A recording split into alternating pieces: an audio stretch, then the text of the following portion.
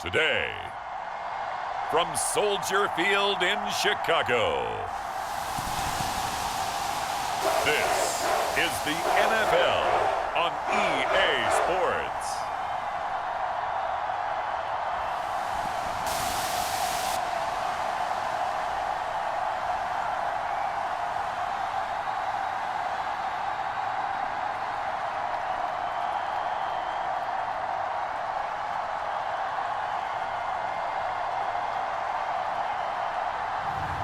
We'll see Justin Fields and the Chicago Bears taking on Jared Goff and the Detroit Lions. One of the great venues to watch a game in any sport and one of the best home crowds in any sport, Soldier Field in Chicago. Today, it's a black and blue matchup in the NFC North between the Detroit Lions and the Chicago Bears.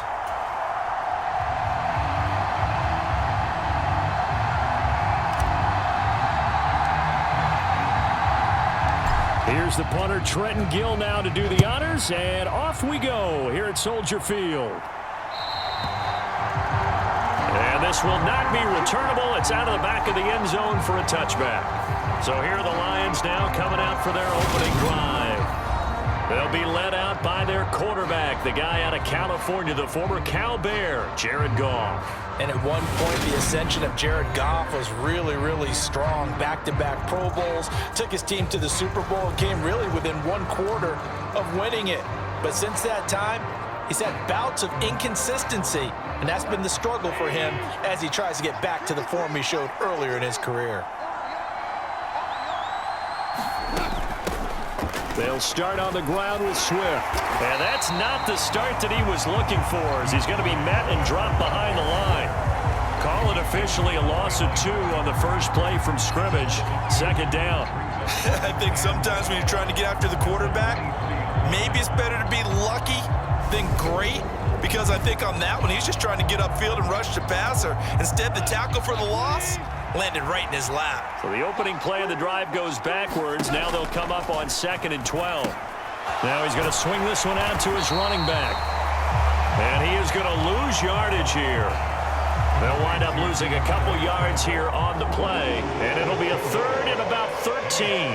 Well, Brandon, we could see that play developing, and they were hoping that he was going to be able to put a move on the first guy and turn it into a big play. But no such luck. The speed on defense continues to get better and better in the NFL. Pretty nice example there of those guys being able to run from their assignments and finish off that play. And this opening drive not going to plan. This is now 3rd and 13. Here's Goff. It's a short one here, complete to the tight end. And they're going to get him down well short of the first, as he can only get this to the 30. They'll get 8, but they're going to have to punt here on the opening drive because that's not enough. Brandon, a good idea there on 3rd down. Run a little clear out and hope you can get your receiver the ball coming across the formation. Nice design, but well played defensively, and they stop him well short. On 4th down, Jack Fox on to punt for Detroit.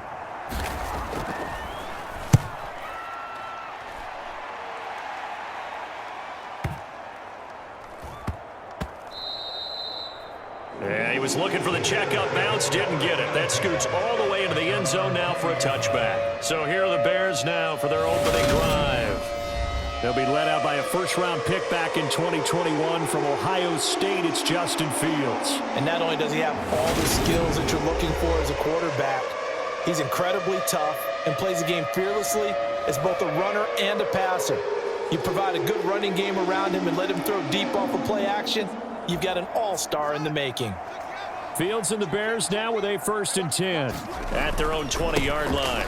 They'll start on the ground with Montgomery. And some space here. He's at the 50, the 30, 10, 5, touchdown, Chicago. David Montgomery, an 80-yard touchdown. And the Bears are on the board first here this afternoon. Well, you've got to like that start on both sides of the football. You force the 3 and out, and then you score on your first drive. Well, I know someone who doesn't like that start. Well, yeah, the other side. Yeah, they don't like that at all, right? This is not the way it's supposed to be. But what you just described, that's team football, all right? When you get a 3 and out, you're supposed to take advantage of it on the offensive side of the ball. You said, thank you very much for getting us the rock. Let's put it in the end zone, and they did exactly that. Santos able to tack on the extra point, and it's now a 7-0 game.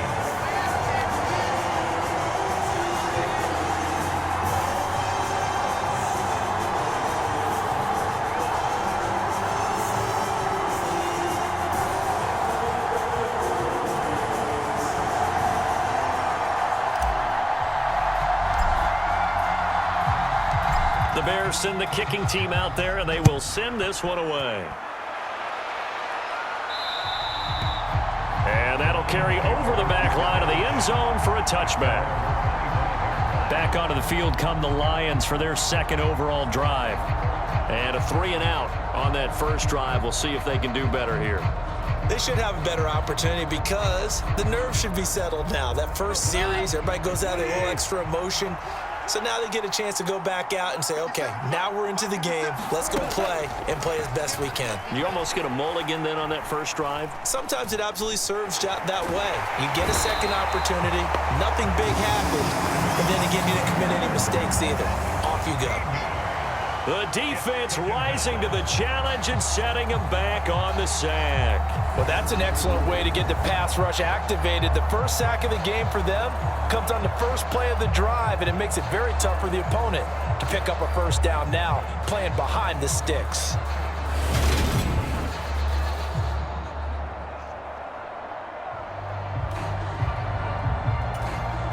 Now then, after the sack, it'll be interesting to see what they have planned for 2nd and 23. Goff a handoff here to Swift. And he finds enough of an opening to get this one back up to his 20. That was a good run, probably right on the edge of breaking into something really big.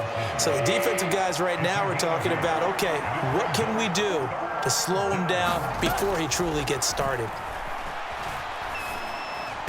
And this is going to be incomplete. Every offense tells you they want to come out and start fast. That's not unusual at all. But this group, they've yet to get much rolling through their first 2 drives. It looks like they're going to have to give up the football again after this one. And here now the punter Fox as he sends this one away.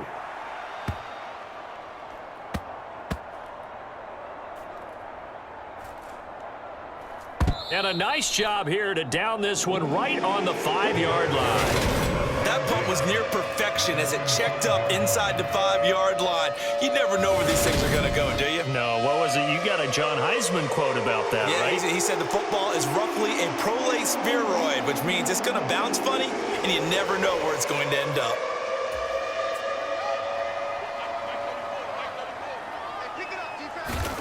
From his goal line here, Fields. He'll get that complete to his tight end, Cole Kmet. And able to get it across the 10 to the 15. Trying to escape the shadow of their goalpost. That helped. 10 yards. First down. To throw is Fields.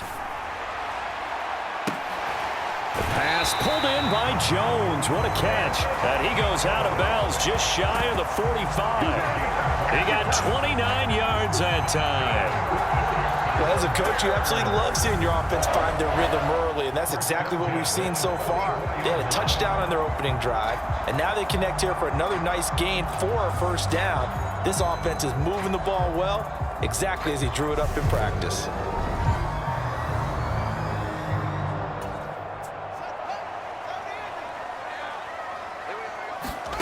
Fields on first down. This is Chase Claypool on the receiving end. There he goes, right side. Touchdown, Chicago. Chase Claypool, 56 yards. And the Bears have taken a 13-0 first quarter lead. Another impressive drive, so they're 2 for 2, 2 touchdowns. Charles, a great start to this ball game for them. And one of the words that's really worked its way into our lexicon is stacking. They've stacked momentum each time out, not only on offense. Between those touchdowns, defense held, forced a punt to get the ball back, and they've played awfully well in this one. Both sides playing at optimal level. Santos with the extra point, and that'll make the score 14-0.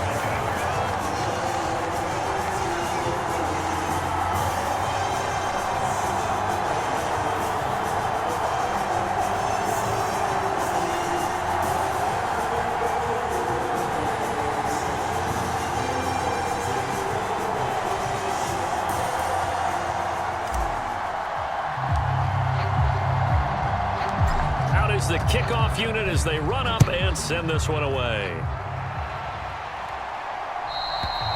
And this will be a touchback as that sails over the end line. And Detroit back in possession of the football. They've shown precious little here offensively thus far as they try again with a first down now.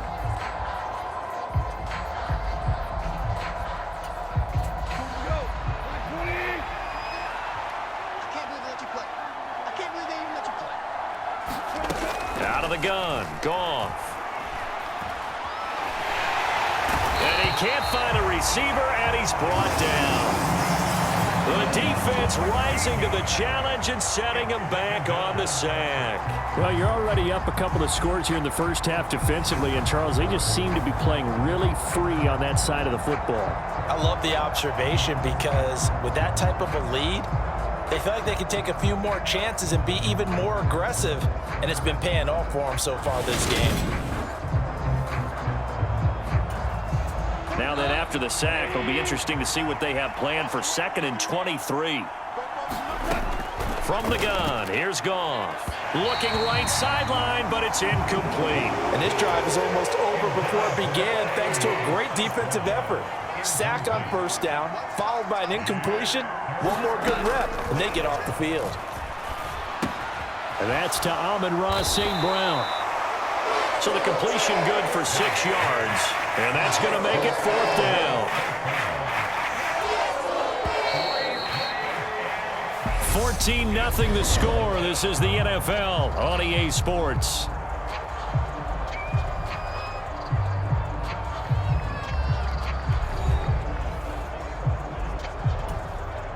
Jack Fox out to punt here on 4th down. He's been a busy man here in this first half as he gets it away. Jones on the return. A very nice job on the run back there. He'll get 23 yards all told. And it'll be a short field for the Bears as they take over 1st and 10. And now Chicago getting ready to go as they take the field. It has been about as perfect of a start to this game as these guys could have asked for, Charles. They've scored on their first 2 drives. They still haven't given anything up on the other side of the ball, so they can already make this a 3-score game here if they can come away with points on this drive. Yeah, they're almost pushing them to the brink, aren't they, partner? Almost to the point now where it's a loss of words for me, which I know would excite all of our viewers, but you're just not supposed to see that type of dominance so quickly in a game like this. Everything they've done has been working so far. Offense, defense, you name it, it's going well for them.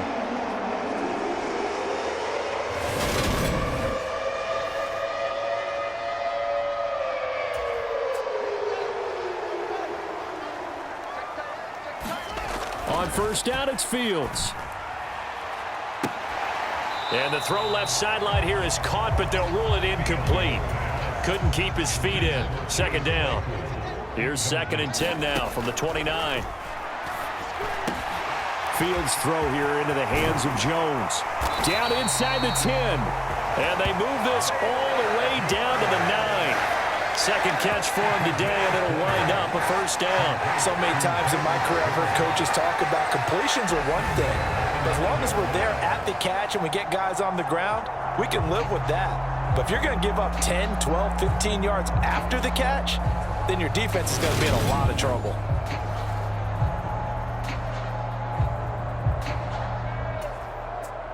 They scored touchdowns on drives 1 and 2, and now they're trying to make it a perfect 3 for 3 to start. Caught on a slant. A gain of 9 there. Sets up 2nd and goal. So a decent gain there, but not their 4th consecutive first down like they had on the first 3 plays. You sound almost disappointed there. You want to fire the offensive coordinator on that one or what? They'd gotten into a rhythm. I thought they were just going to keep going. Well, almost a win for the defense, but if that's your win, you're not doing very well right now. Good yardage on first down. Now can they punch it in on... And he's into the end zone. Touchdown, Bears. David Montgomery with his 2nd touchdown here in this first half. And the Bears take a 3-touchdown lead.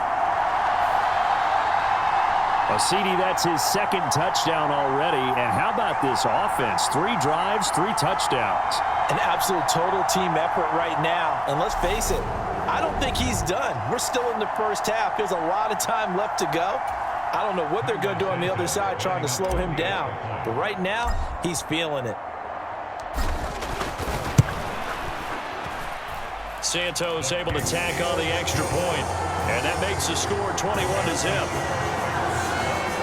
5 plays there on that drive, and it was David Montgomery's touchdown run that polished it all off.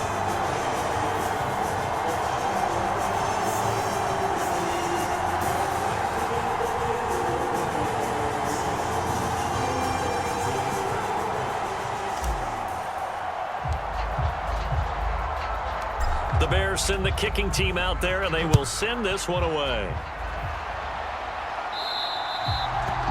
And they will not get a chance to return this one as it's through the end zone for a touchback. Time for another look at this Lions offense. Well, CD, you kind of feel like they're in a bit of a danger zone right here because now you're down 3 scores, and I know we're in the first half, but the way this offense hasn't been able to generate anything, you feel like they probably need to get something going on this drive, right? Yeah, and sometimes I overuse that this is an important possession, but I think this has to be the possession where they come up with an answer because only a few teams in league history have ever come back from a 4-score deficit. And if they don't score here, that's what they could be facing the next time they get the ball. Yeah, another negative play in an early down situation. This one to start the drive. You're putting a lot of pressure on your quarterback to bail you out when you're in 2nd and long yardage.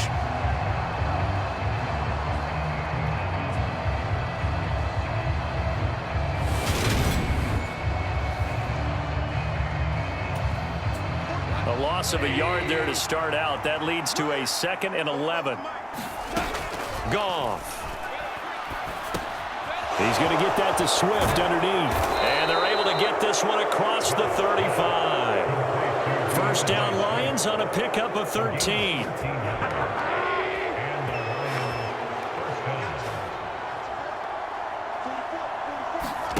A play fake for Swift. Now Goff. And that went too far in front. He couldn't reel it in. It's incomplete. I tell you, Brandon, this defense is playing with some confidence. Haven't allowed a point yet. Flying to the football. I'm telling you, it's almost 11 to the ball on every snap. Another nice job there to force an incompletion. And this winds up a pickup of 2, maybe 2.5 to about the 39. They do get a couple, but they'll be left staring at a 3rd and 8 coming up. And we've hit the 2-minute mark in this first half of action.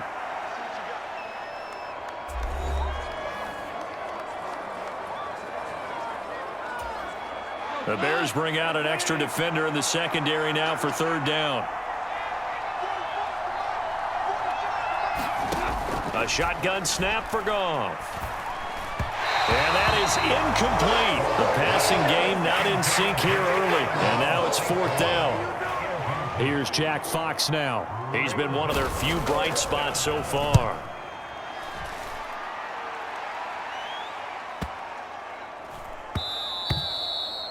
And this one hits at the 1, continues on into the end zone for a touchback. Onto the field now come the Bears. Right now, everything they touch turns to gold. This is their 4th possession. Touchdowns on their first 3 possessions. I mean, this defense, they can't seem to stop them. It's like they're on skates.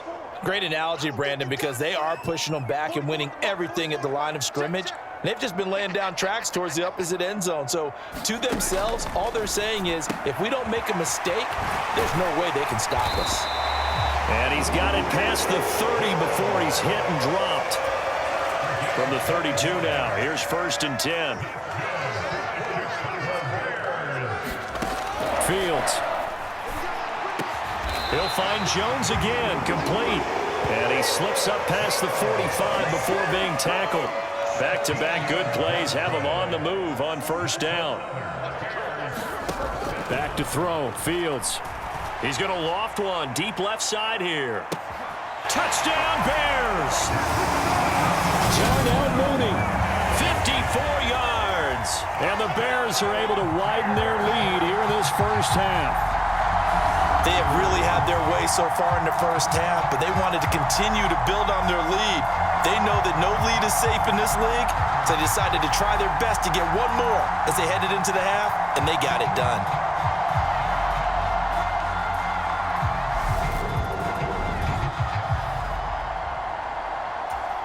Now the point after try for Santos.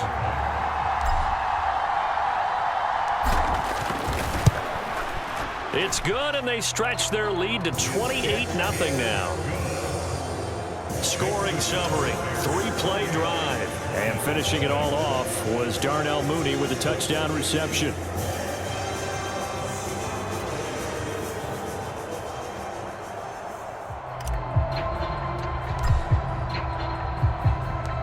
Set now to kick this one away, and off it goes. And this will not be returnable. It's out of the back of the end zone for a touchback. The Lions now taking over late in this 1st half. Things for them, just to put it bluntly, man, it has been tough sledding here in the 1st half, facing that big deficit. The clock is dwindling now. Maybe if they can get something on the board here before intermission, they'll have at least a little momentum heading into the 2nd half. And that'll be caught. It's St. Brown. The Lions will use the first of their timeouts as they'll stop it with just over 40 seconds to go in the 1st half. This offense finding its legs now. Here's another 1st and 10. Over the middle, and it's incomplete.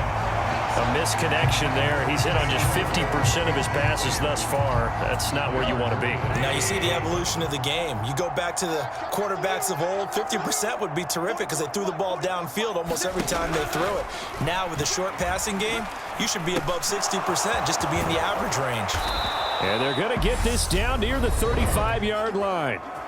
Now another timeout called for by the offense as the clock will stop with 35 seconds to go in quarter number 2.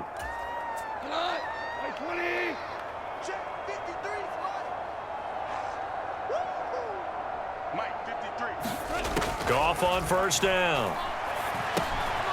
Quick hitter here, it's complete. And they're going to move it down to inside the 25. And this has been a nice answer to the touchdown drive against them a few minutes ago because they've come out and reestablished the tempo. A nice throw there, and they're putting together a very strong drive as a response. Now he'll dump it underneath to his running back, complete. And he takes it down to the 10-yard line. And with just 1 second remaining in the 1st half, they'll call the timeout. So with 1 second left in the half, on is the field goal unit. From the right hash here, should be an easy one. Badgley's kick is good, and that will do it for this 1st half. So we've come to halftime after a very one-sided beginning to this one, as we send you down to Orlando, where Jonathan Coachman has our EA Sports Halftime Report. Coach. Okay, Brandon, thanks very much, and welcome in everyone to our downtown Orlando studios and this EA Sports Halftime Report. This one is maybe not exactly in the bag yet, but there is definitely a big mountain to climb in this 3rd quarter. The teams are already back out there, so let's not waste any time as we'll turn it back over to Brandon Godden.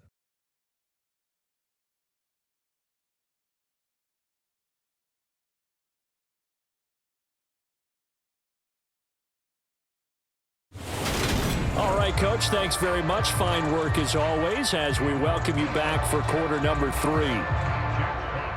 Set to resume. Here we go with the 2nd half. The Bears holding the lead and ready to receive the kick. On the return, it's Tristan Ebner from his end zone. Solid return, pretty good field position. They'll start at the 32. The Bears offense set to go to begin the third quarter. And it's hard to imagine that the first half could have gone any better for them. So what's the approach here in the second half? Just continue to play smart football because they got the other team down and they feel good about the position they're in. The obvious thing people would say is just keep attacking, but I think you also have to be smart about it. Avoid turnovers. That's about the only thing that can derail you at this point. Attack, but make sure you take care of the ball.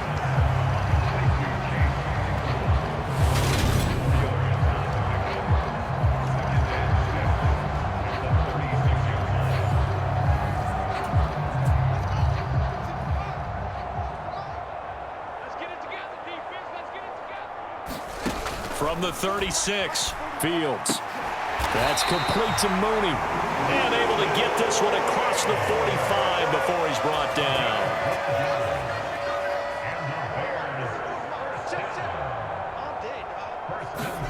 On 1st and 10, here's Fields.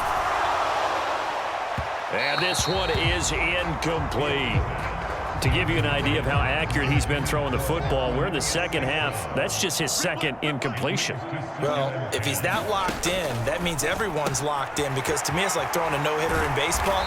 The pitcher may get the credit. A lot of people making plays behind him in the field. So 1st and 10, and if they score on this drive, might have to start digging into our second half blowout material. And he'll be brought down just outside of the 30.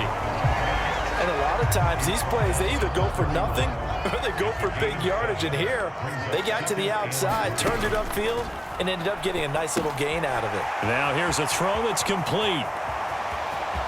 Touchdown! Velus Jones, 31 yards. And the Bears are pouring it on. Boy, another score. This lead gets even bigger. And Charles, we haven't even hit the fourth quarter yet. Well, forget the deficit, right? They're really not going to cut into that a heck of a lot. But how can they get out of here with some dignity? Can they get a stop or two? Can they make a play on offense themselves? Anything to start to feel better about what's happened to them here in this one. Santos with the extra point. And the lead grows even larger here in the third quarter. A drive that time of 6 plays. And it was Velus Jones who finished things off with a touchdown grab.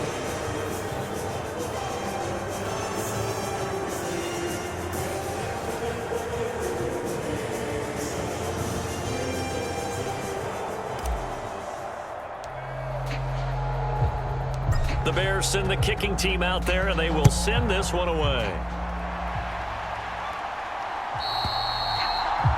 And that'll carry over the back line of the end zone for a touchback. So we get a look at the Lions offense as they get ready for their first possession of the second half. CD, they certainly know the hole that they face as they begin the second half. They have to do what precious few teams have done in NFL history, and that's try to come back from a 4-possession deficit.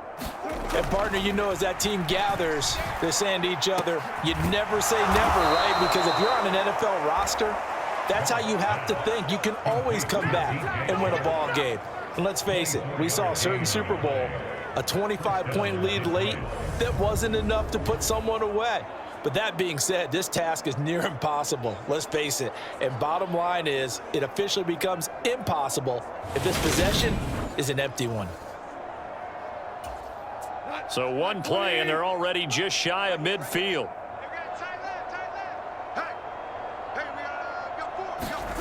Now it's gone.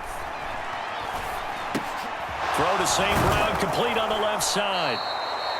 And they're going to get this down to about the 37. Well, maybe this offense has learned something from watching their counterparts work. I'm wondering if their coaching staff said, let's do what they've been doing the entire game because that's worked well. This offense, they have not looked particularly good all game long. But a nice throw there for a good gain and a first down. No gain on the play. It'll be second down. Well done to sniff that out defensively. He had it diagnosed pretty quickly. I love that description because diagnosed is perfect on that one. Read his keys, made the play, and he couldn't even get going moving the football. And he's going to have another first down as the tackle's made here at the Bears 21.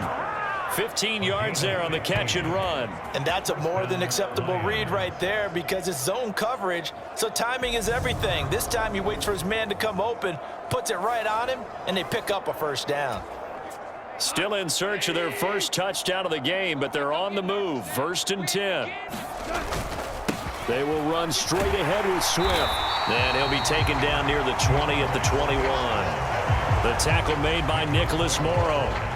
Well, this defense, they've got the 4-score advantage, and you can see why they continue to bottle up the run game, and really they've just been sharp in all facets here in this one, CD.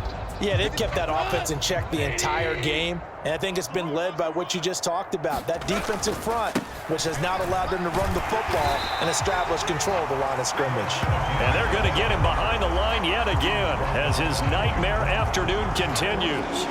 It's a loss of a yard, so it's back to 3rd and 10. So they'll get a little extra time to come up with his 3rd down play as we've played 3 quarters. We'll return with more after this break. You're watching the NFL on EA Sports. The 3rd down now. Those last 2 plays indicative of how things have gone for them. Just nowhere to go on the ground and struggling to put up points. Now Goff. Now he'll dump it underneath to his running back. Complete. And they work this near the 5. He'll be stopped at the 6. They're able to convert on 3rd down, and that sets up a 1st and goal. And with this game well in hand, perhaps we are seeing the coverage lighten up a little bit as they got burned there a bit for a 1st down. But we certainly know the coach isn't happy along the sideline because he certainly wants them to finish this one out the way they started it. He doesn't want to give up any soft completions, no late points. He wants his lead to stay right where it is. And he's able to get it down to the 2-yard line. And give him 5 that time as they draw a bit closer here for a 2nd and goal.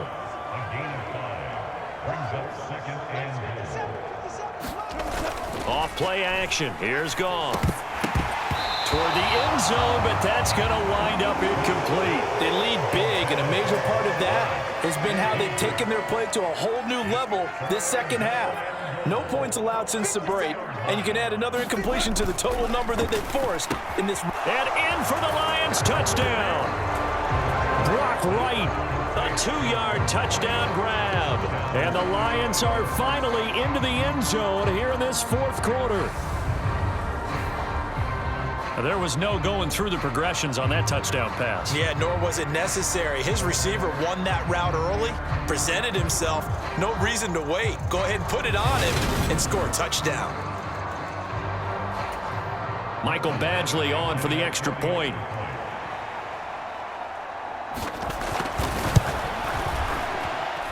And he gets it to go to make this a 35-10 score now.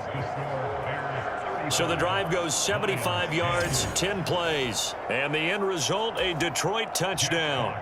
Here are the Lions now as they line up and kick this one away. Fielded just outside the goal line. And a good effort on the return there. Gets him across the 30, up to the 33.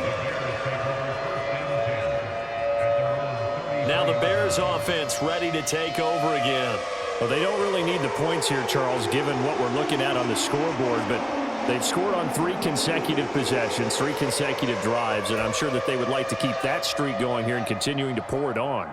And things have gotten that way in the NFL, haven't they, partner? Because in the old days, people would, they'd get off the gas a little bit, right? But now, people continue to accelerate. But we'll see what they decide to do as they come out for this one. But the way that this game has gone, they've got to be awfully happy with their execution overall. The run got 4. Now they deal with a 2nd and 6. They'll go to Montgomery to try to wind some clock. And getting this just shy of midfield, they'll spot it at the 49. 95 yards rushing for him now as he has been tremendous all day long. I tell you, they didn't give it to him much for the first 3 quarters, but when they have, he's been efficient. Maybe they ride him more here down the stretch. Yeah, not sure it was actually in the game plan for him to have as few carries as he has, but it might play out really well for them now. As you noted, they want to ride him down the stretch. He should have fresh legs. And they'll get him down after a pickup of 8, 2nd and 2. Well, partner, I know this type of running back. I mean, this size, this intensity usually gets better as the game goes on. I just tell you from experience, the first few quarters, oh, you're eager. You come running up there, I'm going to tackle this guy. By the fourth quarter, and he will get into the end zone. It's another touchdown. This thing is ugly. Well, when coaches come into a game preaching total team effort, CD, I think this is the type of ball game that they're dreaming of. It was pretty apparent early on that they were clicking in all 3 phases. It's been fun to watch. Yeah, sometimes in the NFL you end up with matchups like we've been watching here. And when you go back through the early drives, you can just see that one squad was on a different level in this game. Safe to say, we have been disappointed in watching their execution throughout this contest. Santos now to add the PAT.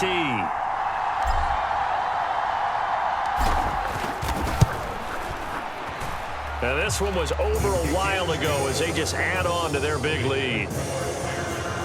Just a 4-play drive that time. And it was David Montgomery's touchdown run that polished it all off.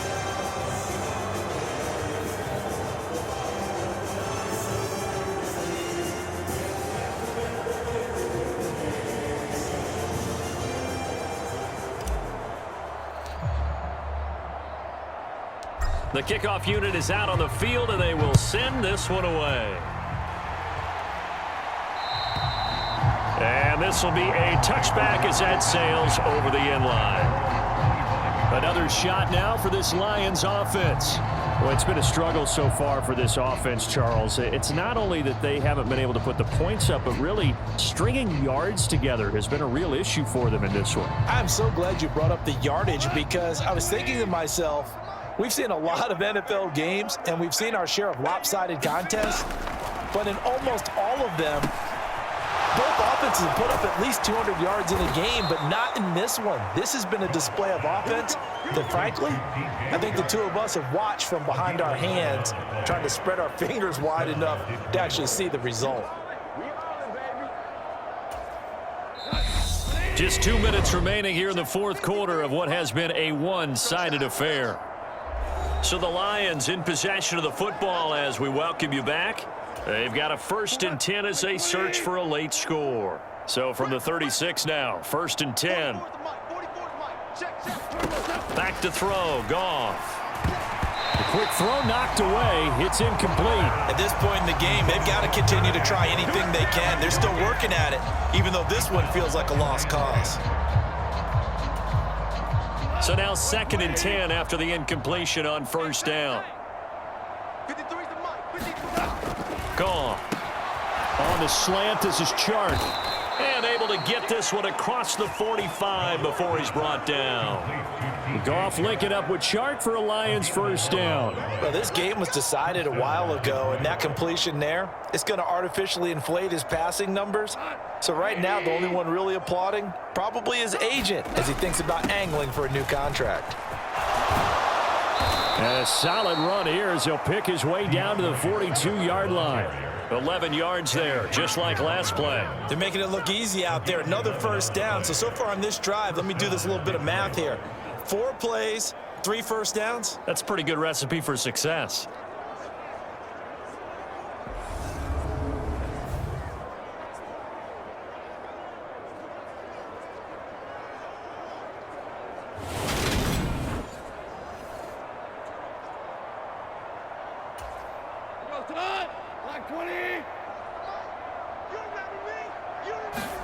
On 1st and 10, Goff. Now he tries to force it in, and it's intercepted. And the Bears are going to have the football here at their own 35-yard line. The utter domination here just continues. This defense, I don't know what more we can say all around about their performance. Well, it certainly feels in this game like maybe they're facing a Canadian defense. 12 guys on the field. It feels like there's an extra on every snap because they have really struggled to make headway through the air. Good starting field position for them here as they come up 1st and 10 at their 35-yard line. A great move by Montgomery. This will be stopped about 2 yards shy of the marker. 8-yard gain, 2nd and 2. That's it. That's what you want. Straight ahead positive gain. Just keep that clock ticking. Back to Montgomery on second down. Oh, he's got some, taking it right down Broadway. And they are going to score again. Yet another touchdown as they just add to their totals. As that lead just swells and swells. Look, this has been dominance in all three phases, offense, defense, and special teams. So don't we have to give a lot of credit, not just to what we've seen today, but the preparation in advance, coaching staff, commitment by the players to the game plan, and being ready to go in this one? You're exactly right. Clean sweep. And, boy, they're going to celebrate this one after it's over. And on the other side, this is the game film you just flush and never go back and review. Santos able to tack on the extra point. And this one was over a while ago as they just add on to that big lead.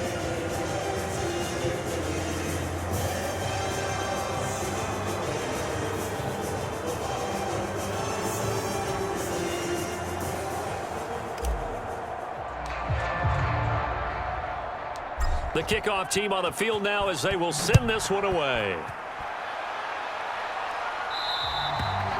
And they will not get a chance to return this one as it's through the end zone for a touchback. Detroit's offense ready to take over. Well, we said it at halftime that they would need a nearly perfect second half to erase that deficit that they were facing, CD. But unfortunately, the second half has pretty much been a carbon copy of the first. Yeah, that early lead was almost insurmountable the way their opponent was playing. And, partner, they do have some good news, though. This one is getting close to being over, and they can try and hit the reset button starting tomorrow. Dominique Robinson, the one who got in there to drop it. Talk about two sides of the ball at cross purposes, because mercifully this game's almost over for the offense, but the defense, they still want to get a few shots in. That front seven, they've loved this ball game. They've been able to pad their stats, and maybe some backups can get in and get a sack as well.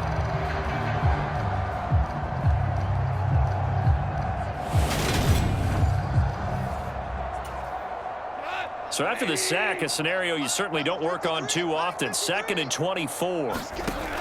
Goff now looking to throw. Complete to right.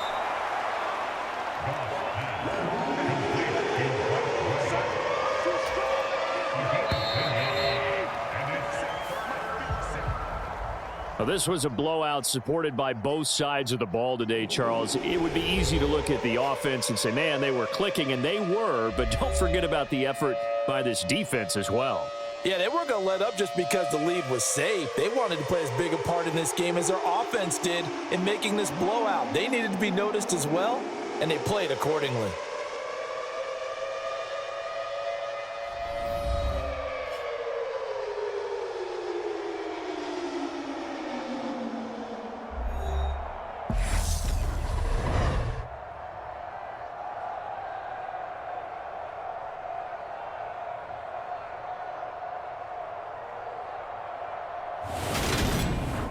So that'll just about do it for Charles Davis. I'm Brandon Gaudin. You've been watching the NFL on EA Sports. For more, log on to easports.com.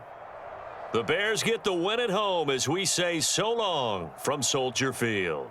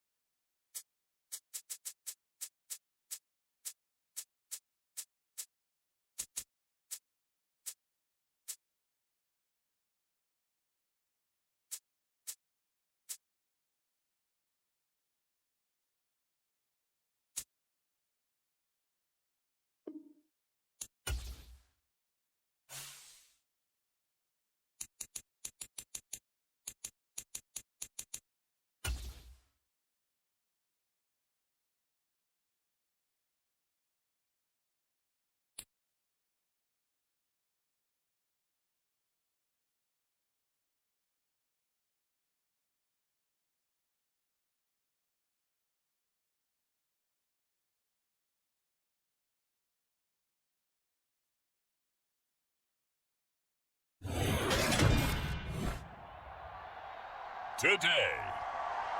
From Lincoln Financial Field in Philadelphia, this is Madden Football on EA Sports.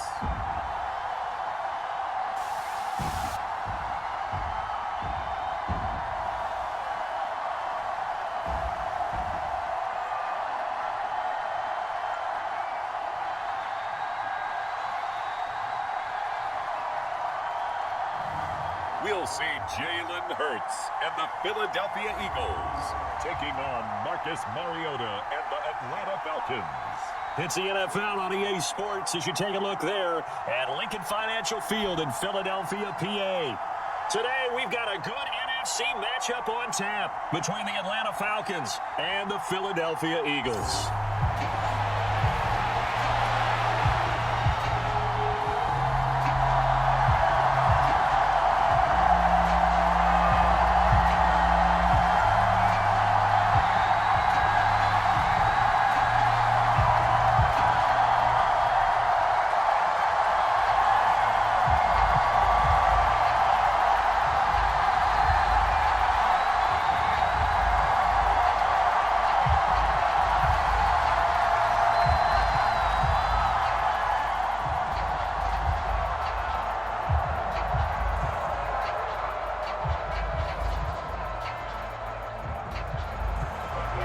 Here's the punter, Bradley Pinion, on to get us started. And off we go from Lincoln Financial Field. This will be fielded inside the 5. And he takes this near the 25. Just a little pass there, call it the 26. Philly's offense getting ready, and Jalen Hurts ready to lead them. The second-round pick who started his career at Alabama, then finished with an electric senior season in Oklahoma. Tremendous production in college at 2 different universities, and this is a guy who was a finalist for the Heisman Trophy. Still much more of a runner than a thrower, but has plenty of arm and is capable of making the big throws downfield. And don't underestimate his ability to think the game. Remember, he's the son of a coach.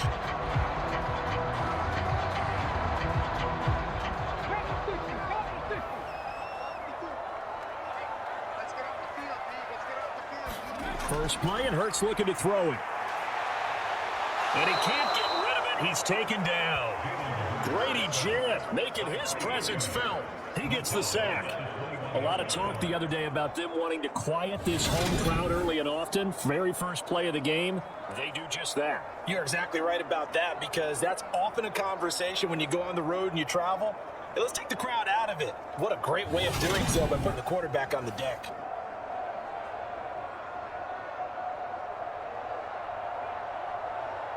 So much for coming out throwing, as it leads to an early second down and long. Another try after the first down sack. Hurts. Open man, that's Devontae Smith. That's a good bounce back play right there. After taking a sack on first down, didn't quite get it to the marker.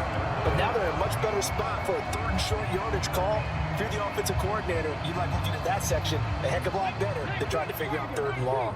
Just play number 3 here on the opening drive, and it's an early 3rd and 1.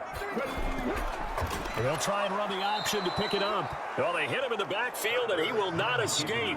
And that is not going to get it done. And a loss of 3 to bring up 4. Just a simple run play there on 3rd and 1, but this D was up to the challenge and stopped him, bringing up 4th down.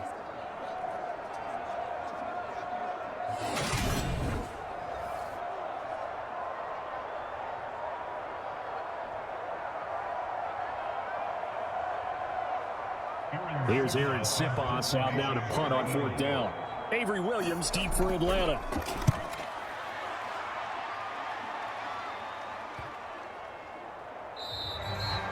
And that hits at the 6 and carries into the end zone for a touchback.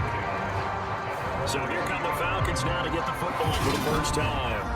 Orchestrating the offense will be their versatile quarterback, the Hawaii native, Oregon Duck product. Of course, it's Marcus Mariota. Coming out of Oregon, he's the Heisman Trophy winner. We thought that this guy was headed towards superstardom, and while he didn't quite reach those heights, he did have some flashes along the way.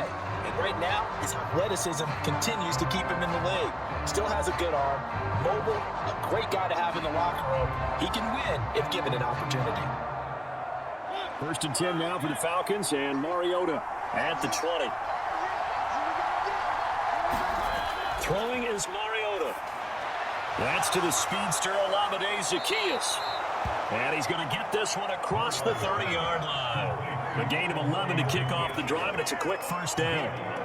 One of the ways that quarterbacks keep all the receivers alive in a play, never lock in on any one guy. Make sure you keep your eyes moving, scan the field.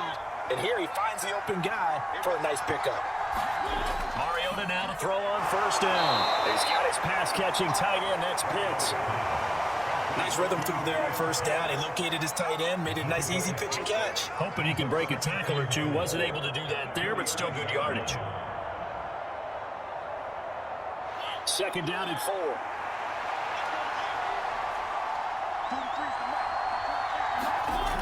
Mariota. Right back to Pitts again. Back-to-back receptions for him, and it's another first down. Many different ways to create space, but on that play, he did it with that big, wide body of his. Didn't get a whole lot of yardage on the play, but it did what it was supposed to. Pick up a first down.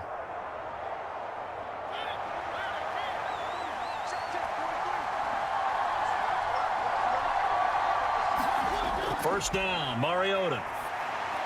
Completes to Zaccheaus. And they're able to work this across midfield to the 48.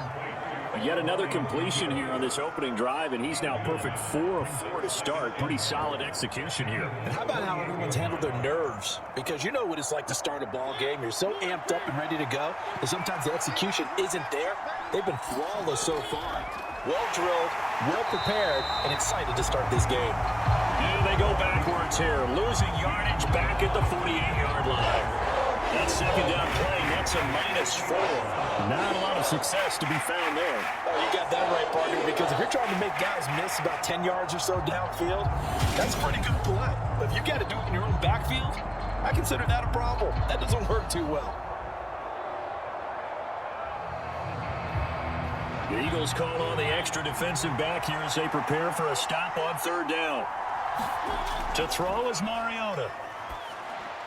And complete to Drake London. And he has another first down as they'll get the ball down to the Eagles' 39. 12 yards there as they move the chains.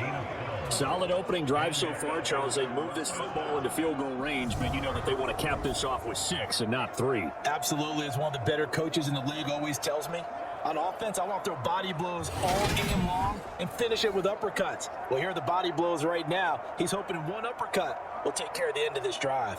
So from Philadelphia territory now, here's a 1st and 10 at the 39-yard line. Now Mariota. That's into the hands of Pitts, the tight end. And he'll be hauled down at about the 30-yard line. Well, that's not just his first, not his second, already his 3rd completion here on the opening drive. And I think it's safe to say that getting him the ball in this game, one of their top priorities. And a top priority for the defense has got to be finding ways to cover him. And I don't think you can have one basic coverage to get it done. You have to throw a number of coverages at him, make him think as he's running downfield, and hope you can create a little bit of havoc. They go backwards there 2 yards, and 2nd and 1 is now 3rd and 3.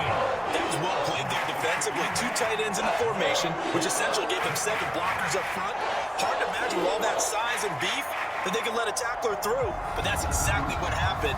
A loss resulted.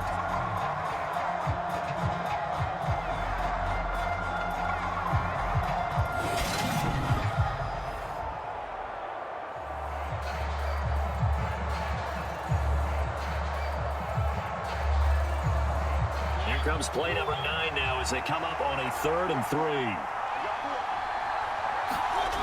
They'll run with Patterson. And a hard-working run here as he's got it inside the 20, down to the 17. 15 yards, first down, Atlanta. Quite the opening drive march they're on right now. It looks a lot like what we saw in practice prior to the game, doesn't it? You know, because on that last big practice beforehand, you go through your offensive script, you go through your play calling, you go through all the stuff and establish things, and it looks like it's kind of like clockwork right now for them.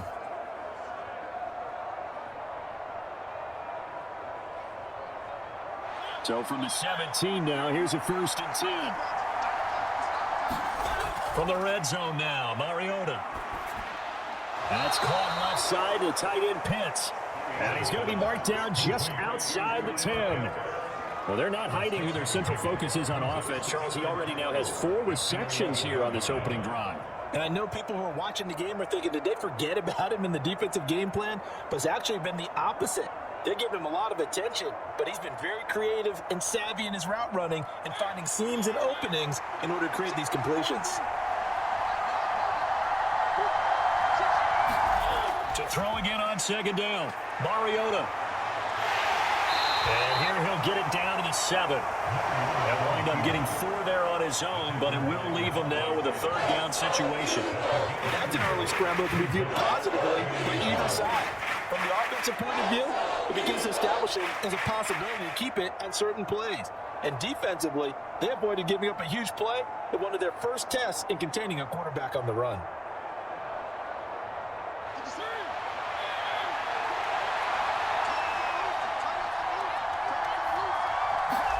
Third and short yardage, Mariota.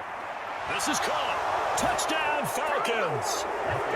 Kyle Pitts, a 7-yard touchdown grab.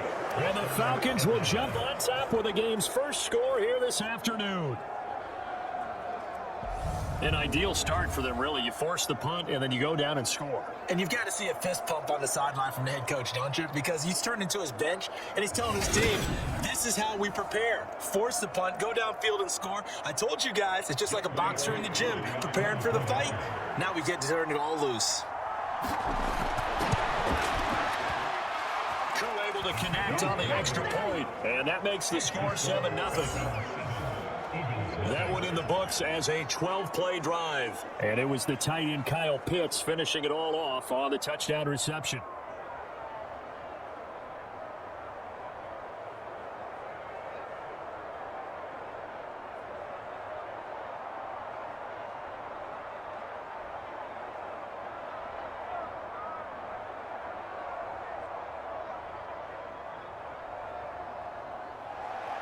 Now Pinion with the kickoff honors following the touchdown. This will be fielded inside the 5. And out a little across the 25 to the 27.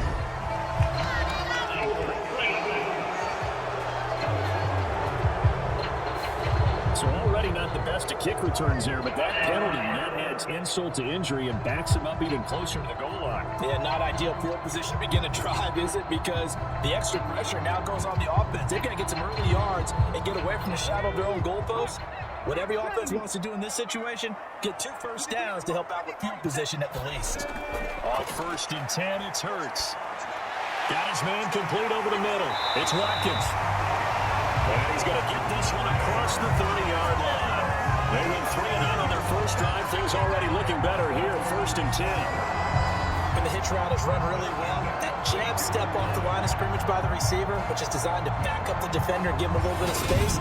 All you want there, get that space, catch the football, and then make a move and pick up extra yardage. And that's exactly what he got done there. From the 32 now, here's 1st and 10. Hurts. Got a man, it's Brown. And he's corralled at the 40, but not before picking up 8. It's a game of matchups, and that's why you take your receivers and move them around a bunch, especially your best guys. And when they work out of the slot, you often hear the coaches talk about how great it is because it gives you a two-way go. You can break out or you can break in. That makes it hard to defend. Miles Sanders, first carry of the game. And he'll get up to the 43-yard line.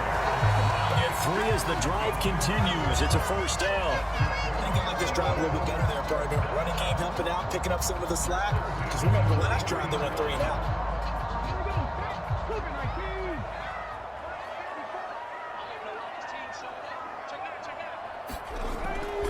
And they'll let the quarterback keep it here on 1st and 10. And he's over midfield and into Falcon territory. 9 yards on the first down. Keep it at 2nd and 1. Well, that's what he can do when he keeps the football. It's not a huge gain, but it shows how hard it can be to stop him. Yeah, I thought the defense had that one pretty well contained. And in fact, they probably came up and felt pretty good about what they did. Then they looked up and realized he still got good yardage out of it. He's a tough guy to stop. And this time he's able to take it down to the 42. 6 yards the pickup, and that's a first down. Yeah, once more, strong running, excellent blocking at the point of attack. They got a nice little drive brewing right here.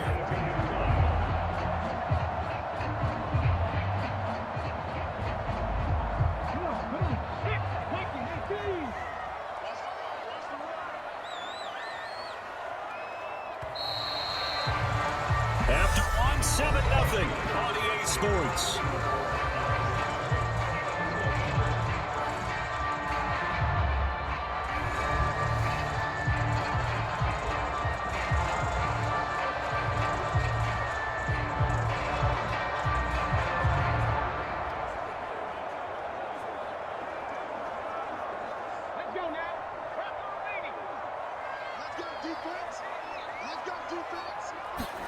On first down, Hurts.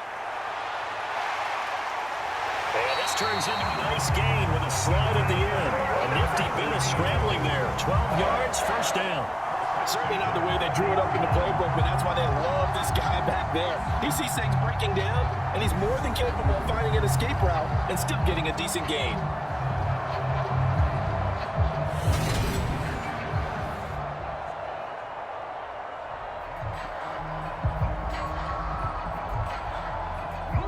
So first and 10 now from the 30. Hurts sets up to throw it. Looking left side, and he's got a man. That's Sanders. And they're going to move it down inside the 25. Just about every quarterback is trained to really look downfield first before you come back and make a nice, safe throw. And in this case, that's exactly what he did. Found his running back, let him create some space, and it turned out to be a nice play for the offense.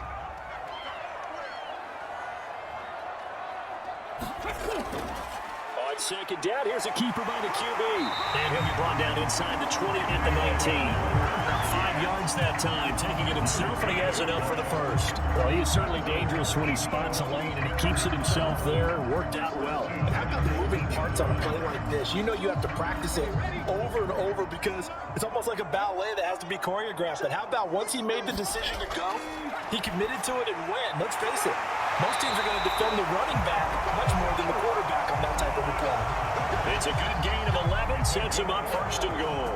He's certainly done a nice job spreading the field on this drive, and here he finds his big tight end for good yardage. And that's what you have to do. Keep defenses guessing about where you're going to go with the football.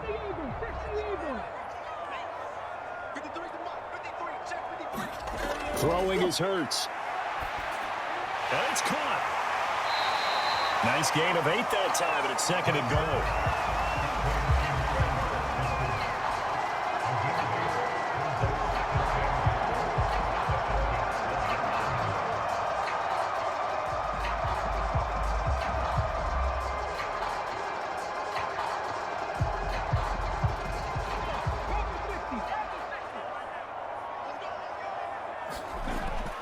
Sanders is into the end zone for the Eagle touchdown. Everybody in the stadium knew what they were going to do right there, CD. 3 tight ends on the field, all that extra bulk, and they run it in. And you saw where that one went, right? You run it over your best blocker. I can just see the head coach right now. I want to run this one over the big boy. And they got it done.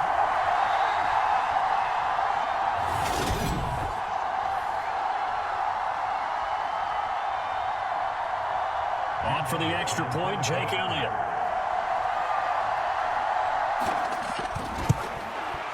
It's up and good, and we're tied at 7 here in quarter number 2. A pretty long drive that time, 11 plays on total. And it was Miles Sanders who finished it off with a touchdown run.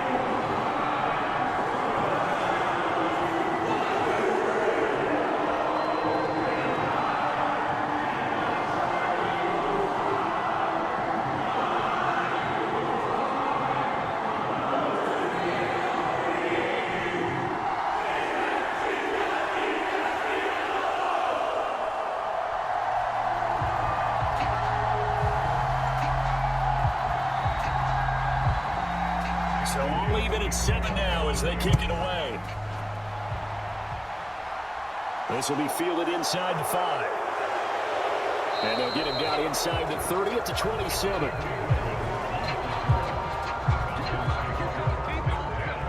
The Falcons offense and Marcus Mariota back onto the field. He hasn't had a ball touch the ground yet. 8 of 8 throwing it. Perfect so far, including the touchdown on the last drive, you remember, as they begin 1st and 10 here.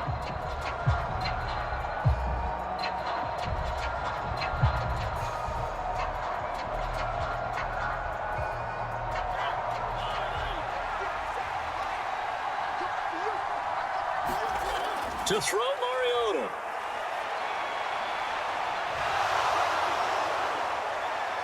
he's going to be down at the 35. Gain of 7. You know what I like about that play? He didn't try to do too much on first down. He took what the defense gave him, put together a solid game to bring up second and manageable. Now they have a couple of plays to pick up just a few yards and a new set of downs.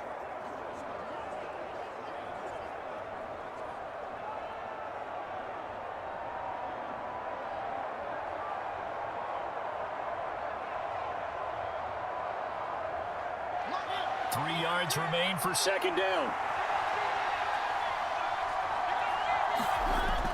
A shotgun handoff to Patterson. And brought down, but not before reaching the 45-yard line.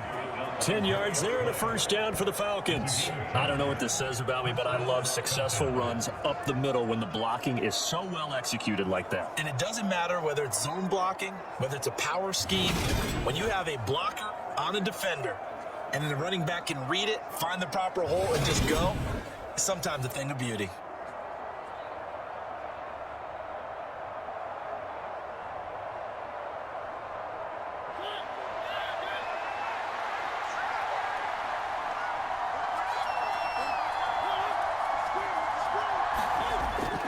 On first down, going back to Patterson. And he can only manage to get a couple.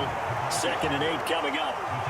Certainly a nice job there by the defense rallying to the football and getting him on the ground, but I think the play gets made by the defensive front because if they can't get upfield, their job is to go ahead and get low, almost get into a ball sometimes, stack things up, and make it difficult for the runner to find a hole. Throwing on 2nd and 8. Mariota. Got a man, it's London. And he has another first down as they'll get the ball down to the Eagles' 41-yard line. They give him 13 yards there on the play and a fresh set of downs. You can see the time and effort and thought that they've put into their passing game because it was evident right there. It looks like a simple pitch and catch, but you and I both know that they have planned for this and worked hard to make it happen. 1st and 10, it's Patterson. And here he'll be brought down a little shy of the 35 at the 36. On the tackle, it was the West Virginia man, Kaiser White. If you're a coach, you'll absolutely take that run every time on first down because it really sets you up to go in a number of directions here on second. The first down run got 5. Here's 2nd and 5. Mariota to throw it. They lost 4 there, and it's 3rd down.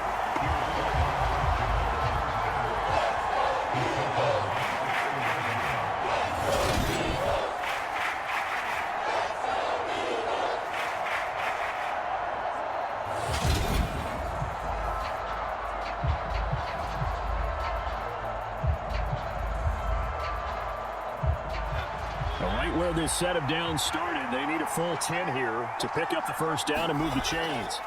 On 3rd down, Mariota. And that off the mark, a little late with the throw. Sometimes the game is pretty simple. Put a few extra defensive backs on the field, give them nowhere to throw the football, force the incompletion, and get off the field on 3rd down. So now they're going to send out the field goal unit to, as they say, fire away from long distance.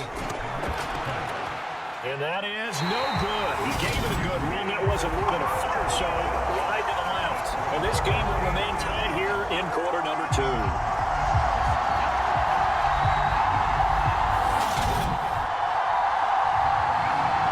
Here comes Eagle offense now as they get set to take over here. And that last drive was very, very balanced, pretty methodical. You think they go that route again? I'm always of the school that until they stop me from doing something, I'm going to continue. And I think that that's exactly what they'll look to do. But the beauty is the balance that they've created sets up opportunities for big plays. Looks like a run, turn into a play action, and throw one deep. Already at the line, this Philly offense set to go. The last time out, they had to march almost the full length of the field for their touchdown. So here, much easier, Charles, with this better starting field position. I love your sarcasm, but I love even more your observation because, look, what they did last time out, now with a shorter field, they should have a lot of confidence and have put more points up on the board.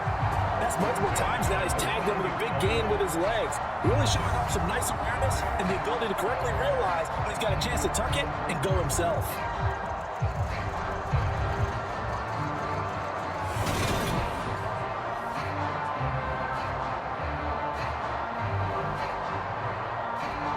So from the 39 now, they'll come up on a 1st and 10. Hurts a handoff to Sanders. And he fights forward for a modest 2-yard gain. Second down. Well, any lane that might have been open there was closed pretty quickly, and that was because the defensive front, they won that battle at the point of attack at the line of scrimmage. They used great leverage, held their spot, and stacked him up. The last run got a couple. Here's 2nd and 8. Here's Hurts to throw. And he's going to be taken down just shy of the 35. They made a nice effort to stick it with a loss for that play, but it's going to take more than that to keep from advancing the ball. Should be an entertaining battle anytime he tucks and runs over the second half of this contest. They need to get to the 29 if they want to pick up a first here on 3rd down. Now they'll throw here out of the gun. And he's going to have to eat this one as down he goes. This is a quarterback who's already had success on the ground in his first half, but this time they're able to hem him in. And it's always different when you rush a mobile quarterback as opposed to a guy you know will be right back in the pocket. In this case, you got to make sure the inside pressure and the outside pressure match, and maybe even a second wave to make sure if he squirts free, you got someone to tackle him.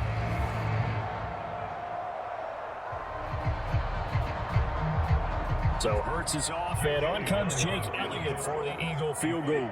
And quite a bit of pizza in this box. It's a 53-yard attempt. And that one's not going to get there. Not enough juice, an ambitious effort, but it's well short. And this game will remain tied here in quarter number 2.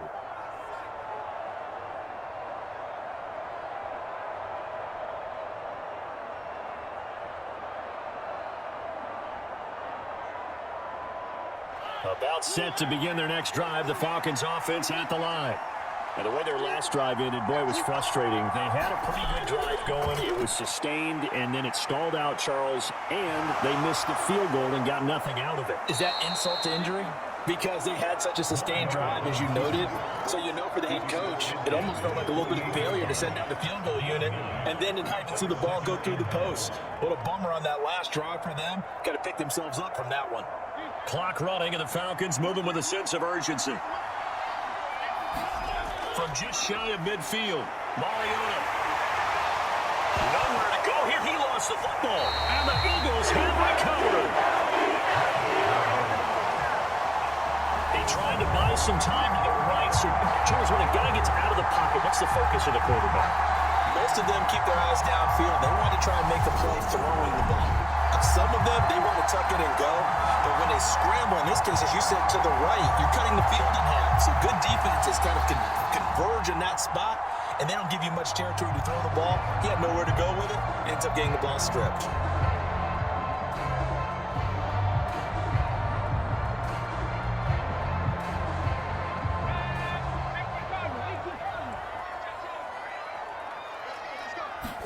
They'll throw on 1st down with Hurts.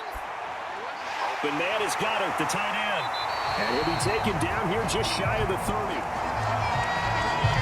A lot of tight ends just use their size and their strength to occupy some space, kind of body people away and catch the football. But not this guy. He's a refined route runner. Makes me wonder if he took some dance classes in his background with his footwork.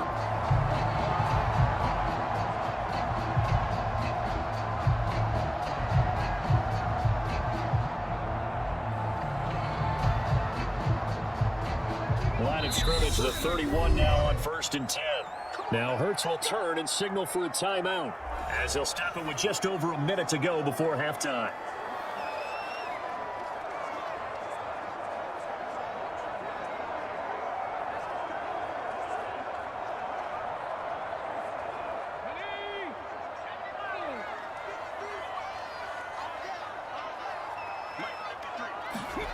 Back to throw now on 1st down. And Sanders has got it complete.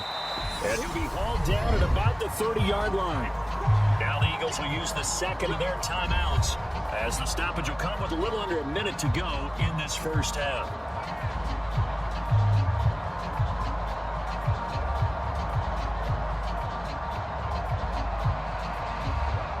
Now it's 2nd and 9.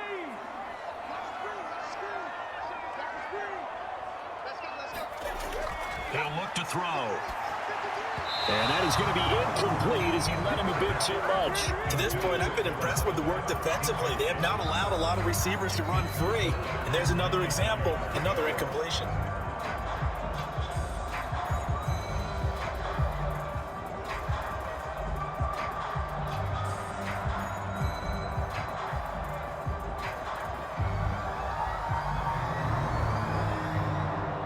They missed a field goal on their last drive. Here they need something to even get into field goal range on third down.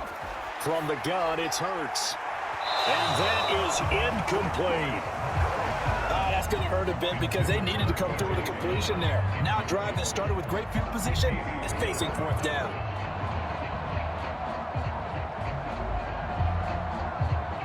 So Hurts is off, and on comes Jake Elliott for the Eagle field goal. It'll come from the right hash. It's a 47-yard attempt. The kick by Elliott is good, and they take the lead here now at 10-7.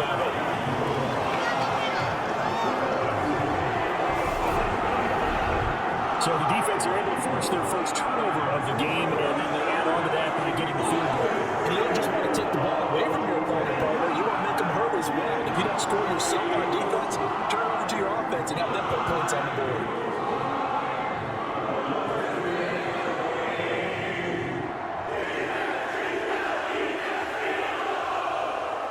After the field goal, here's Elliott to kick it away.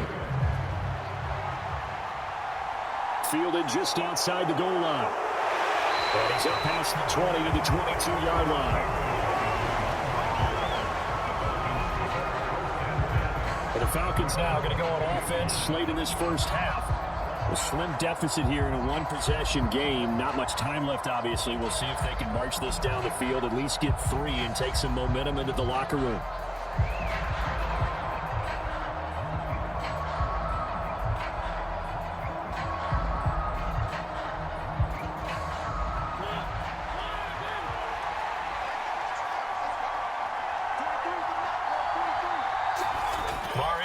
First down. Zacchaeus here hauling it in. Now the Falcons going to use one of their timeouts as the clock will stop with 37 seconds to play in this first half.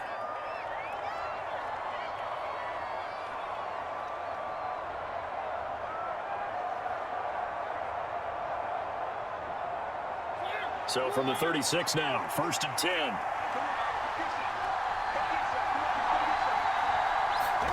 Here's Mariota. And that nearly a turnover, but it's incomplete. Fortunate to retain possession there, and it's second down. Oh, man, that was close. The opportunity to change momentum, big play, right in his hands, unable to come down with it. A sigh of relief, no doubt, on offense that fell harmlessly to the ground. An incomplete pass on first down. That leads to a 2nd and 10. Now Mariota. Throwing into traffic there, and that's complete. The Falcons going to use the second of their timeouts as the clock will stop with just under 30 seconds to go in the first half.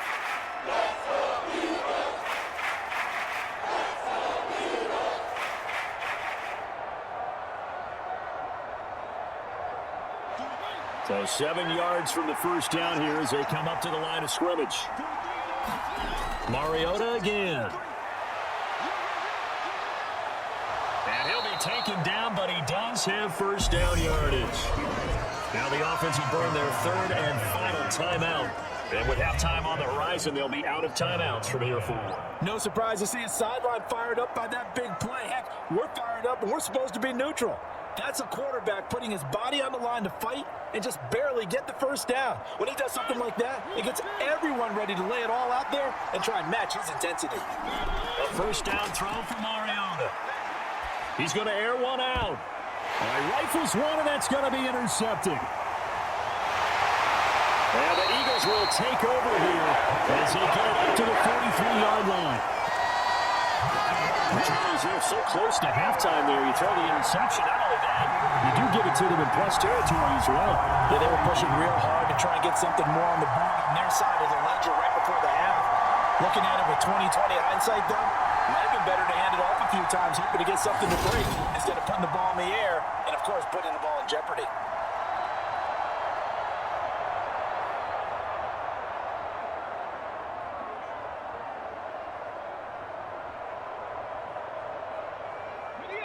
The Eagles offense set to begin their next drive. And with decent starting field position, there may be only a couple completions away from field goal range. And he'll be tackled on the other side of midfield at the 46-yard line. Now whistles and a timeout with 3 seconds left in the first half.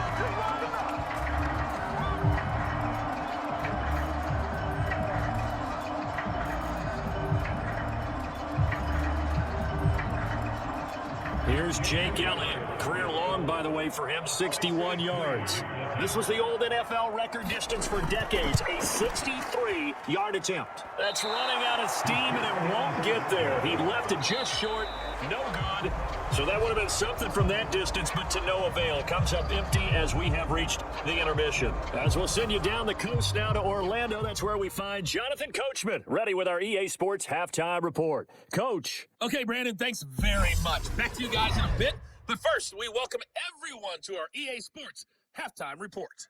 This one's been as good as advertised. Just a field goal separating these two teams as they've already made their way back out of the locker room. So to bring this game as we welcome you back for quarter number 3.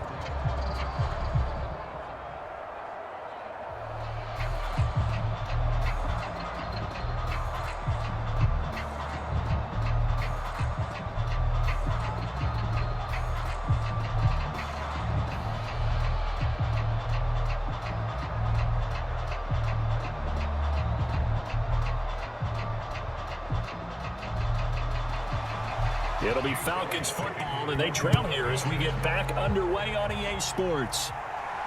This fielded right at the goal line. And they'll get him down right around the 25, actually the 26 officially, so a net gain of 1 there.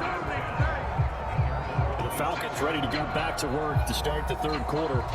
This is a game, Charles, that's been fairly starved for offense. Really not much in that first half. We'll see if they can get something going here as we look toward the third quarter. And not just a chance to finally get a little more offense going, but to erase that small deficit they currently trail by. I think they'd send a pretty powerful message to the opposite sideline. They drive it right down the field coming out of the half. We couldn't ask for much more to this point in the second half. A gorgeous day, 1-score game. 1st and 10 here. Mariota. Throw caught here by Bird. And he'll be taken down, but not before they reach the 50. Fresh out of the locker room, they hit him with a gain of over 20. Of course, the catch was nice, but how about what happened after? Able to stay on his feet and gain all that additional yardage. So many of these slot guys, I think, have running back in their background.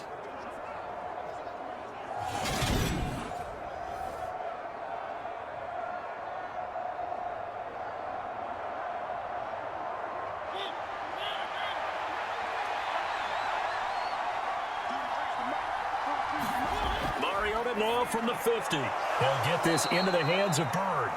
And he'll be brought down just shy of the 40. Nothing fancy on first down, but a very consistent type of a play.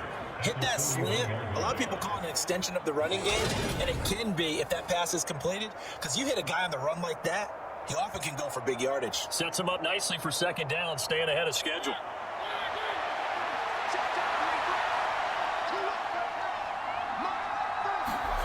From the 41, Mariota, and it's incomplete. Kyle Pitts, the intended receiver, and it's 3rd and short. He's lucky to be getting that one back. After what they've done with him all day long, with all the targets trying to go after him, he's obviously gotten smart, and his pride has kicked in. Made a terrific play. This is 3rd and 1, very likely 4-down territory, even if they don't get it, though. Now it's a bootleg with Mariota. Got a man, it's Patterson, complete. And he's going to have a Falcons first down, and comfortably so, as he gets 5 there on 3rd and a yard. Caught that look from you there, partner. I think we're on the same page on that one. Just his first catch. I think we both thought he'd be a little more active in the passing game. Let's see if that's the start of them trying to get the ball to him a little bit more here in the second half.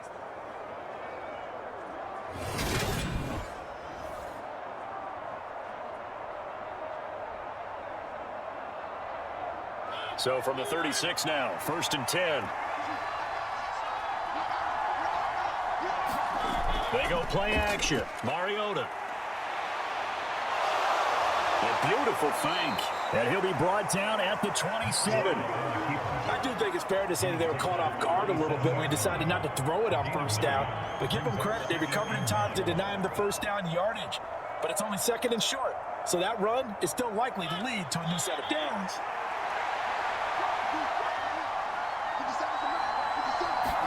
Play action now. Mariota. And he finds a man in a crossing route. And he has another first down as they'll get the ball down to the Eagles 16. It's a gain of 11, and the Falcons pick up the first. It's taken a while for this offense to get going. A little creaky at the start, but they're oiled up now. A nice throw there, and they're really putting together a good drive. Inside the red zone here, they'll look to throw. And he can't find anywhere to go with it, and he goes down. Kaiser White, the former safety, gets the sack. It's interesting, partner, that most defenses try and guard the 35-yard line actively because they think the way kickers are nowadays, about a 52-yard field goal, they're kind of giving up points. But you get even deeper into territory, you get into the red zone, they're going to guard it even more, which means more pressure, more blitzing.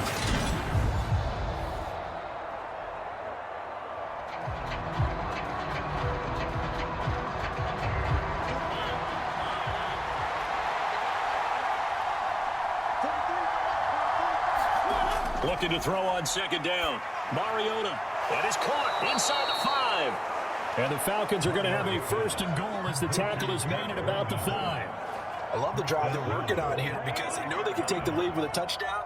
And so far on this drive, so good. They've moved the ball down the field with very little resistance defensively, but they better be prepared for some adjustments to come their way now. They'll run with Patterson. And he will take it in for a Falcon touchdown.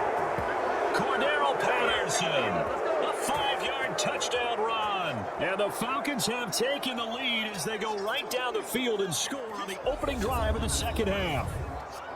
Hard to argue with that being their best drive of the game so far as they use the running game to get them into the end zone. Couldn't agree more, partner. Prior to that drive, they sputtered a little bit, but it looks like they found the formula. I would expect them to go back to that more and more as this game develops. Coon for the extra point.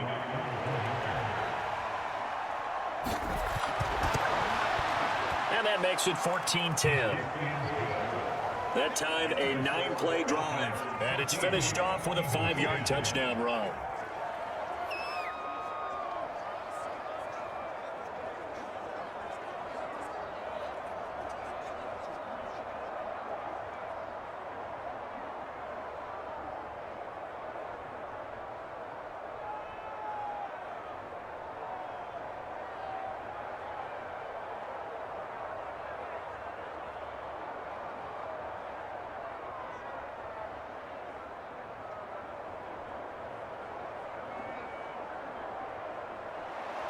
Following a touchdown now, it's Bradley Pinion on to kick this one away. And this will be a touchback, so they'll bring it out to the 25. So here are the Eagles now as they get set for their first possession of the second half. And Charles, it feels like we're set up for a good second half here. Came out of the locker room, one-score game. Now the lead has already changed hands. Well, this offense, they've got an opportunity right now to take that lead right back. Yeah, and it feels like you're going back and forth, almost a little bit like a tennis match, right? And we're just, our heads just keep moving. Which side has it? Which side's going to score? How are they going to go out doing it? A little bit of a challenge for each side, trying to match each other. They start on the ground here at Sanders. And not a whole lot of room to operate there on the first down run. He gets made it 3. Well, it's time for them to be good teammates right here. And what I mean by that is possess the ball for a little while. Get at least 2 first downs. Give their defense a chance to settle down a little bit after they give up a touchdown. Here's 2nd and 7 now from the 28.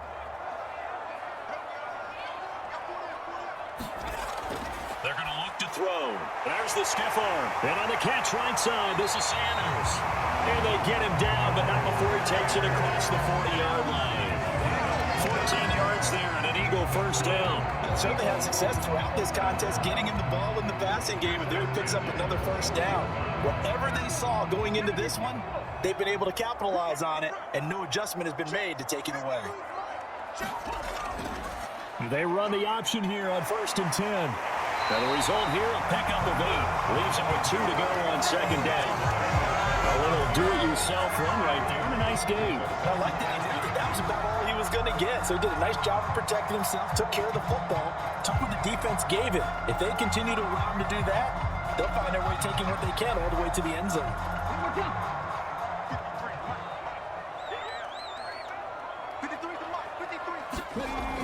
Up the middle they go with Sanders. And he'll get it into enemy territory just across midfield at the 49. 2 yards, good enough for a first. I have to think a major focus of the halftime meetings had to be figured out how to create space for the running game to get operating. Well, you pointed out to me at half, seems accurate. That line has struggled to sustain blocks. Yeah, I would agree with that totally. They've got to focus on staying on their double teams at the first level, make sure that block's secured before they slide off and try and chip someone at the second level. And the tackle going to be made at the 38. I got a kick out of that one, partner. You and I talk often about trying to hide receivers in certain situations, but a guy of his size can't really hide him. With the tight end drag route, definitely an effective way to sneak him across the formation for an easy completion and a first down. So here's a 1st and 10 at the 38. He'll look to throw. He delivers it on to Goddard, complete. He's brought down at the 34. Call it a gain of 4. Completion was given up, but that's why you play zone defense, so that you can have people around the ball when it's caught, and you don't give up much run after the catch.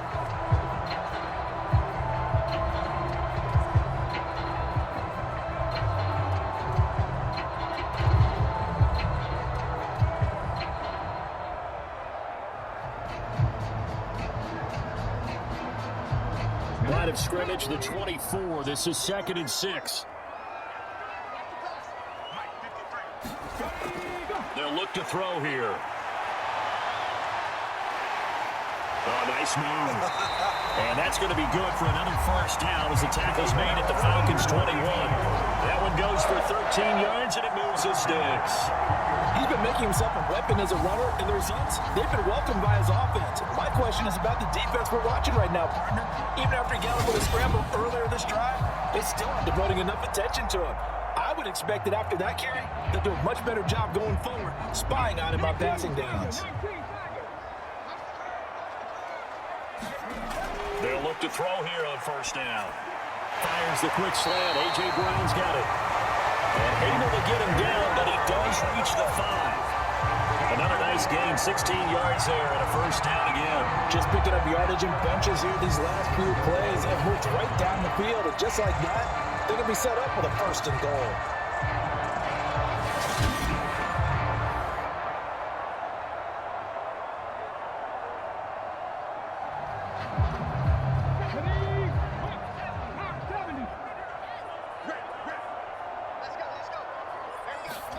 They'll set up a throw.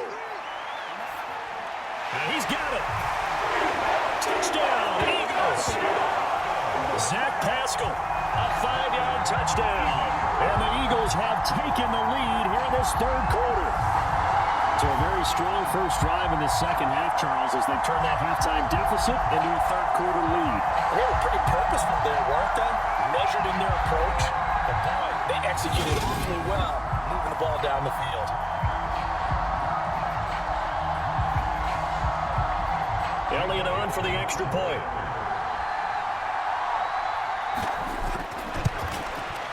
It's good, and they'll take a 17-14 lead. A good drive that time as they get no plays at all. The result, Philadelphia in the end zone.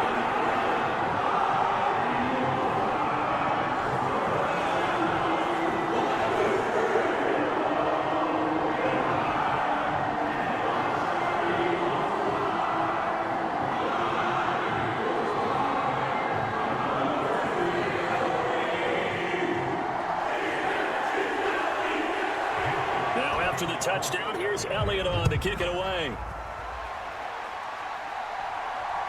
From out of his end zone, it's Avery Williams. And he's able to get this across the 20, but not by much, as he's marked out officially at the 21. Atlanta now coming out on the field. It sees the lead there for a little bit with a starting drive in the 3rd quarter, but a moment ago, the touchdown that puts them back behind. So their defense is under siege a little bit right now because they have not able to solve their opponents. So they've got to keep hammering away on offense and try and win this one in what appears to be a shootout.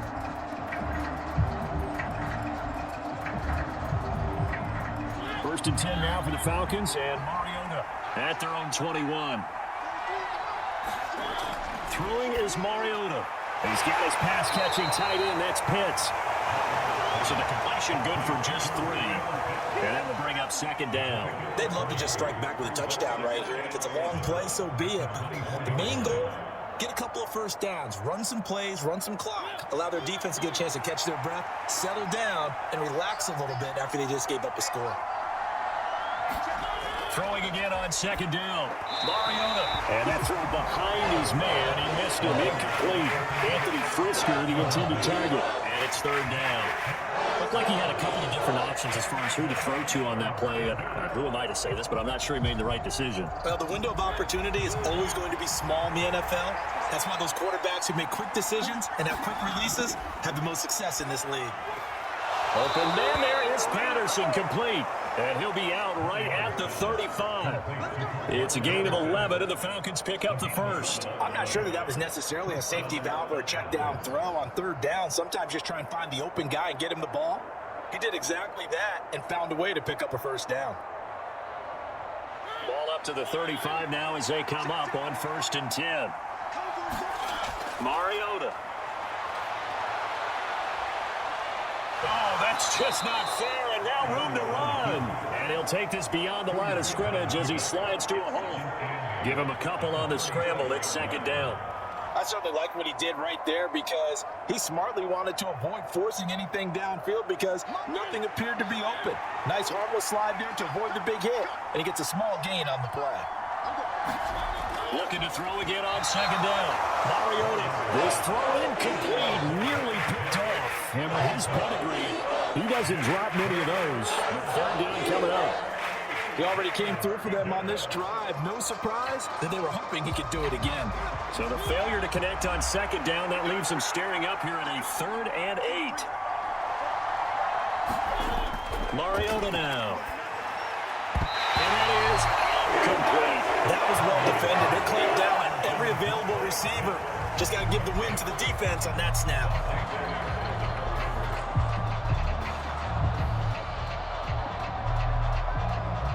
Here's Bradley Pinion now as he's on to punt for the first time this afternoon.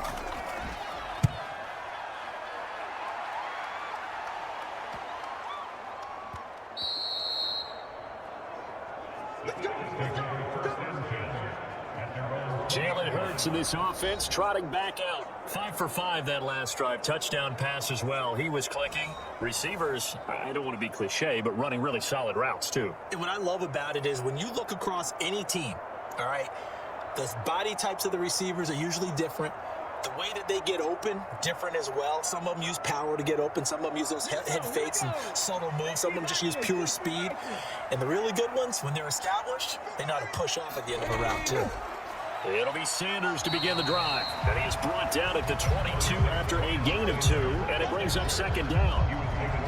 2 yards on the carry there, and it'll be second down.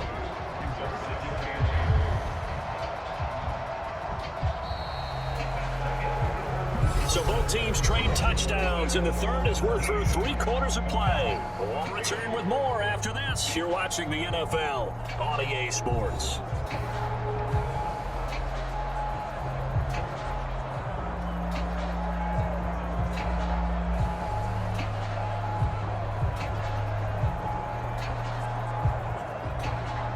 The last run good for 2. Here's 2nd and 8.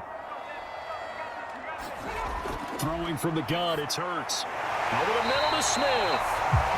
And he's taken down, but able to slip across the 35. Second catch for him today, and it'll wind up a first down. These guys certainly are not hiding what their intention is. They're absolutely showing it. They're definitely not going to sit on this lead here in the 4th quarter.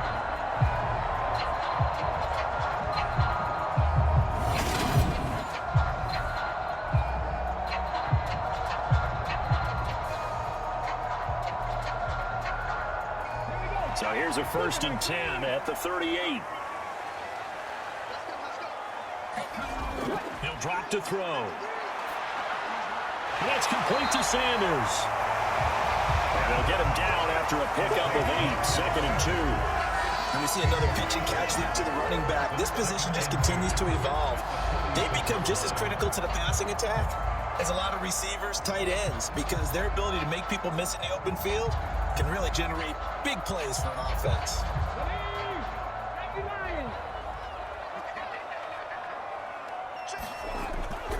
Here's the option going left on second down.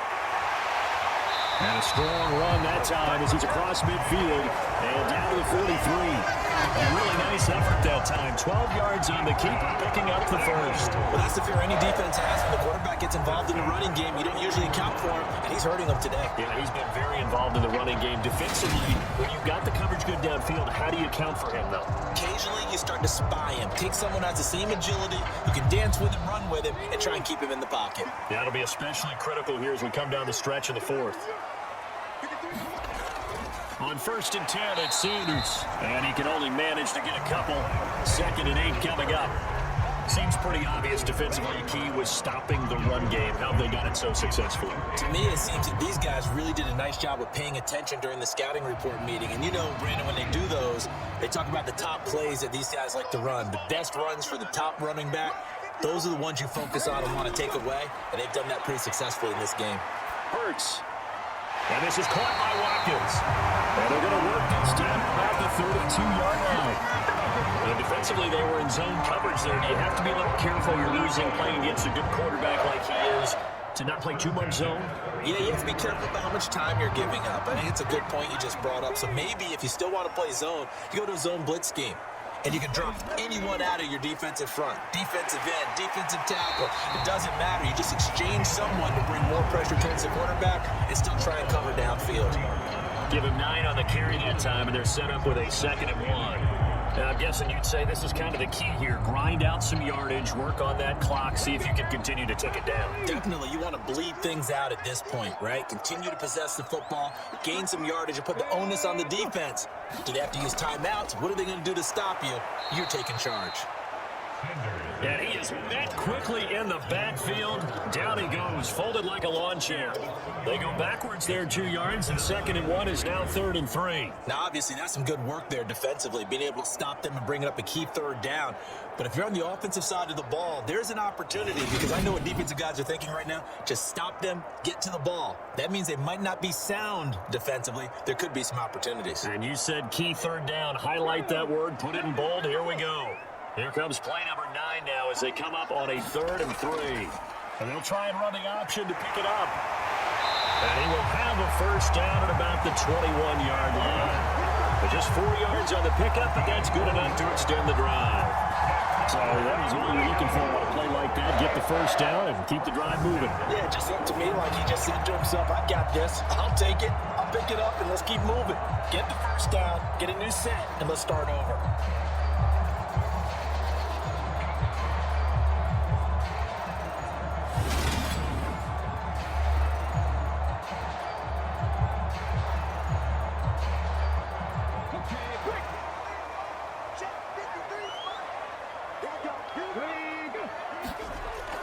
They'll run with Sanders up the middle. They'll work his way up the middle for a gain of about 4. 2nd down. Some of the most unselfish players on any football team, defensive tackles, because we ask them to just eat up blocks and allow other people to make tackles. But when he can make a play himself, as we just saw there, it's a big day. Following the pickup of 4, here's 2nd and 6. Another run with Sanders. And he's eaten up at the line of scrimmage. Might have gotten a yard down to the 16. And that call makes sense because they've been throwing it well on this drive. And once again, they showed passing formation, showing a shotgun. Then they ran out of it. That was a nice play by them defensively, though, to hold it to a short game.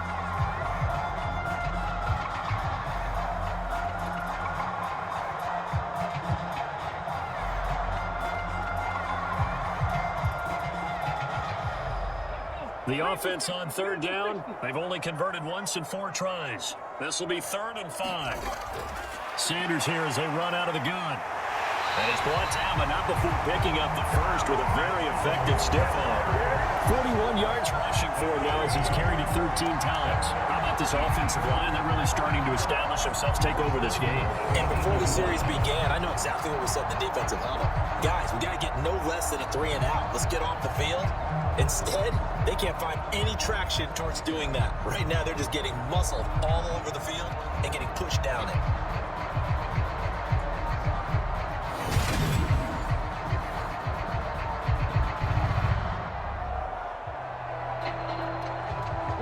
So first and goal, 6 points here would go a long way toward wrapping this one up.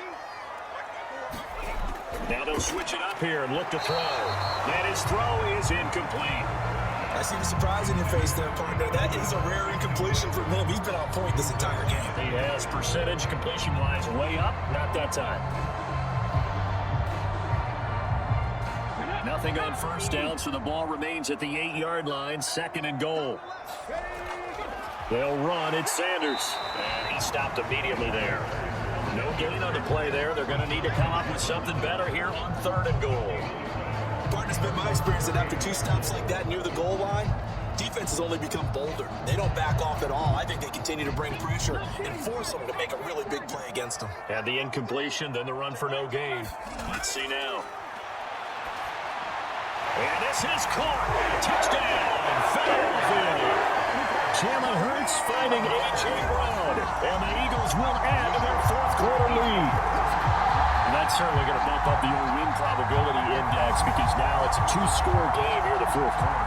Yeah, you're taking me into that deep water now. Win probability index. This game's definitely not over. We're not looking at a 0.5% or something. It's just 2 scores. But the way that this team has played, to me, what I've seen, they absolutely deserve to win this game. They've been the better team by far throughout. Elliott good with a PAT. And his guys will take a 10-point lead. They drive along, spanning 15 plays. And it's capped off by an A.J. Brown touchdown.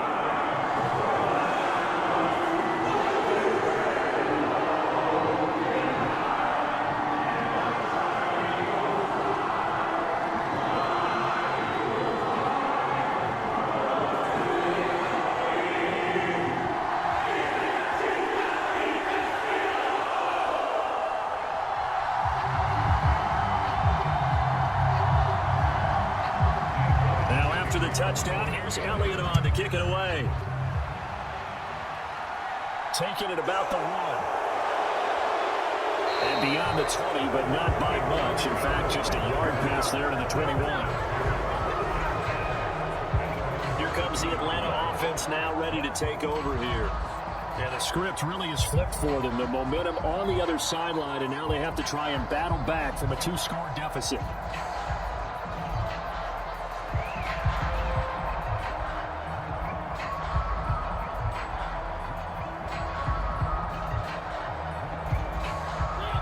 And 10 now for the Falcons, and Mariota at their own 22. Now Mariota. And he'll complete this one to Patterson. And he'll get this up to the 34-yard line. Nice way to start the drive, a gain of 12 and a first down. All right, this is the time of the game where they're down a couple of scores, and they've really got to get some yards in chunks, and they know the defense doesn't want to give those up, but they've got to find a way to take them anyway. Now the question is, can they string a few of those together? From the 34 now, here's first and 10. Throwing, Mariota. That's into the hands of Pitts, the tight end. And able to get this one across the 45 before he's brought down. That's a 12-yard gain now on back-to-back plays. But correct me if I'm wrong, you're down 2 scores. I don't think you need to rush just yet, but you can't take your time either. Yeah, even if you don't want to commit to full 2-minute offense, you have to up the tempo, up the urgency. Maybe you're starting to call 2 plays in a huddle each time you snap the ball. Mariota now to throw on first down. And he can't find a receiver, and he's brought down. That's sack courtesy of the effort of Hassan Reddick. And this dominant defensive performance continued on that play. This poor quarterback has now received the protection he needs and has had to pick himself up off the turf far too often.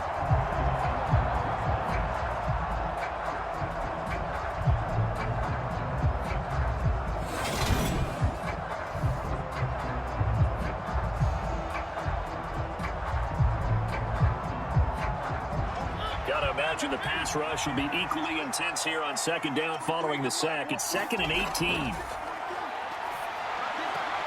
He finds his man, complete. That's Patterson. And he'll go out of bounds. It appears right at the 45. That's good. The completion there for 7 yards. And that'll bring up a 3rd and 11 situation.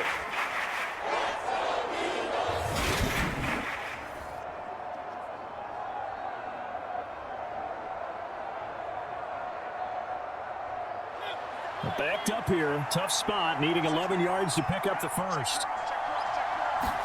To throw is Mariota. He's going to wind up and air it out. A leap, and he will make the catch. It's a big play there for Atlanta. And even 40 yards. So it's Falcon football as we welcome you back. They've got a 1st and 10 as they search for a late score.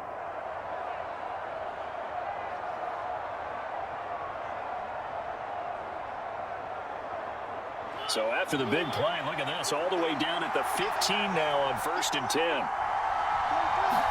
From the red zone now, Mariota. Got this complete to the tight end Pitts. So they'll get nothing out of that play, and it'll be 2nd down. That was a simple throw and catch, but even with that completion, 0 yards gained, so they're behind schedule on down and distance. I think they were hoping to get it to him. He could make a man or two miss, but that window closed quickly. Mariota yelling out the play call as he hustles everyone to get set. To throw, Mariota completes to Zacchaeus. 9 yards, not quite enough, and they'll be left now with 3rd and 1.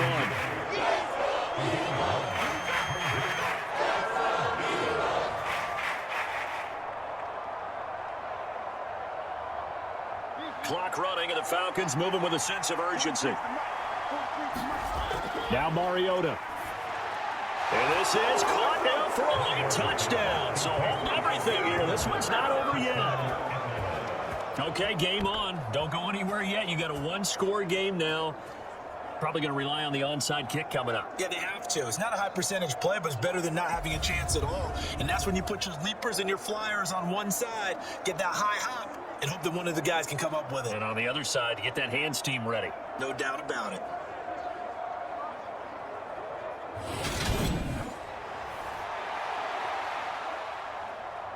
Now Younghoe Koo for the extra point. It's up and good, and this now becomes a 24-21 ball game. So that drive goes 8 plays, and the Falcons score to cap it off.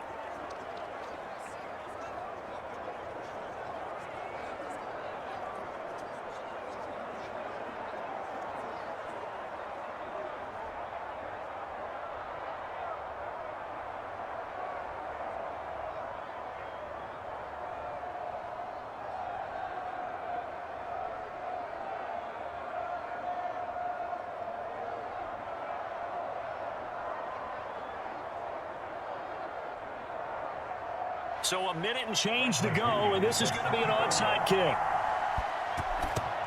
And the Eagles dodge a bullet. They cover it up.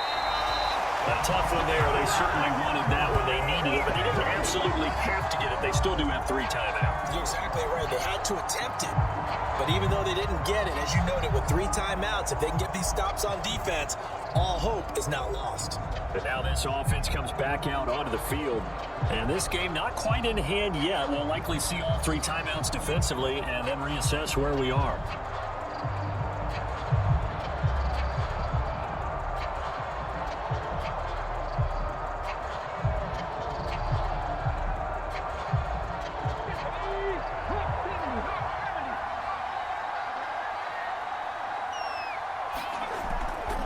Sanders. Oh, that one well designed as he'll take this down to the 30-yard line. Now the Falcons going to use one of their timeouts as it comes with exactly a minute to go in the football game.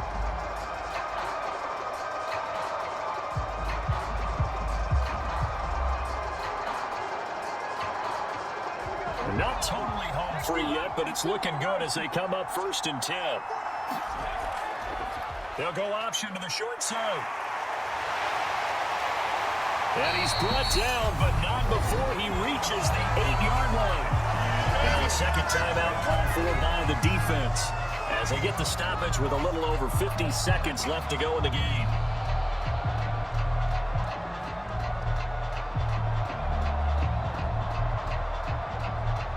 It's 1st and goal and a late touchdown at this stage. Can officially salt this one away. The Eagles in the victory formation as they take a knee. Falcons going to use their 3rd and final timeout. And as the 2 teams talk it over on their respective sidelines, we take a break.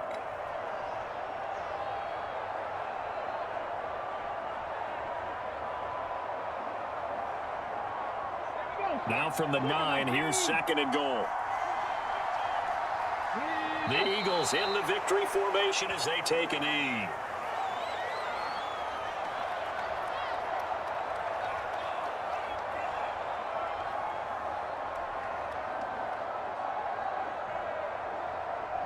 And now can they reverse the trend on 3rd and goal with the last 2 plays having gone backwards? Hurts down to one knee, and that should just about do it.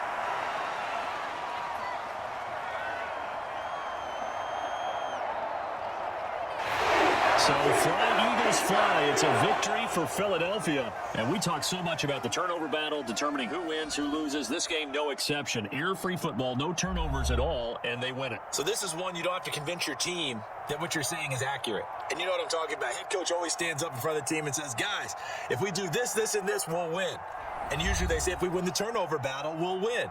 Well, here's the proof right there. Win the turnover battle, go on to victory. Now the guys believe. You move on to the next lesson where you have to convince them. This one is now planted.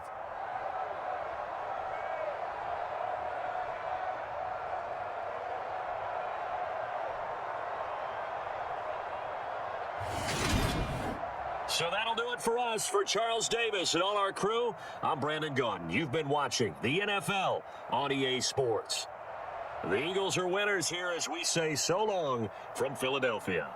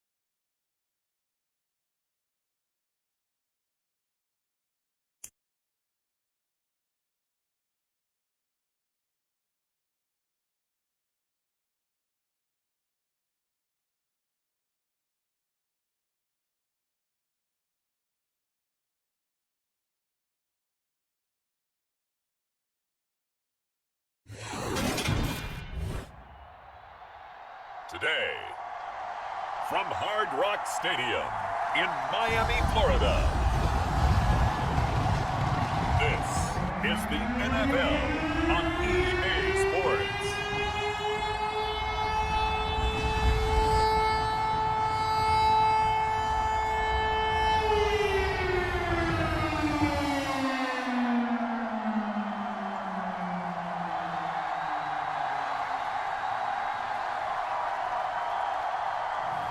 As we'll see Tua Tagovailoa and the Miami Dolphins versus Nick Foles and the Indianapolis Colts.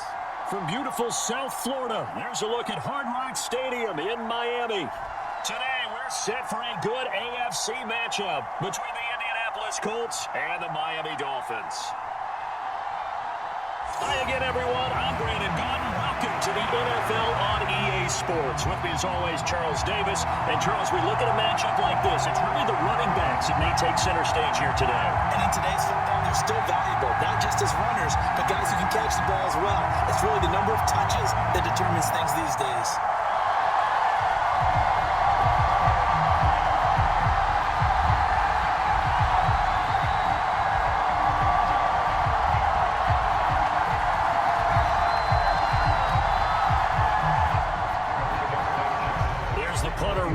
Sanchez on to get us started, and we are underway from Hard Rock Stadium.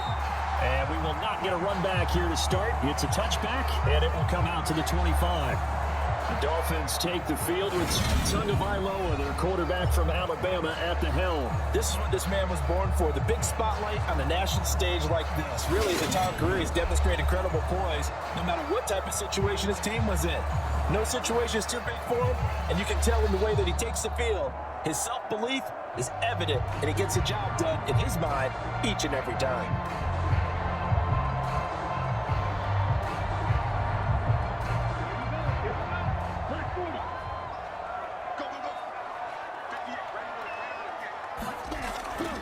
They'll run here with Raheem Mostert.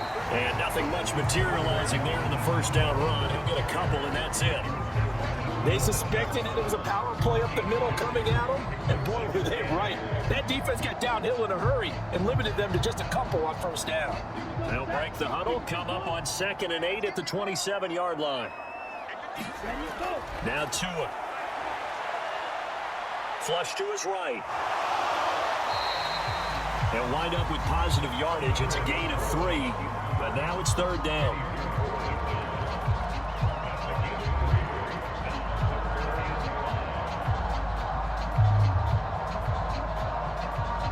They'll need 5 on this play to move the sticks.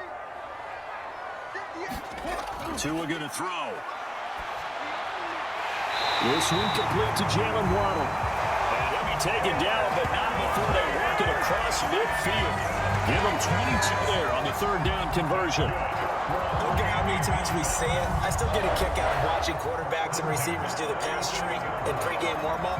But I always remember that when we go to practices, we see that after practices as well. They really tune it up, don't they? They tune it up. They know why they do it for these situations. First down. And they build that trust, and that's why they're able to find him in this type of a situation.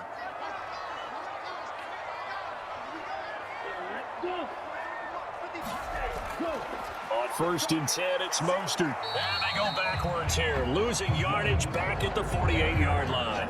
Officially, it's a 1-yard loss. That's going to bring up 2nd and 11. Sometimes in the run game, you can make the argument that quickness beats size. And how about the example right here?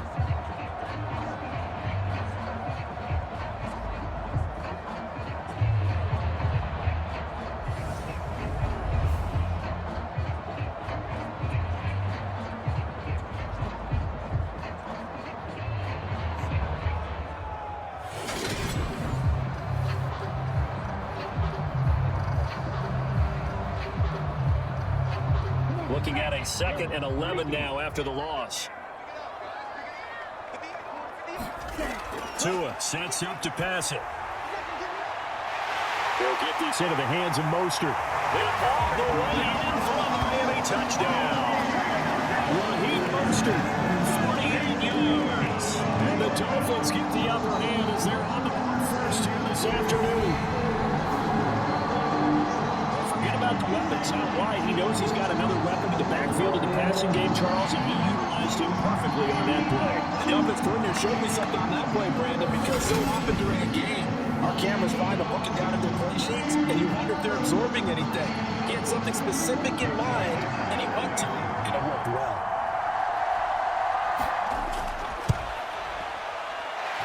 Extra point up and good by Sanders, and it's now a 7-0 game.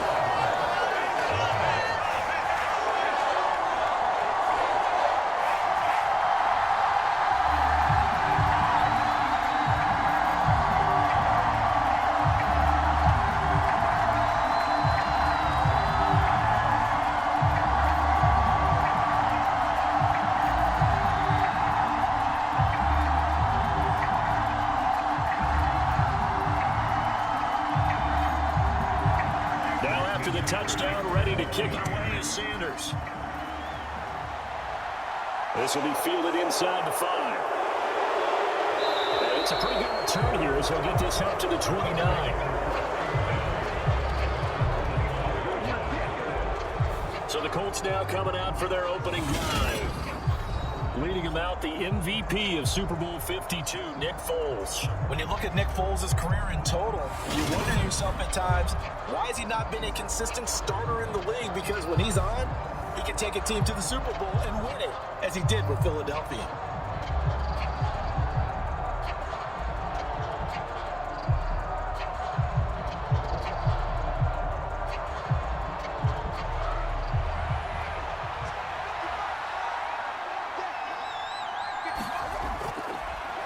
A carry by Taylor to start the drive.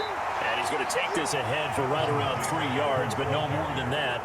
Second down. Well, that's just a pile of bodies there, and that's when you kind of find out who's a tough guy, right? Who can stand up and make a play. It was only a 3-yard run, but for both sides, they had to walk away from that feeling like, okay, I can stand up when the going gets tough in here. On 2nd and 7, Foles. This will be taken in by Michael Pittman. And they'll get it up just short of the 45 at the 44.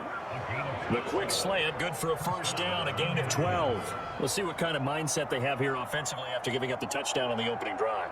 And based on our time with them, prior to this game, I feel like they've got a good mindset going in. In fact, the discussion that we had with the coaching staff was, we may give up some points in this game, so offense has to be ready each and every time to either equal or try and get us ahead and try and keep us ahead. This is their chance to respond to that first touchdown given up. Christian Wilkins there defensively for the stop.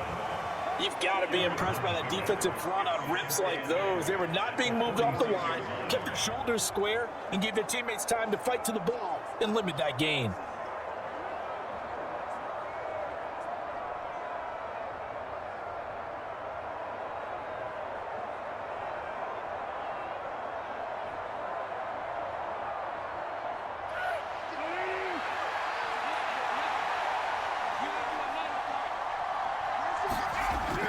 Second down, another run with Taylor. And he's across midfield and into Miami territory. It'll be a gain of 5, but still about 3 yards shy of the first down marker, and now it's third down. A quick burst there, and he nicely bit off a pretty decent gain. The heavy set out there, 3 tight ends in the formation for 3rd and 3. They'll try to run for the first with Taylor. Slipped one tackle, but no more as he's knocked to the deck behind the line of scrimmage. 4th down now after a loss of 2. I like the strategy. Extra tight ends, extra beef. They want to run the football, but that means they probably want to run it inside. If he gets strung out on the perimeter, you're in peril. Yeah, we saw the result, negative yardage.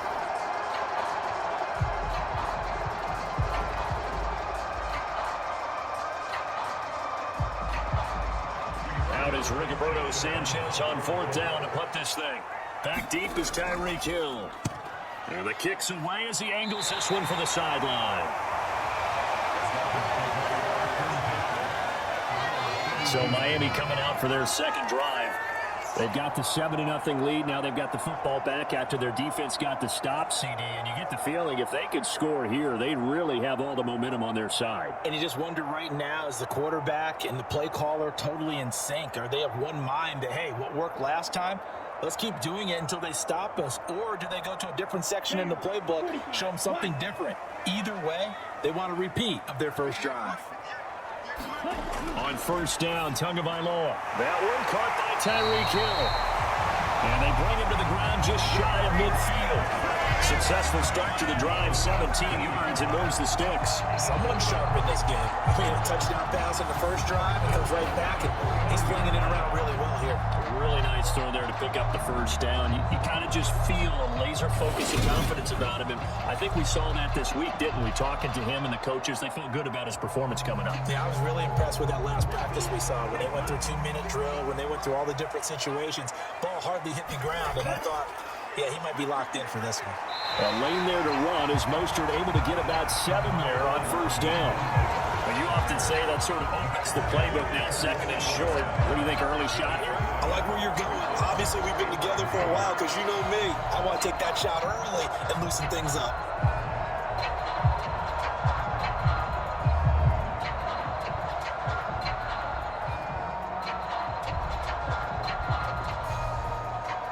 good run got 7 on first. Here's 2nd and 3.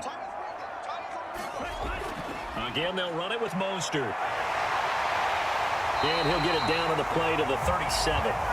7 yards there and a first down. Well, that was a unit that understood exactly where the first down marker was, handed it to their guy who could run it, created some space, and he got there.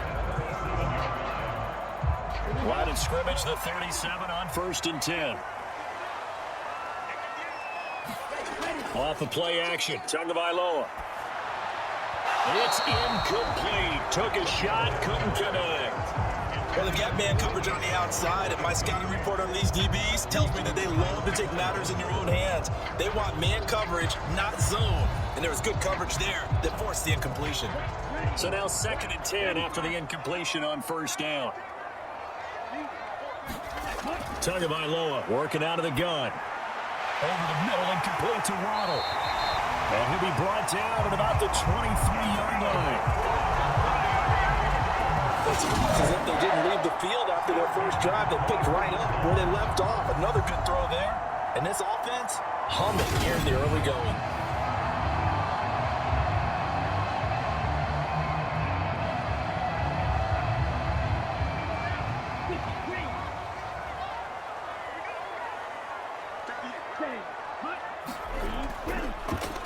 And they take him down, losing yardage back at the 27. DeForest Buckner using that size to force his way in there and make the stop behind the line. I like the idea to mix it up from time to time because, let's face it, you can't be predictable. But the execution was a little lacking on this one, right? They might want to go back to the drawing board with that call.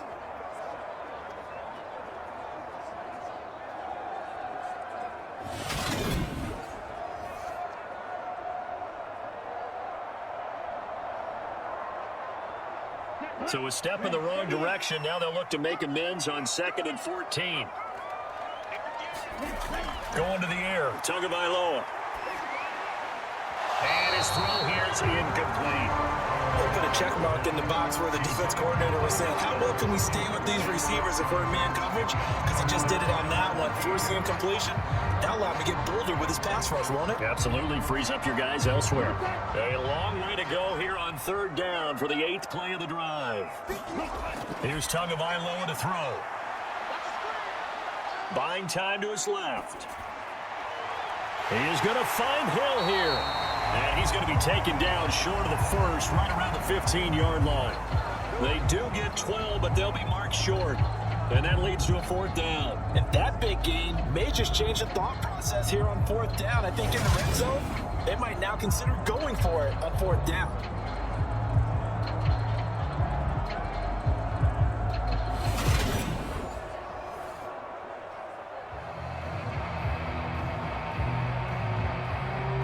So 4th down, Tua departs, and on is Jason Sanders and the Dolphin field goal unit. Sanders' kick is good, and the Dolphins will add on to their lead.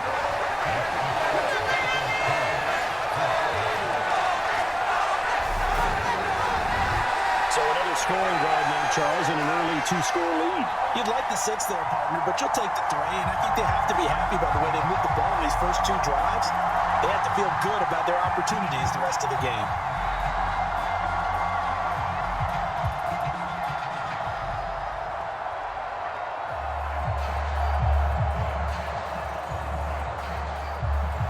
So after the made field goal, 10-0 here early as the kick's away. Taken in at the 3. And he'll be stopped up at the 25.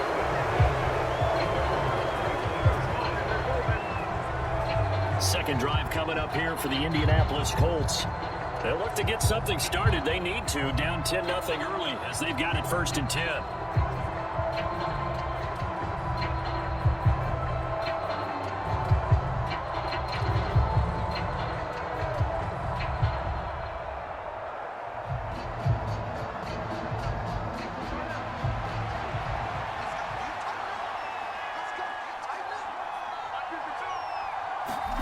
Folds. And his throw's going to be incomplete.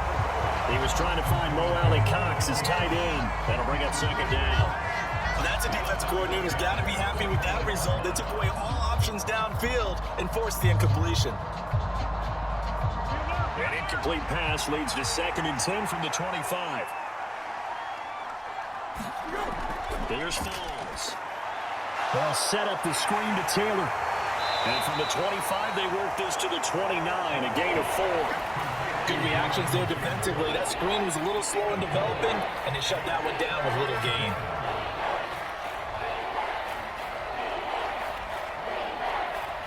Dolphins bring on an extra defensive back on 3rd down. Now Foles. Out to the right and complete to Pittman. And he is going to have a Colts 1st down as they're able to get the 3rd down conversion. Well, I think when they look at their offense, they think to themselves, weapons everywhere, and they want to move the ball around. They want to spread it to different people. But you absolutely know they want to get this man involved as well, and that's what they just did on that play.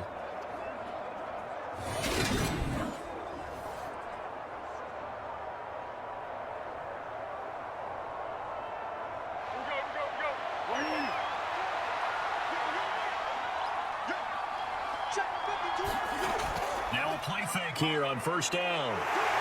Rush coming, and he's taken down. Jalen Phillips, the former 1st-rounder, getting in there for the sack. But defensively on the previous play, they gave up a pretty good chunk of yardage, but right there, they got a good portion of it right back. And if we just flip it around from the offensive perspective, took a nice step forward, and how about a couple of leaps backwards after that play? They've got to figure out a big call coming up here and try and gain that yardage back.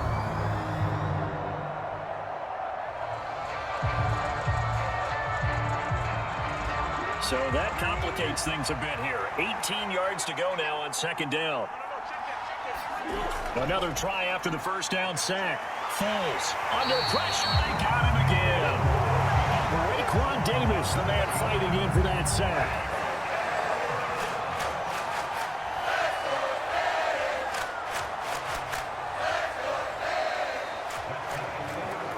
Nothing the score after 1 on EA Sports.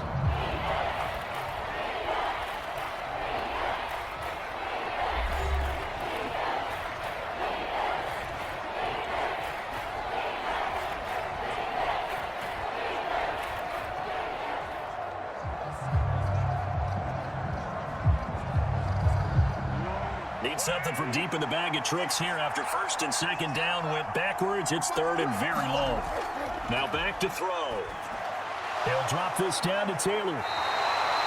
They do get 10 back, but still a ways to go on 4th. Brandon, it certainly looked like they had that play defended well, but it still almost worked. Got it to the running back. He wound up getting really good yardage out of it, but it was 3rd and long, and they were able to rally and stop it before he could get to the marker.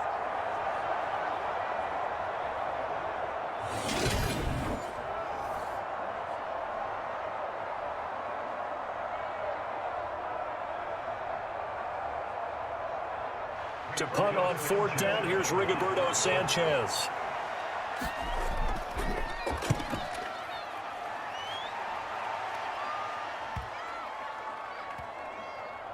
And a great job here. This is going to turn out to be a beauty. This is marked out at about the 3-yard line. That punt was near perfection as it checked up inside the 5-yard line. You never know where these things are going to go, do you? No, what was it? You got a John Heisman quote about that, yeah, right? He said the football is roughly a prolate spheroid, which means it's going to bounce funny, and you never know where it's going to end up.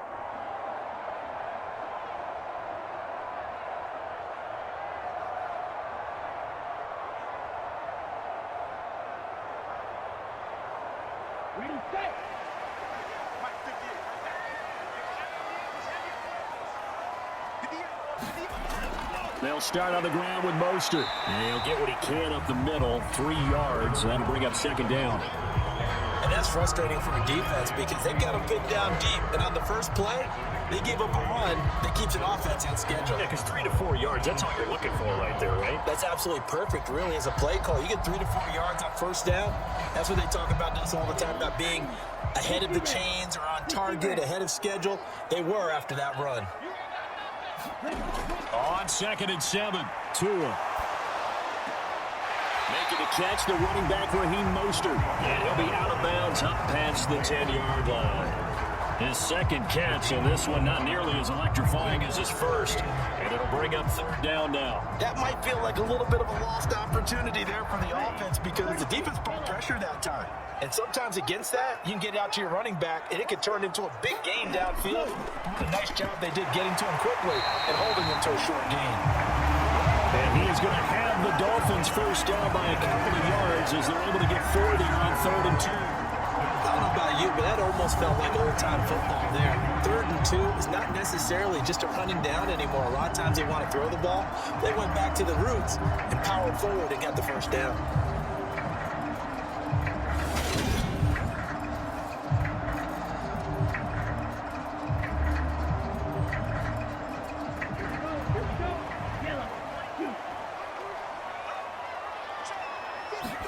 On play action, here's Tua. Open man is wide complete. And he's taken down, but not before he gets this across the 25-yard line. That one good for 13 and a Dolphin first down. Good strong throw and catch right there. And so far in this game, the alleys have been open for them to get completions, and they're taking advantage of it. Setting to throw on first down is Tua. Got a man complete to Cedric Wilson. And they'll wind up getting this to the 37. Gain of 9.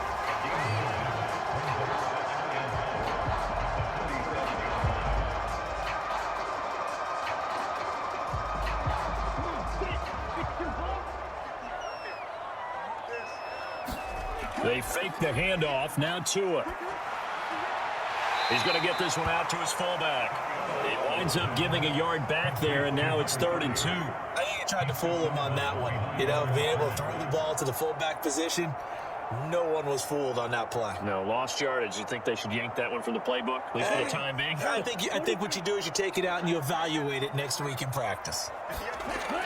They'll try and run here with Mostert. And he will have a first down here at about the 40. 4 yards on the pickup, good enough to extend the drive.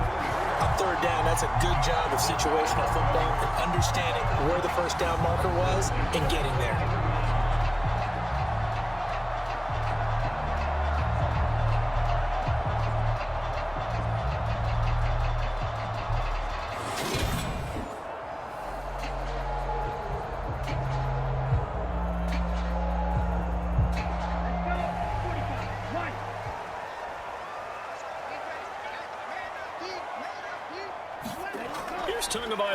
On 1st and 10. Caught by Wilson. And they'll get to him after a gain of 7 to the 47.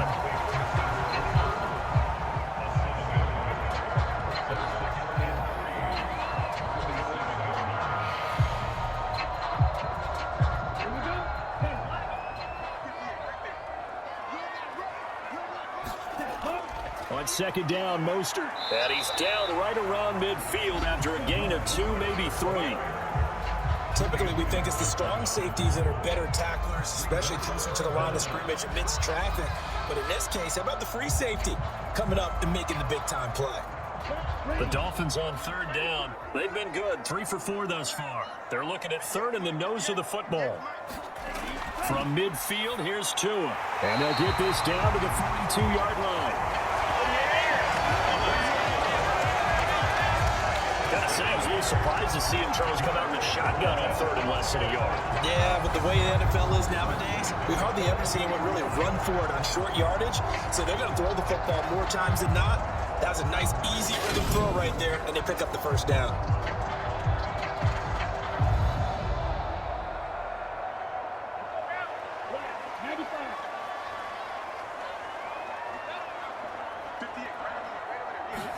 Tua now on 1st down. Flushed out right. And he'll be brought down at the 27. I can't be sure how much of that was planned pre-snap, but it certainly opens up some avenues for their offense. And if he can stay a threat to break off those kind of runs, pull defenders away from coverage and open up some choice throwing lanes for him moving forward.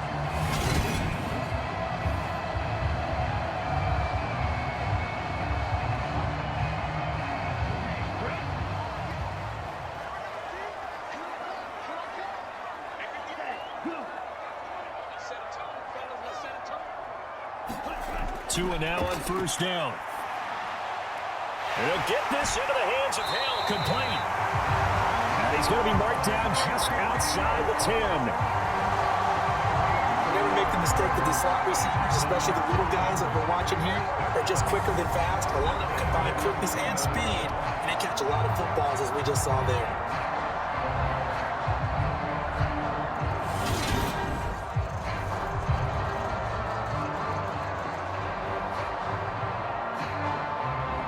Now a 1st and 10 at the 11.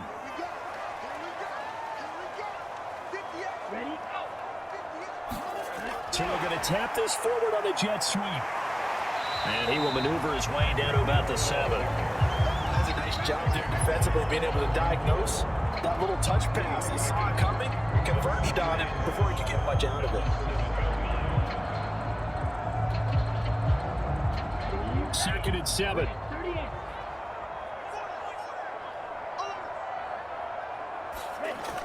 Back to the running game with Mostert. And now they're going to get him down right at the line of scrimmage. No gain on the play, and it's going to bring out the 3rd down. One advantage having a lead guy to build a defensive line, because not only does he take up the space and let the linebackers run free, but he can also make plays himself, as we just saw there. Well, this offense on 3rd down today, they've been near perfect. 4 for 5 to this point. This is 3rd and 7. And he can't get rid of it. He's taken down. DeForest Buckner using those big hands and getting in there and bringing him down for the sack. We've seen how this quarterback can beat you with his legs. Saw it earlier on this drive, as a matter of fact. But that time, they had him covered. They really gave him no place to escape, because oftentimes they're able to find a crack, a sliver, anything that can get them upfield. On that occasion, nothing open at all, and they swarmed him.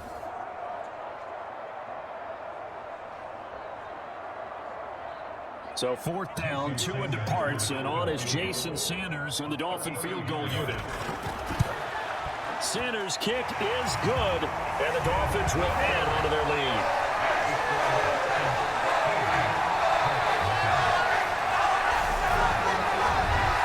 So 3 points there, and they continue to build this first-half lead. Yeah, every little bit helps, and the more that you can put together drives and start controlling the tempo, controlling possession, finishing with points, the better off you're going to be.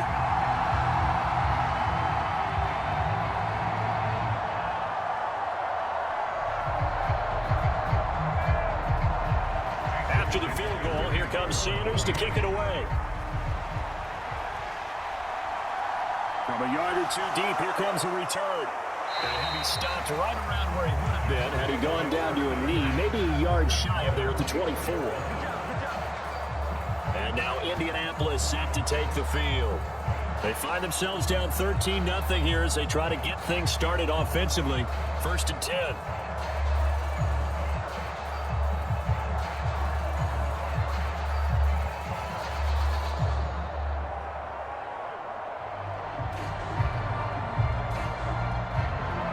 Game clock sitting at 2:02, so they'll get 1 play before the 2-minute warning. They'll start out here with a jet sweep. And this will leave them a yard short. Nice pickup of 9 yards on 1st down.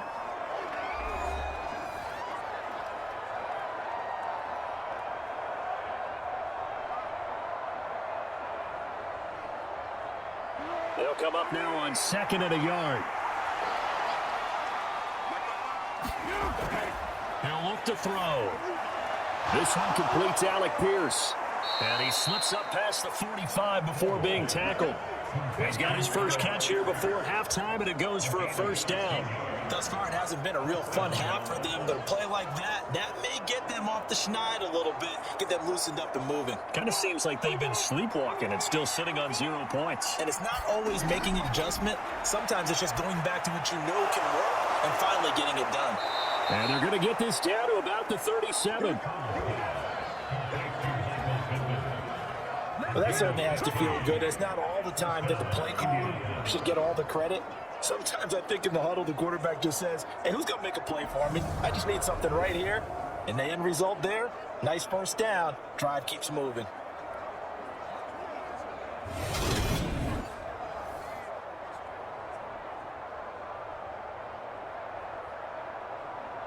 This offense finding its legs now. Here's another 1st and 10.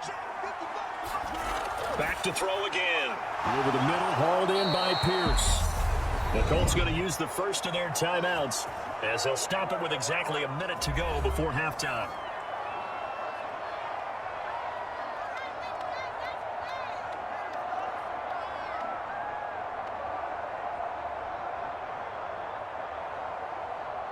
So here's a 1st and 10 now, down inside the 20. From the red zone now, they'll look to throw. A quick throw there going to be batted away and incomplete. I really like it what I'm seeing from this defense because their coverage has been playing at a shutdown level so far. Even backed up late, they're forcing incompletions and fighting to keep them out of the end zone as the first half winds down. After the incomplete pass, here now is 2nd and 10. They'll stick with the passing game as he looks to throw. That is caught at the 7. Touchdown, Colts. Jonathan Taylor from 19 yards away. And the Colts get a late score here in the final minute of the first half. The way this one was going, you just got the sense they needed something before half. They've at least got something on the board now. Still trailing, but a good sign. That takes me back to our preseason tour of NFL camps. You remember we talked with that one coach who said his emphasis this year was scoring in the last 2 minutes of a half, heading into the locker room. This hits it right there. Take that momentum, take that good feeling, and take the locker room, regroup, and start over. They got it here. They did indeed. A lot of football, full half to be played. Extra point by McLaughlin is up and good. And it's now 13-7.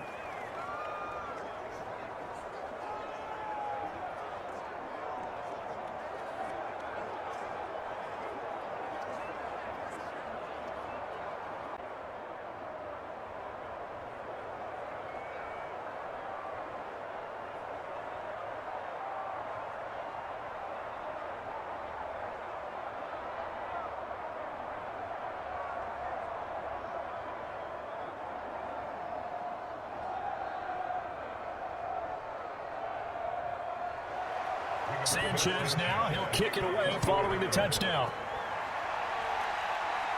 This one fielded at the 5.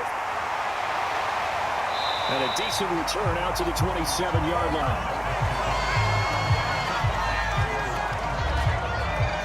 The Dolphins taking over now late in this first half. And we'll see how this is played. Offensively, they've got the lead. Not a whole lot of time left. What do you think, Charles? Well, it's tempting to try and add to your lead, but a mistake there that could change things in a big way. I say go ahead, take the knee, get on out for the half.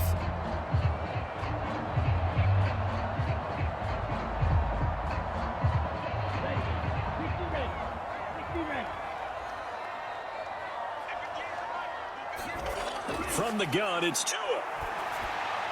Completes it to the tight end, Smythe. A short gain here, maybe a yard to the 29. Now the Dolphins going to burn the first of their timeouts as they'll stop it with just over 40 seconds to go in the first half.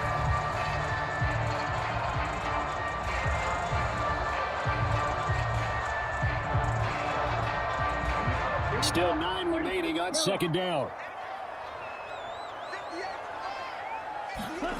Looking to pass. Tua. And that'll be off the mark, too far out in front, and it's incomplete. They certainly thought he had an open look beyond the first down marker to his receiver, but they just couldn't connect, and that will send them back to the drawing board.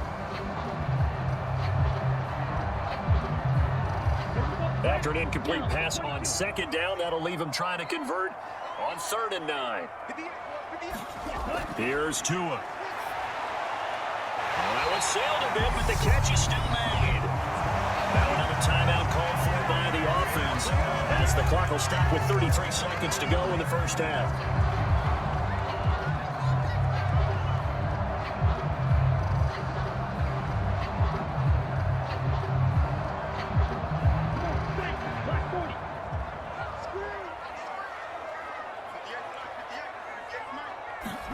And again, it's Tagovailoa. He's got him in, complete. And he's got this to the 30 before being taken down. Now nearly 30 yards, 29 officially. And now with that completion, possession. He's north of 200 yards here in the first half. And he's going to break our statistician, Marvin, isn't he? Because Marvin right now is just tallying it up. Hope his hand doesn't hurt too much doing this, or he keeps hitting the calculator. But my goodness, what a start he is off to. By the end of this game, he could have monster numbers. He just wants to continue to be accurate. This will be caught. It's Waddle. And he's brought down, but not before he reaches the 8-yard line. So we have reached halftime in what's a 6-point game at the break. As we go up to Orlando now and hand it over to Jonathan Coachman with our EA Sports Halftime Report. Take it away, Coach. All right, BG, thanks very much. And welcome one and all to our beautiful new downtown Orlando studios for this EA Sports Halftime Report. This game's had a little bit of everything thus far, and certainly plenty to look forward to, as the teams are right back out there for the second half. So we'll get right back out there as well, as we'll turn it back over to Brandon Godden. All right, Coach, thanks. Yeah, both teams likely to make some changes in what's been a closely fought battle to this point.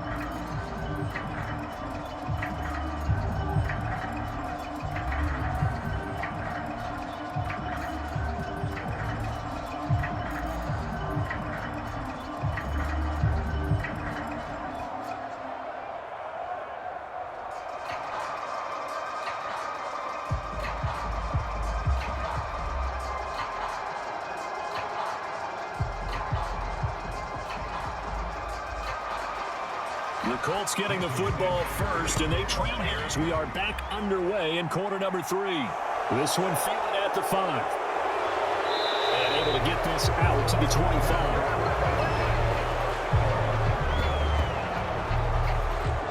Out come the Colts. They'll have it first here to start quarter number 3.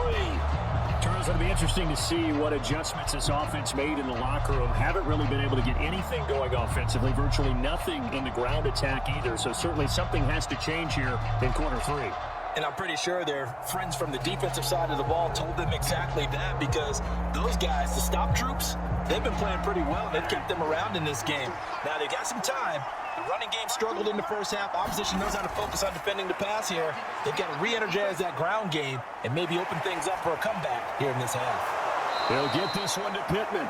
And they're able to get this one across the 35. It's a first down, his 4th catch of the game after having 3 in the first half.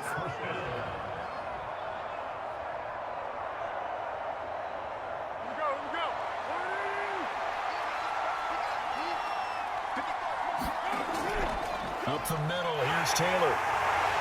And he puts his head down and gets up to the 42 for a gain of about 6.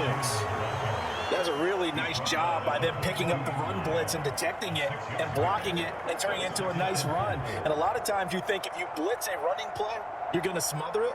But a lot of the blitzers, they come in a little bit high. They don't have great leverage, and they're easily blocked and turned to the side. On second down and 4. Foles. And they're going to get this up to midfield. This has to go down as one of the simpler routes in the playbook, but oh so effective. Nice completion there. Keeps the sticks moving.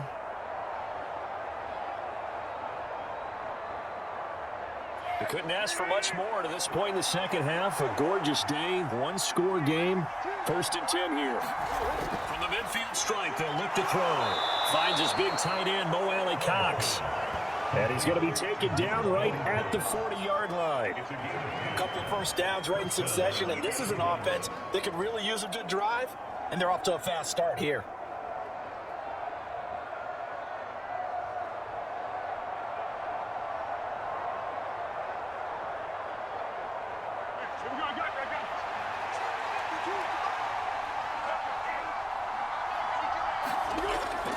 First and 10, Taylor now.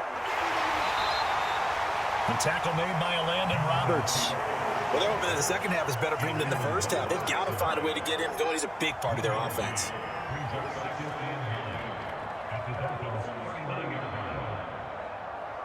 Here's 2nd and 9, just a yard on that last run. They'll set up a throw.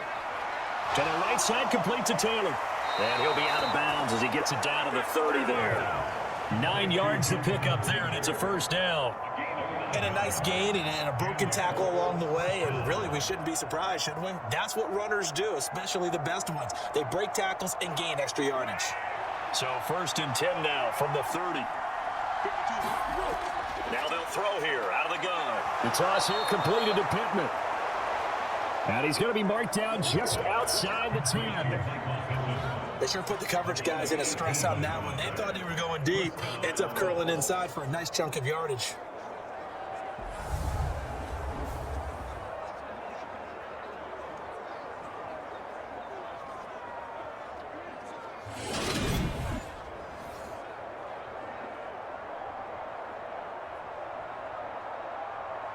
Now we're 1st and 10 at the 11. They'll look to throw. Quick slant caught by Pierce. This will be stopped about 2 yards shy of the marker. 8-yard gain, 2nd and 2. I think a lot of people ask the same question all the time. Why do we see so many slants in the red zone? Well, the windows are tighter. Everything's more condensed. It has to be quicker, and you've got to deliver the ball on time. Your biggest worry? Ball gets tipped in the air, because if that happens, then it's fair game for the defense. Touchdown! Jonathan Taylor. His 2nd touchdown of the afternoon. And the Colts are an extra point away from capturing the lead. That is today's NFL, isn't it? If you're going to be a running back in this league, you've got to be complete to stay on the field, at least for those 3 downs we talk about. Got to be able to catch it, which he's doing quite well in this one. 2 touchdowns already. Yeah, a little unconventional. He hasn't been able to cross the goal line as a runner, but as you say, twice as a receiver. McLaughlin for the extra point.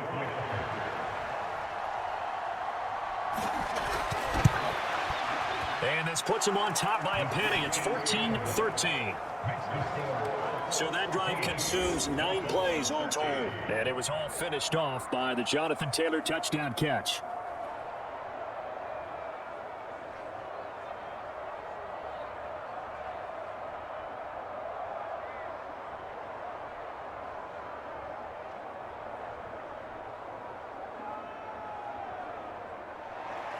Sanchez now, he'll kick it away following the touchdown. From a couple yards deep, he'll bring it out of the end zone. And ultimately cannot get this out to the 25-yard line as he's dropped at the 23. So here are the Dolphins now. They get ready for their first possession of the second half.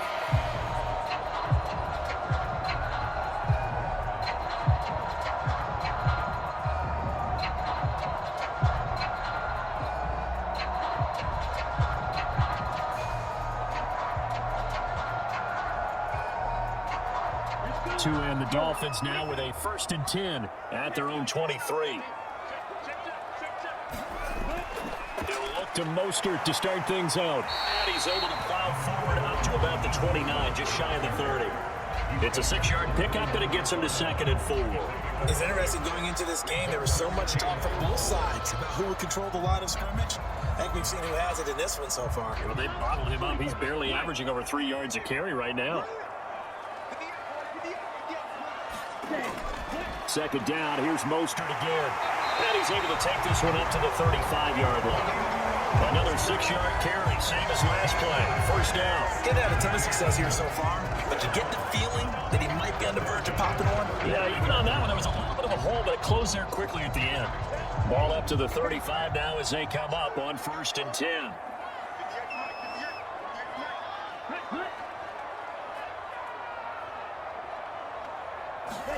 Now Tua.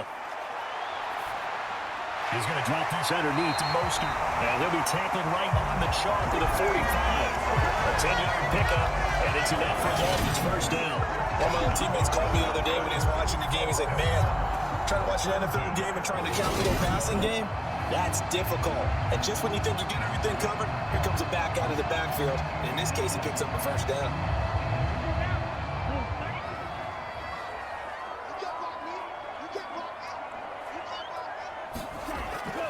Here's a handoff to Mostert running left. And not a whole lot of room to operate there on the 1st down run. He gets maybe 3.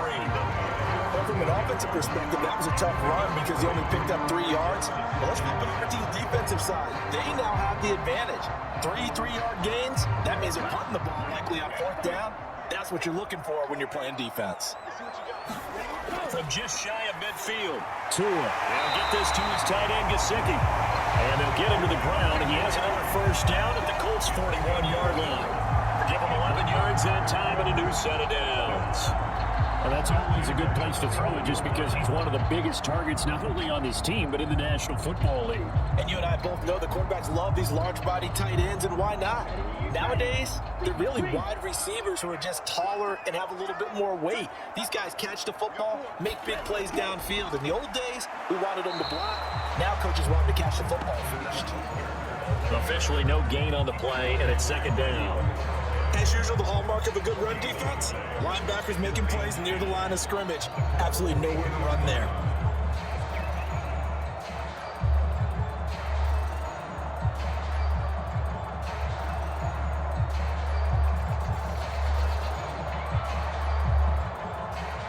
A third quarter now, and a one-point game as they line up 2nd and 10.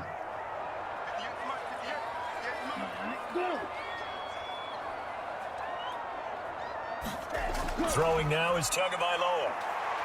He's going to let this go. Back of the end zone. And there it's caught. Touchdown, Miami. Cedric Wilson, 42 yards. And the Dolphins have retaken a third quarter lead.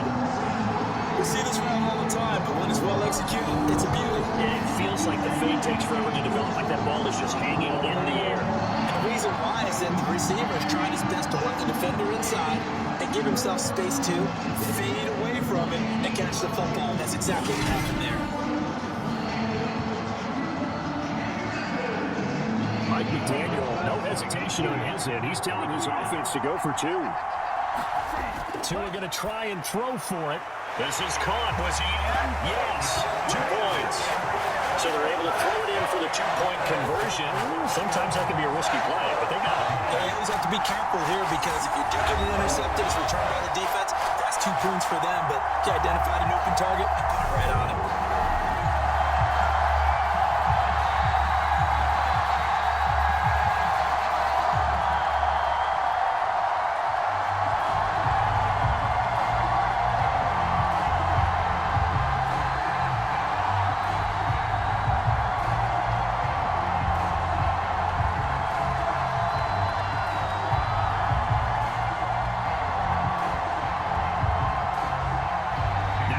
Touchdown, ready to kick it away is Sanders.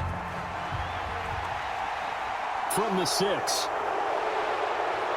And out a little across the 25 to the 27. Nick Foles gearing up again here to go on offense. Last drive, surgeon-like, dare I say, 7 for 7. That'll help your QB rating. It will indeed, won't it? Can you figure out QB rating? Can you do it? Can you do the formula? No, I just know the higher the number, the better. Yeah, that's what I've been told, That's what too. I know. I know that in the NFL, 158.3 is the number they're all trying to get to. I think he was that on that last drive. You can just kind of sense the momentum turning here. It's 1st and 10. They'll come out throwing here to start the drive. Throw left side complete. That's Campbell. And give him 6 yards here as he stopped near the 35 at the 34.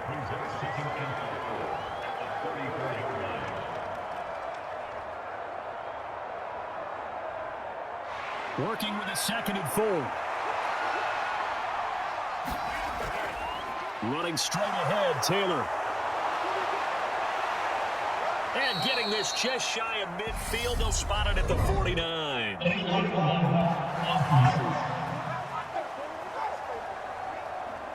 Now the offense knew it. They were already starting to walk back as that one is accepted.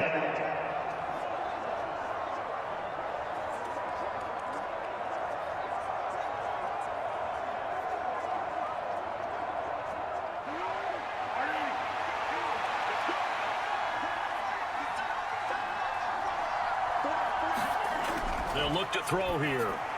Back to the same target, Campbell. And brought down, but not before reaching the 45-yard line. That's good for an Indianapolis first down on a gain of 10.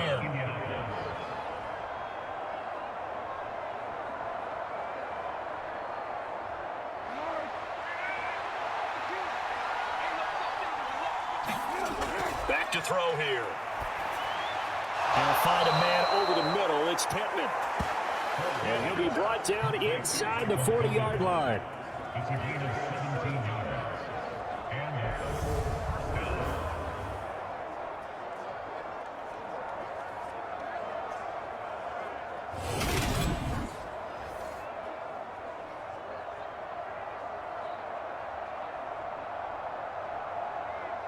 So now 1st and 10 as they've crossed into Miami territory at the 39-yard line. That would give to Taylor. And he'll manage to pick up about 4 at 2nd down. Now, they struggled to get him rolling on the ground in the first half, and that's sort of continuing here in the 3rd quarter. Yeah, but I don't think it's time to abandon the running game. I would say keep feeding the horse, and I believe he'll eventually reward them, especially as we get deeper in the game.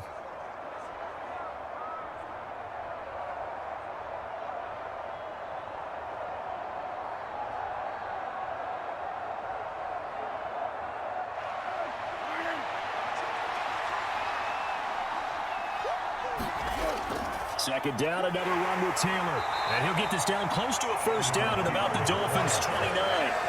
It's a 6-yard run, leaves him with about a foot or so here still to go to hit the marker with 3rd down coming up. Sometimes with the running game, you just got to stick with it. Look, it's the 3rd quarter, no time to panic. But that also doesn't mean you just do it the same way you've been doing it the entire ball game. Maybe change up some blocking assignments or run a few different plays, but stay with the overall essence of the running game. Got an open man, that's Campbell. He's going to be out of bounds on what's going to wind up being the final play of quarter number 3. 3 quarters have come and gone. You're watching the NFL on EA Sports.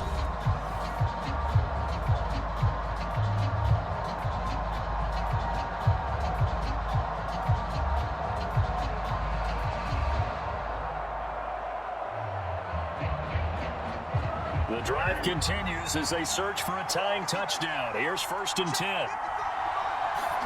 Here's Foles. And that is caught. Touchdown, Indianapolis. Mo Cox from 21 yards away. And the Colts are an extra point away from tying this game here in the 4th. We are set up for a fantastic finish now. 4th quarter touchdown here. We're an extra point away from a tie football game. And I know they're thinking about possibly going for 2, but I'd go ahead and kick this one and just get it back to level.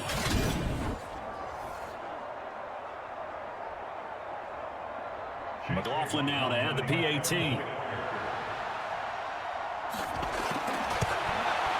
And no sweat. He puts it through, and we are tied here in the 4th. So this drive spans 7 plays, and the result for the Colts is a touchdown.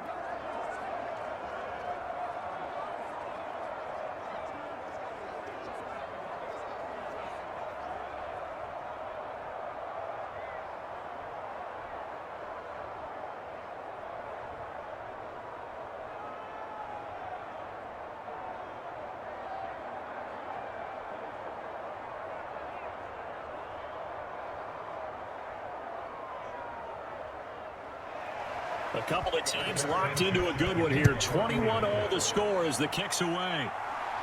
Taken in at the 3. And he'll get it up past the 20 to about the 22.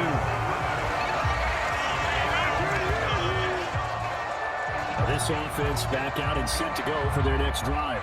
Well, they just gave up the score to tie it. That's the bad news. The good news, plenty of time in this 4th quarter to try to grab that lead back.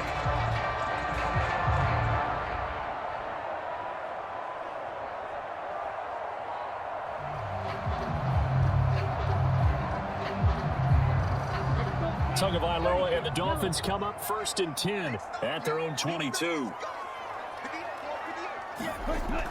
On the ground, it's Mostert to start the drive. And he'll take this ahead for about 4. 2nd down coming up. Well, in every play call, you realize it's not going to go for a touchdown. So a lot of your calls are setting things up for maybe later in the game, trying to establish the inside run the toughness now, hopefully get to the perimeter later. And let's face it, you could do worse than a 4-yard run on 1st down. To throw on 2nd and 6. Tua. That's going to be caught by Waddle. And he's taken down, but able to slip across the 35. Tua to his Alabama teammate Waddle. 1st down, Miami. And partner, to tie a game in the 4th quarter, you and I both know in the NFL, that's when you lean on your stars. And he came through with a nice catch right there.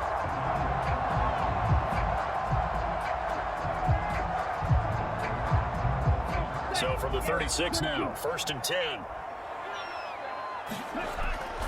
Running the counter with Mostert. And hard running's going to get him over the 40 to the 42. 53 yards on the ground for him so far. Well, I think after that run, the defense get back in the huddle and looking at each other and maybe starting to question their confidence a bit. They gave up a significant run, 6 yards, and now you're saying to yourself, how do we stop them, and do I have enough confidence to make a play? On second down and 4. 2. Over the middle, complete. It's Hill. And he'll get it out a couple yards shy of midfield at the 48. 2 at a time for the Miami first. He decided to run a hitch route. It really helps to have a guy who can turn it loose, and boy, he rifled one in there on that one. Not much run after catch, but it worked really well. 2 first downs have him up near midfield now on 1st and 10. From the gun, a run with Mostert. And he's fortunate to get anything from that. Give him a yard up to the 49. He's definitely tough to get down. We just saw it right there. But how about what we did see? Pursuit, wrap up, and then the big finish with the tackle. The run only got a yard. Here's 2nd and 9. Once again, it's Mostert. Oh, he's got a little daylight. And all the way in for a Miami touchdown. Raheem Mostert with his 2nd touchdown of the afternoon. And the Dolphins answer back with a touchdown to break our tie and take the lead here in the 4th. Bottom line, when you play a runner with these talents, you've got to be able to wrap up and get him on the ground. Or the first person who gets there, hold him up long enough for the next wave to get there and get him down. Otherwise, he will continue downfield and find pay dirt.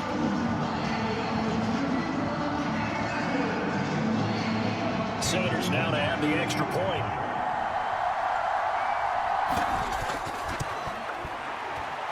And it's good. That makes it a 28-21 game. That time a 6-play drive. And it was capped off by a touchdown run from Raheem Mostert.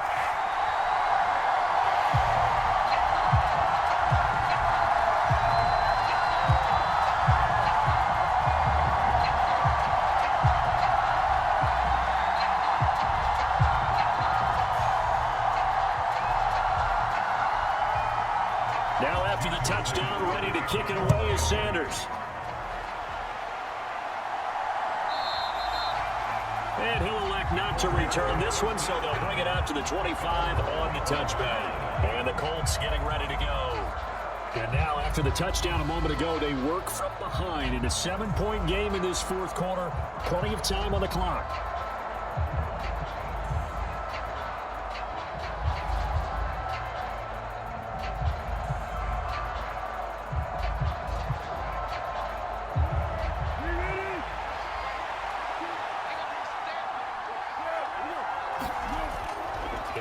Taylor to begin the drive. And a short pickup to about the 27. It'll be 2nd down. He continues to struggle to find a crease to break off a big one and might need to just put that aside and just try and ram his way forward and get what he can. They'll break the huddle, come up on 2nd and 8 at the 27-yard line. On the draw is Taylor. 9 yards to pick up there, and it's a 1st down. Most of their damage has been done through the air. I mean, they've rung the bell 3 times with passing touchdowns, but guess what? Ground game has not been neglected. Nice little burst right there.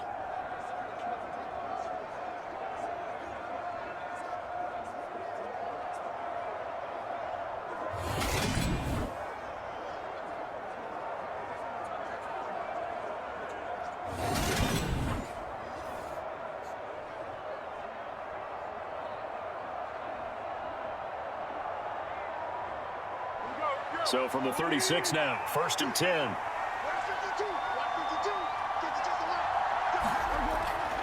They go to the ground again with Taylor.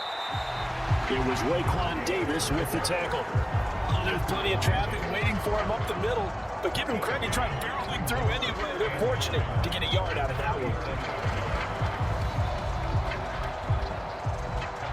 2nd and 9. Now a handoff. Taylor. And this winds up a pickup of 2, maybe 2.5 to about the 39. Just not a whole lot of room to operate that carry. No, not at all. They did a really nice job staying in their proper places and not allowing any lanes to open up. The Colts on third down. They've hit 2 for 4 thus far. This is 3rd and 7. Now Foles. The Dolphins get there this time, and they bring him down. Buried behind the line by Christian Wilkins. Okay, I'm not sure you could actually draw a better pass rush than that one right there. Nowhere to go outside. He had to keep backing up and backing up and backing up. Eventually dropped for a huge loss.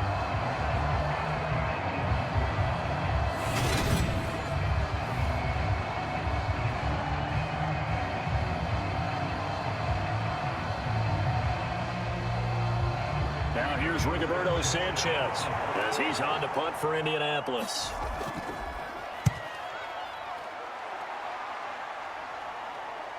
And this returnable for Hill. Able to slither by. A nice punt, but a good run back as well at 13 yards. And it'll be Dolphin football. Miami set to take over. They're holding on right now to that slim advantage in a one-score game. And you hear a lot about 2-minute offense and 4-minute offense. Obviously, the 4-minute offense applies here. How do they run that effectively? And really what the 4-minute offense is you're just trying to grind the clock. So you want consistent gains, steady gains. Doesn't have to be big plays, but it has to be plays that gets first downs and keeps the ball away from your opponent. But certainly throwing the ball is in the mix here. It certainly is. Just make sure that you're careful with it. And again, get those first downs, keep possession of the football. Another catch there for Waddle. And they'll get it up just short of the 45 at the 44. The drive starting with a first down, 11 yards on that pickup. Tell you what, he's been able to put the ball in some tight spots all game long. That throw, no different. Yeah, a lot of people would call it a gutsy type of a throw. I think he looks at it as, I can do it, so it's not that big of a deal to me. I'm going to keep firing. Tua's throw caught by his receiver, Hill. And he'll be taken down, but not before they work this to the 45. Right there, he rose to the occasion late in a close game. It's something he thought about, dreamed about, and worked on throughout his career. Because in these types of situations, he wasn't going to allow extra coverage to keep him from getting the football.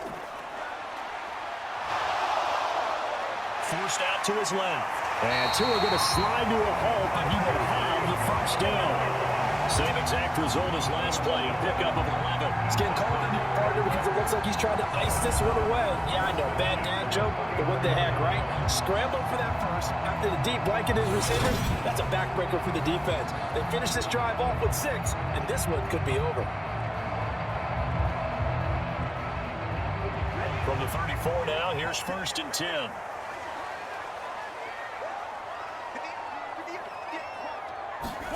Tua going to throw.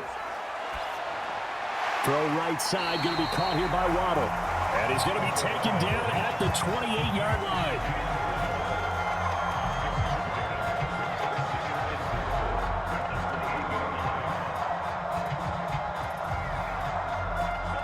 Coming up to the line, and they will need to run another play here before the 2-minute warning. To throw again on 2nd down. Tua. That's complete to his tight end, Mike Gesicki.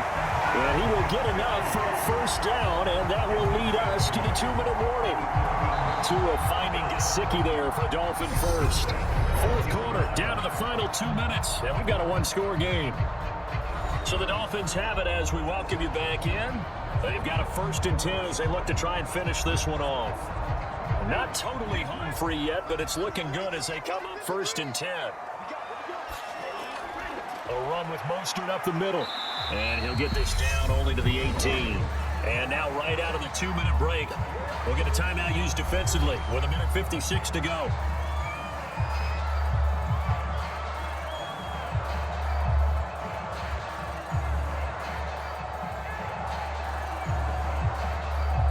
So 2nd and 9, and you'd have to figure just about all 11 probably crashing the line here. They'll stay on the ground with Mostert, and they'll get him down right around the 16. Now the Colts going to burn the 2nd of their timeouts. That'll leave them with just 1 remaining in this 4th quarter of play.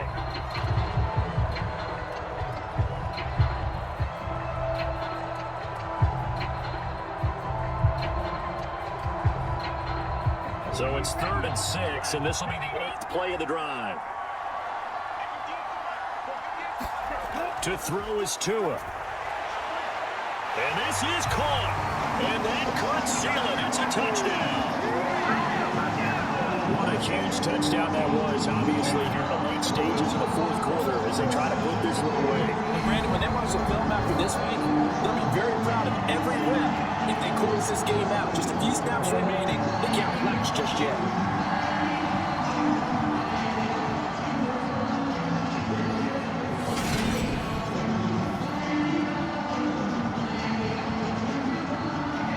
And now it appears that the referee's been buzzed, and we'll get a review. And this being inside 2 minutes of play, everything coming from up above.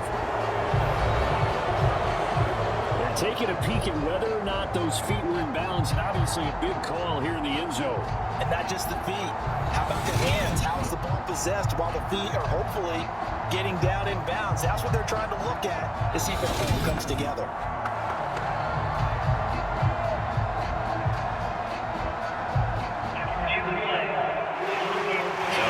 Touchdown originally. This will stay a touchdown after the video review, so they had it right. Sanders on for the extra point.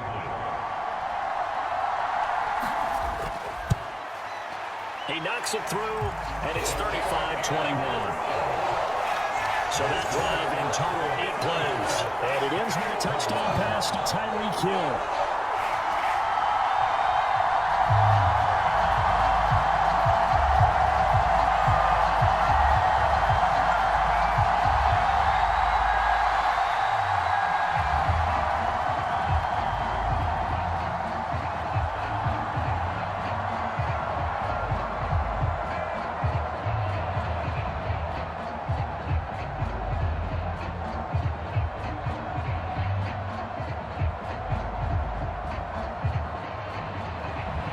Now after the touchdown, ready to kick it away is Sanders.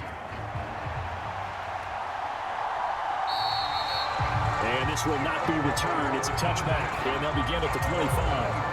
Foles ready to lead this offense. Down by 2 touchdowns.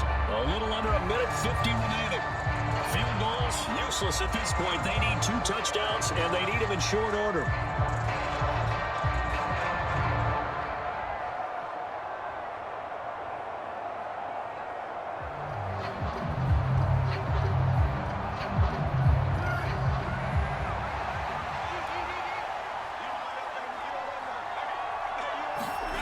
Foles.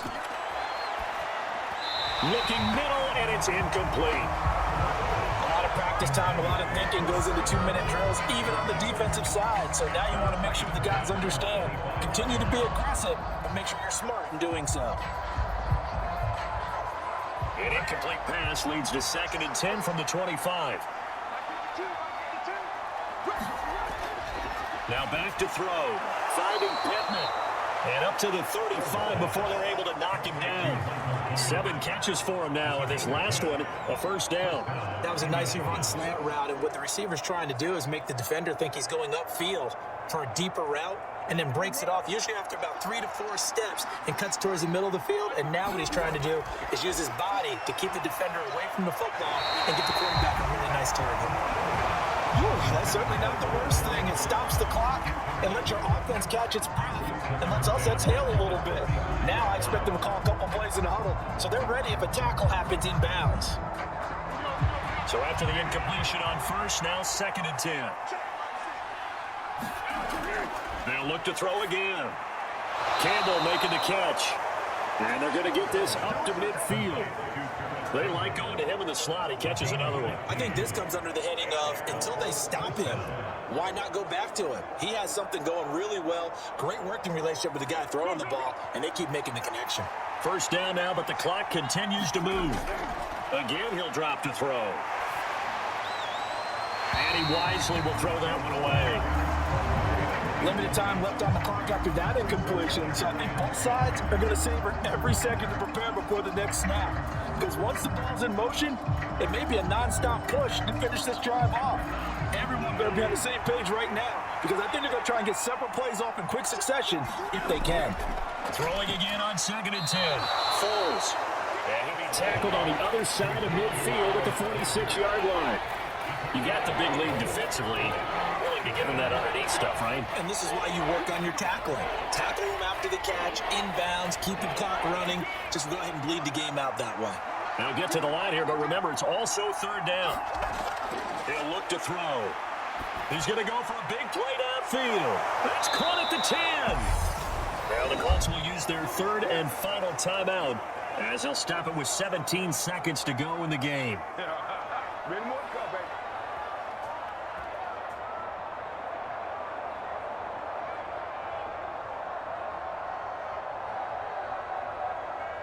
The chain gang hustling to catch up. Here's first and goal from just inside the 10.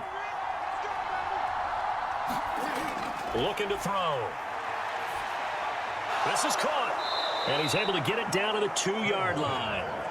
That's good for a gain of 6. Second and goal.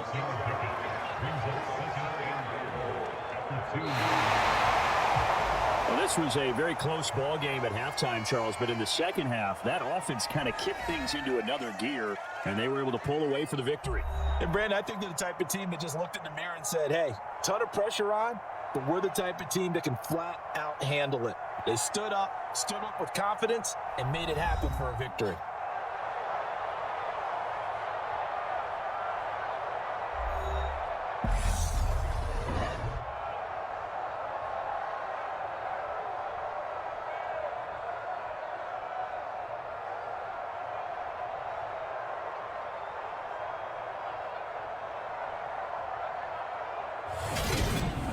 So that'll do it for my partner, Charles Davis, and the best darn crew in the industry. I'm Brandon Gaudin. This has been a presentation of the NFL on EA Sports.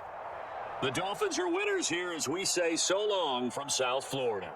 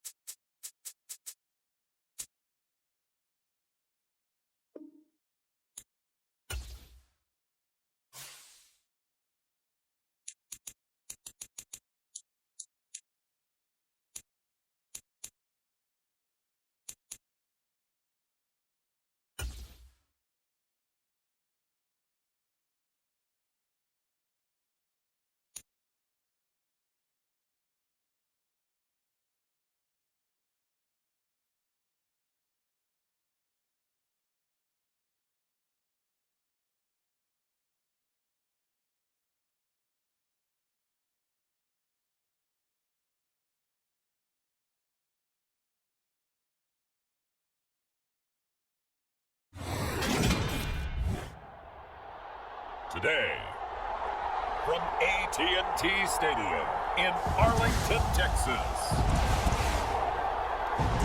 this is Madden NFL on EA Sports.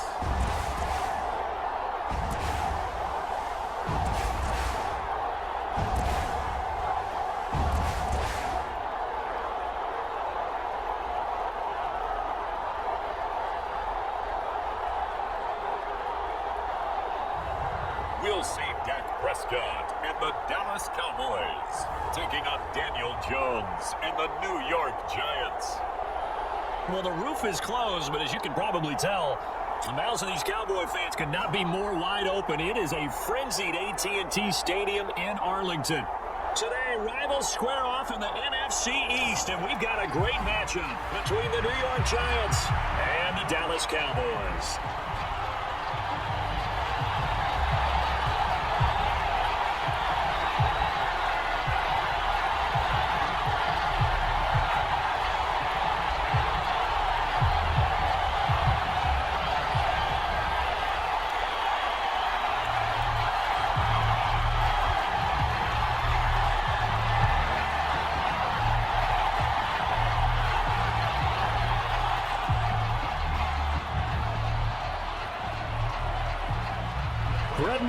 has this one teed up, and we are underway here at AT&T Stadium.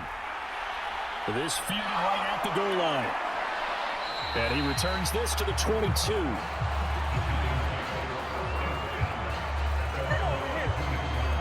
First go on offense for the Giants under the guidance of Daniel Jones, the former Duke Blue Devil. We knew about the great mind coming out of Duke, and we saw the athletic ability and the potential. Watching it all come together and get better with each passing year, that's been fun.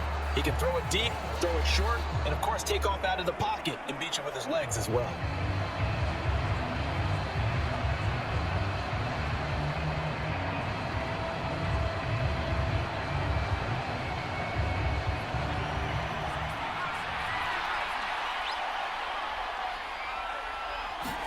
Jones fakes the give to Barkley.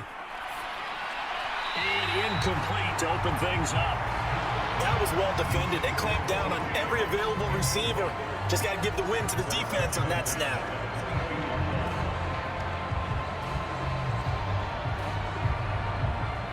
So after the incompletion, 2nd and 10 from the 22. Throwing Jones. He dumps it off to Barkley. It'll be a loss of 2, maybe 3 on the play. And it'll be a 3rd and about 13. I believe I could see what they were trying to do there, but unfortunately, the back ran out of room. Too close to the sideline. And for defenders, we're often taught 11 on the field. Those sidelines can become the 12th defender. It worked to the defense's advantage on that play. Now on 3rd and long, they'll look to throw. It's Barkley. Once again, bring it in the catch. And that's not nearly going to be enough. Stopped at the 22, and he needed plenty more. Call it a pickup of 3, and also now likely a punt on their opening drive. They're able to get the completion, but unfortunately not able to get the 3rd down conversion there on that play. And I like how the defense approached that one. They knew where the 1st down marker was, and they decide whatever you want to have, you can.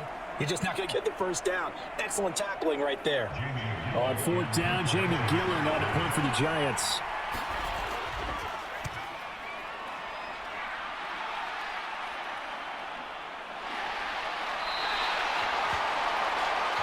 A big kick, 50 yards that time, with a return of 4. And the Cowboys will take over the football with a 1st and 10. Now we'll see what the right arm of Dak Prescott has in store as the Dallas Cowboys offense sets up shop. And how about the toughness of Dak Prescott? We see it all the time on the field. And remember when he had that serious ankle injury, would he return to form? Boy, did he ever. And he was better than ever, and that's great for the NFL. Terrific resilience, playing at a high level, capable of winning a championship with his arm and his legs. So Prescott and the Cowboys now with a 1st and 10 right at the 30. They'll try and start this drive in the air. And then nearly a turnover, but it's incomplete. No, fortunate to retain possession there, and it's 2nd down. That certainly appeared to be a play call where they were just trying to make 2nd down, 2nd and short. I think they thought the coverage was off a little bit more than it was. Nice job there pressing up on it and forcing the incompletion. An incomplete pass on 1st down. That leads to a 2nd and 10. Prescott now. Open man is Noah Brown. And they get him down, but not before he takes it across the 40-yard line. 13 yards and a 1st down, Cowboys. Nothing flashy there, the slant to the slot. Oh, and the frustration for the defensive guys, because it's a quick play, and you know it's going to be a bang-bang play in terms of the throw and the catch, and he's able to absorb the contact and complete it. There's the first carry for Ezekiel Elliott. Able to break through that initial contact and winds up getting about 3 there. It's 2nd down. Well, that's just a pile of bodies there, and that's when you kind of find out who's a tough guy, right? Who can stand up and make a play. It was only a 3-yard run, but for both sides, they had to walk away from that field like, okay, I can stand up when the going gets tough in here. 3 yards on that last carry. Here's 2nd and 7.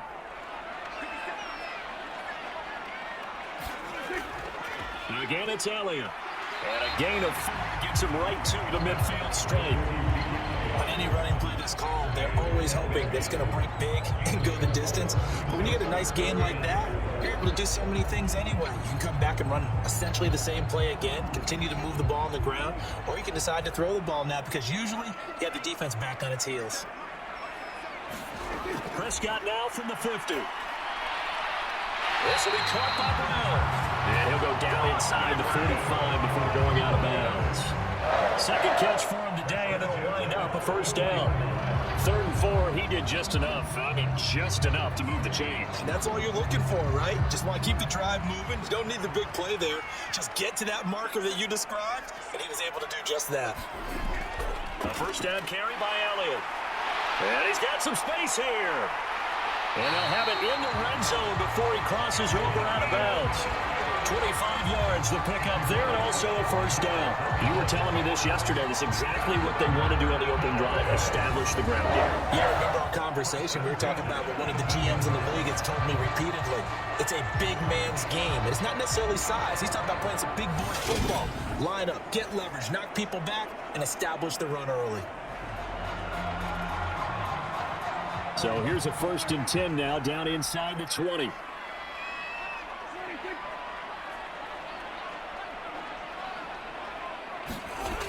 They keep on the ground with Elliott. Azeez Ojulari there on the tackle. They went right back to him, but he pretty much had nowhere to go on that play. Now, the previous carry looked pretty good. That one, maybe he was a little tired. I don't know. Yeah, maybe he should have tapped out and had a second back come in and maybe make that one. Who knows? The last run got 3. Now here's 2nd and 7. Out of the gun. Here's Prescott. Got his man there, complete to Gallup. And able to get him down, but he does reach the 5. A Cowboy first down there. Prescott to Gallup. Well, no question, this is exactly how they wanted to start this football game. And nice pass there. Now they're set up beautifully, Charles, to finish this off with a touchdown. Yeah, but they've still got to finish it off, partner, and that means they've got to execute at this stage of the field. So we've seen many teams march it right to the goal line and not cash in. They got something dialed up here that puts it in the end zone. On 1st and goal, they'll try the option left. And he goes backwards on this one, losing yardage to the 7. That's going to go as a loss of 2, and it'll be 2nd down. Boy, the pursuit there, terrific for the linebacking core. Oh, it certainly was, because so many times on an option play, you'll see a linebacker make a beeline for the quarterback and then zip, one cut, and he's grasping it there. But this time, he locked in on him the whole way, took an excellent angle, and his grasp came up with the quarterback. Now from the 7, here's 2nd and goal. Here's Prescott. And he's left with no option here but to throw it away. It's been a good opening drive offensively thus far, but you know they don't want to waste it and settle for a field goal attempt after that incompletion. So this is a big play coming up here on 3rd down. Big play coming here. It's 3rd and goal. Looking to throw. Prescott. And this ball is caught by Lamb. Touchdown, Dallas. A 7-yard touchdown grab. And the Cowboys get the upper hand as they're on the board first here this afternoon. An ideal start for them, really. You force the punt, and then you go down and score. And you've got to see a fist pump on the sideline from the head coach, don't you? Because he's turned into his bench, and he's telling his team, this is how we prepare. Force the punt, go downfield and score. I told you guys, it's just like a boxer in the gym preparing for the fight.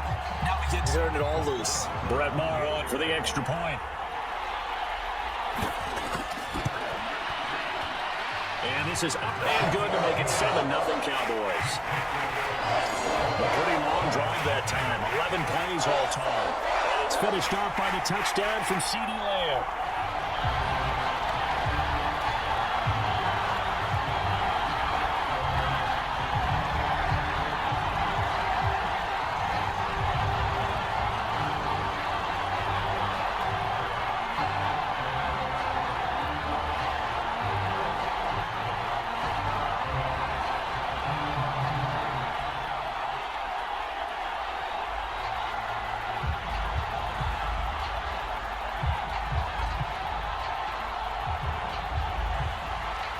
Following the touchdown, here's Moore to kick it away.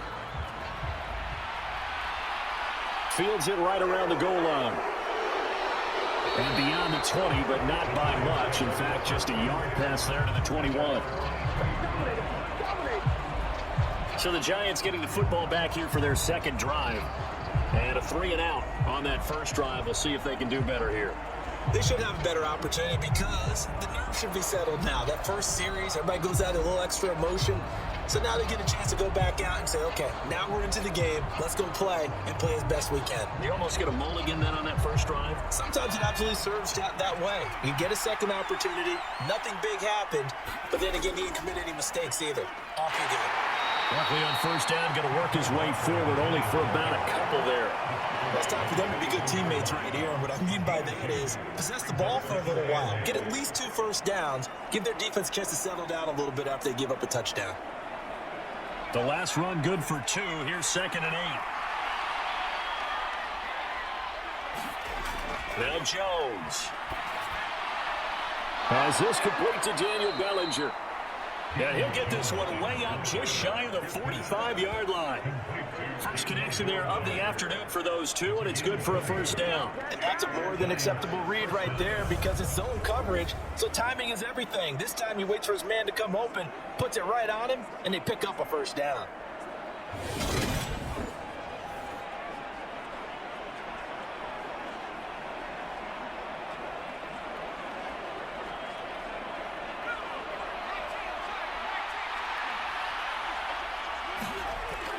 A first down carry for Barkley. Anthony Barr in on the tackle. Certainly a nice job there by the defense rallying to the football and getting him on the ground, but I think the play gets made by the defensive front because if they can't get upfield, their job is to go ahead and get low, almost get into a ball sometimes, stack things up, and make it difficult for the runner to find a hole. The last run got a couple. Here's 2nd and 8.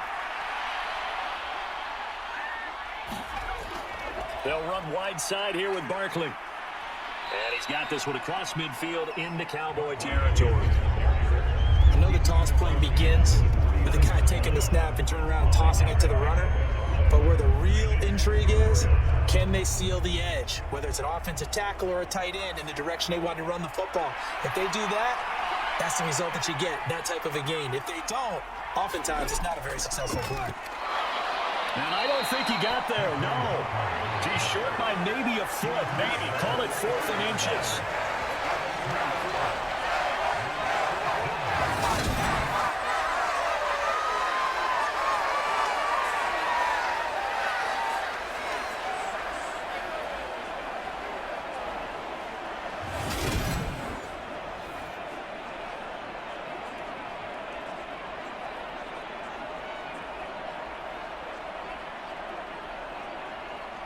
On 4th down, here's Jamie Gillen on the punt.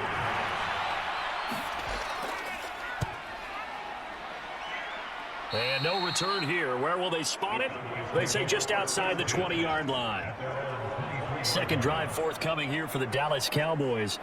They've got the 7-0 lead. Now they've got the football back after their defense got the stop, CD. And you get the feeling if they could score here, they'd really have all the momentum on their side. And you just wonder right now, is the quarterback and the play caller totally in sync? Are they of one mind that, hey, what worked last time?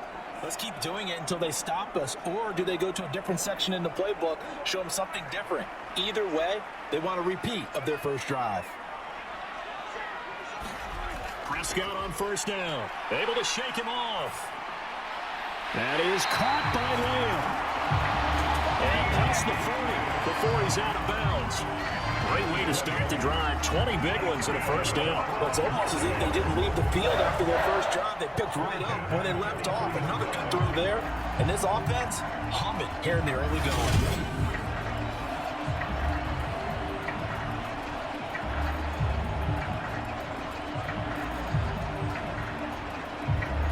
Play has him up past the 40 already, and another 1st and 10.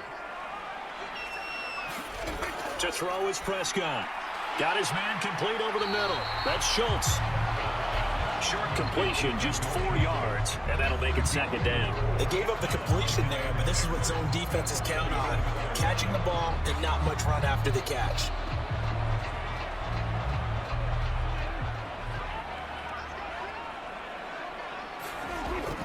On 2nd down, Elliott.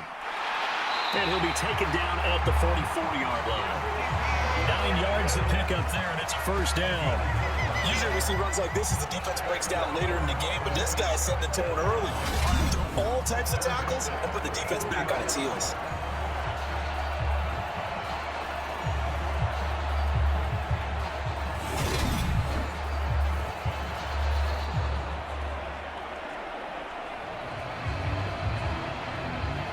So after a good run by Zeke, another 1st and 10. Throwing, Prescott. Quick slant to Brown. They'll get it inside the 20. Touchdown, Cowboys! Noah Brown, 44 yards. And the Cowboys are off to a 13-0 first quarter lead. Well, this has been a flawless start for them. They score, they get the stop, and they score again, Charles. Complimentary football at its finest. You just mentioned how they got it done. They scored. The defense got the ball back for them. They score again. That's the way you win ball games.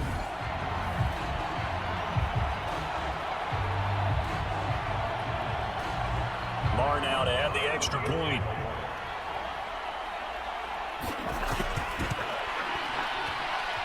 And it's good, and they have jumped out here to a quick 14-0 first quarter lead. Just a 4-play drive that time, and it's capped off for the Cowboys touchdown.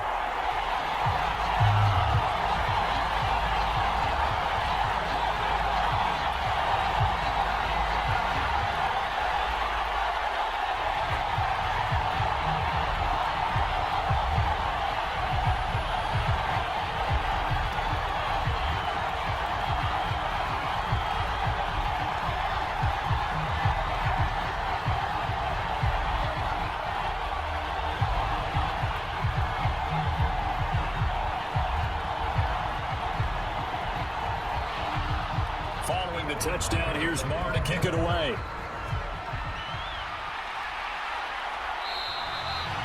And he'll elect not to return this one, so they'll bring it out to the 25 on the touchback. The possession switching back to the New York Giants.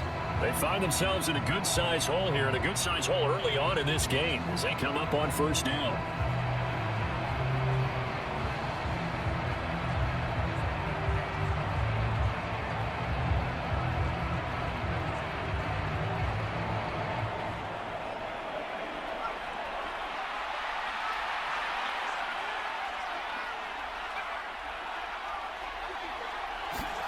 Throwing to start the drive. Jones. It's a short one here, complete to the tight end. And he's able to get this one up to his 30 before he's out of bounds. We've seen quite a bit of the short passing game here early on first quarter, haven't we? We have, and I think it works a couple of ways for this team because, number one, you throw the short game until they stop it. And if they're not going to stop it, you keep throwing it, and occasionally you'll break a tackle and turn into a bigger gain. Also, if they start to creep up, start to pressure receivers, now you go over the top, take it deep, and now you get some of those big shots downfield. And he's able to take this one up to the 35-yard line. They got 5 through the air last play, now 5 on the ground. 1st and 10. Well, you're down early. How do you get back in the game, maybe establish the run? I think they're trying to do that. Now, I'm with you on that one, and what I like about the message is that there's no panic from the head coach. He's already told his offensive coordinator, let's run the football, let's get things settled down a little bit, and find our way back into this game. Jones throw on target to Shepard. And he slips up past the 45 before being tackled. 13 yards, good for a Giant first down.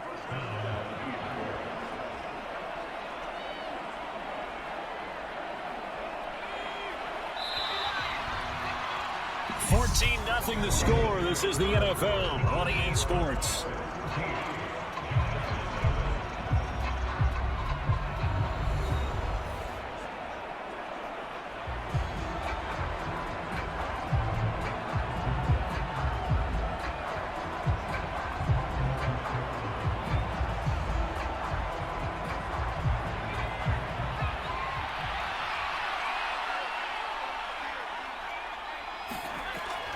Jones with a handoff to Barkley.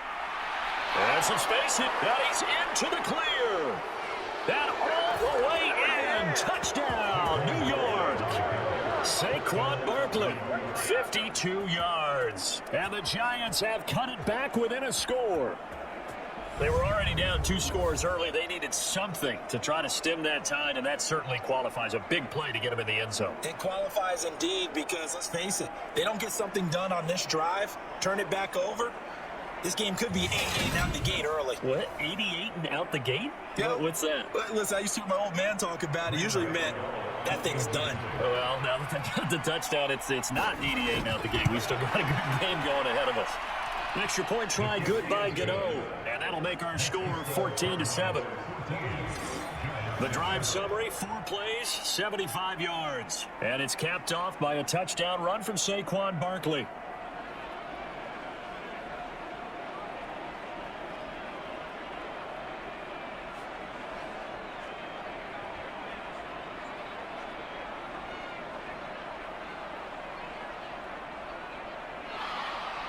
Gano now, following the touchdown, here to kick it away. And he'll just sit on this one as their drive will start at the 25. And let's gaze our attention on Ezekiel Elliott. He's over 40 yards here in the second quarter. Been nice and effective for them, hasn't he? He has definitely been dependable, and really shouldn't underestimate what he's getting done here, because anytime you're on a pace that's going to approach 100 yards, you've really done some damage in an NFL game. And now he's looking just to add to his totals. So Prescott of the Cowboys now with a 1st and 10 at their own 25-yard line. He'll hand it off to Elliott to begin the drive. And forget about finding a lane. He barely had time to look up before he was planted in the backfield. Dexter Lawrence finding his way through defensively for the stop. An awful lot of congestion in the middle third of the field, but how about our defensive tackle right there? He didn't just hold the line. He provided some push and smacked the ball carrier down for a loss.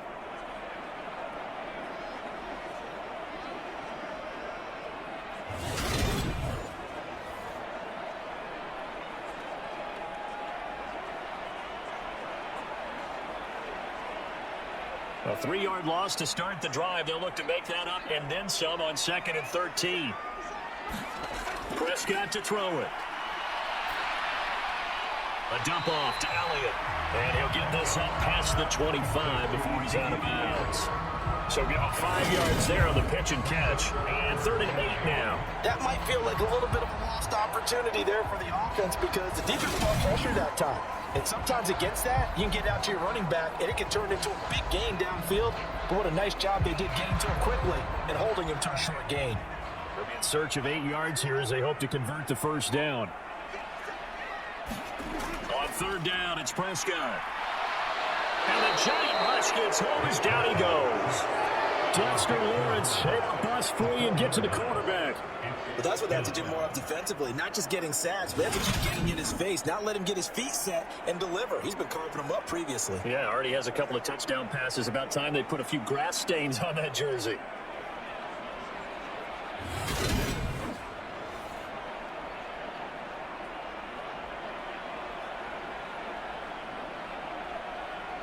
On 4th down, here's Brian Anger now to kick this one away. Waiting on it will be Richie James. This is brought in at the 21. And he'll get this up past the 25 before he's out of bounds. Officially, that'll go as a 52-yard punt. Not too shabby. And it'll be Giant football 1st and 10. The New York set to take the field. Well, the football changing hands here, and as this offense takes the field, Charles, they'd be fine with more of the same on this upcoming drive. Last time out, they found the end zone for 6. And they're certainly hoping for more of the same, but the game plan, I doubt it'll just be a carbon copy of the last drive, because I think this offense is ready to break out some new wrinkles and try some new things that might be hidden in their playbook. They want to use that confidence to its advantage, while also keeping the defense from anticipating what's up next. And that's caught inside the 35. Touchdown, Giants! Richie James, 72 yards. And the Giants are able to strike quickly here as they are in for 6.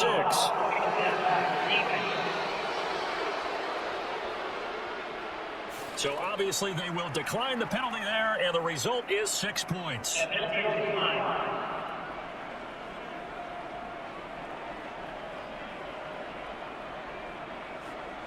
It took them a while to get their speedster involved, but they found him downfield there. And what we've discovered as we've watched games is the speedster doesn't have to have a lot of catches, doesn't have to have volume in order to have a huge impact on the game. His speed scares the heck out of defenses, and other guys can capitalize, but when you finally hit him and he carries it all the way into the end zone, that's what you're paying him for. That big threat that can make big plays on a limited number of catches. That's how you step on the stage with your first catch, take it to the house.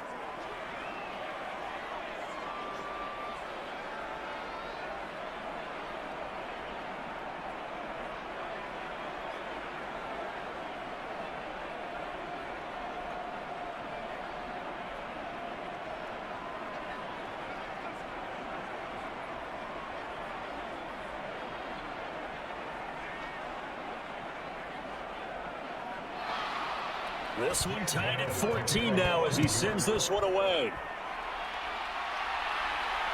From a couple yards deep, he'll bring it out of the end zone. And ultimately, he stopped right where he would have been if he had simply gone down to a knee at the 25. Dallas offense set for this next drive. And that 14-0 lead to begin the ballgame, well, that's gone now. Time to regroup. I think even up 2 touchdowns, they knew this wasn't going to be a walk in the park, and I think that's why we would see the head coach going up and down the sidelines telling his team, let's stay with it, let's keep going. It's almost like he knew they were going to make their run at him, and they have. As you said, let's see if they can regroup and get going again. So Prescott of the Cowboys now with a 1st and 10 at their 25-yard line.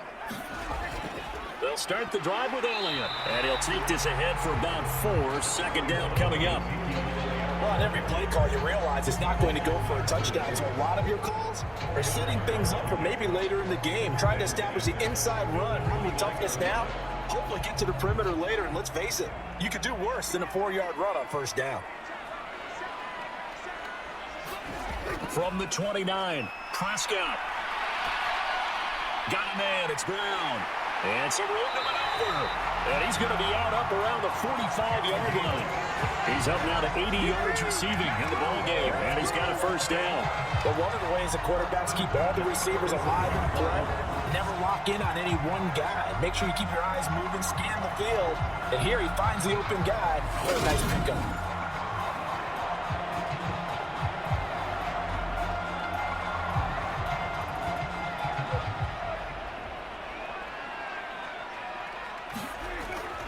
Inside gear to Elliott. And he's going to get this past the 50 and into Giant territory. 52 yards on the ground for him so far. You know what really fires up offensive linemen? When the guy that is carrying the ball behind them can create his own space and break a tackle along the way.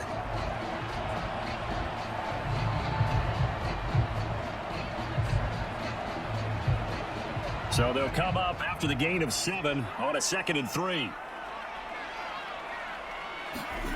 Prescott. Through right side, taken in by Gallup. And he'll be brought down inside the 40-yard line. This has to go down as one of the simpler routes in the playbook, but oh so effective. Nice completion there. Keeps the sticks moving. So from the 39 now, they'll come up on a 1st and 10. Here's Prescott.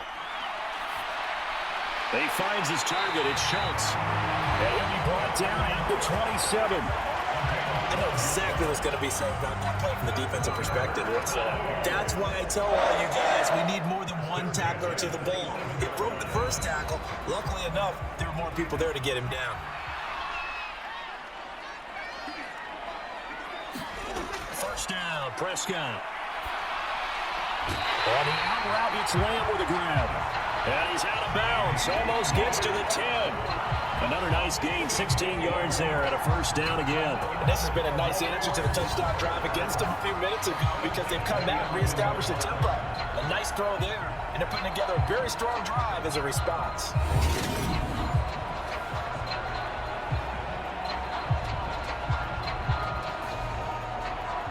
Now 1st and 10 at the 11.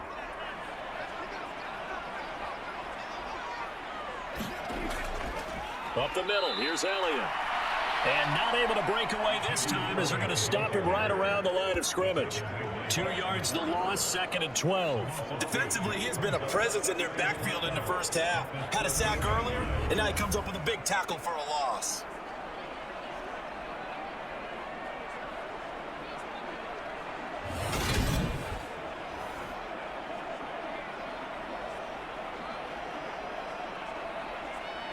A rare misstep on that last play because the drive has been strong, but now it's 2nd and 12. From the shotgun, it's Prescott. Eluding the pressure right. And he's going to be marked down just outside the 10. They made a nice effort to stick him with a loss for that play, but it's going to take more than that to keep him from advancing the ball. Should be an entertaining battle anytime he tucks and runs over the second half of this contest. Play number 9 on the drive coming up, and they need 9 yards on 3rd down. Prescott from the gun. And that is caught. Touchdown, Cowboys. 3 touchdown passes now for Dak Prescott. And the Cowboys have moved out in front. Yeah, he is a reliable target. They like to get him involved. They got him involved there for the score. And they should. He's a very good player. Remember, they can use him in certain positions, so many different spots, and he usually comes through for them.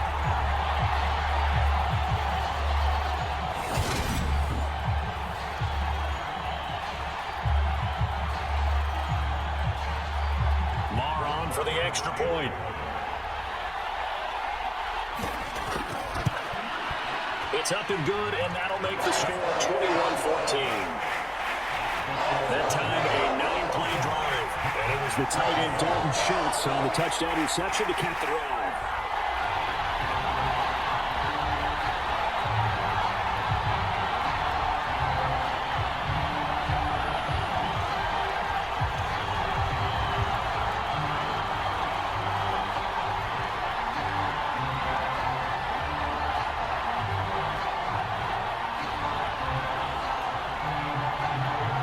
Following the touchdown, here's Moore to kick it away. This will be fielded inside the 5. And up to about the 26-yard line, just across the 25. And New York set to take the field. Well, partner, you know, coaches always say that every play is designed to score a touchdown. Sometimes that's not really true, but last drive, that was the case. One play to get into the end zone, and now they'll try to duplicate that success here. And it's rare for those moments to happen. Incredible when they do. And you saw the celebration. Pure, unbridled joy after that one. Jones and the Giants now with a 1st and 10 at their own 26. They'll drop it off with Saquon Barkley. And not a whole lot there, maybe a yard to the 27.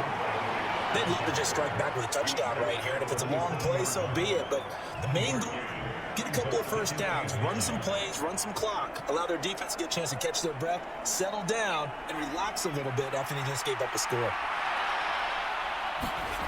On 2nd and 9, Jones. It's a short one here, complete to his tight end.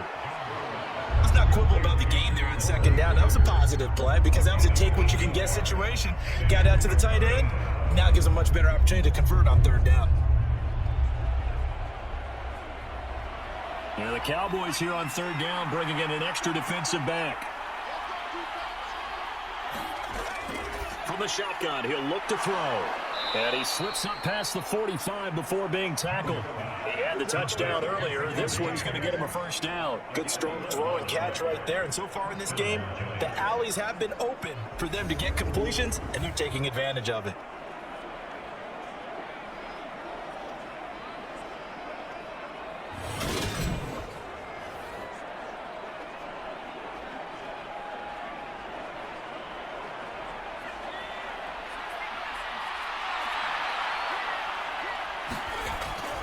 A handoff, Barkley running left. And lose yardage on the play back at the 45-yard line. Officially, it's a 1-yard loss. That's going to bring up 2nd and 11. His size, he's a tough man to bring down, but they do a nice job there stopping his progress and not allowing him to get back to the line of scrimmage.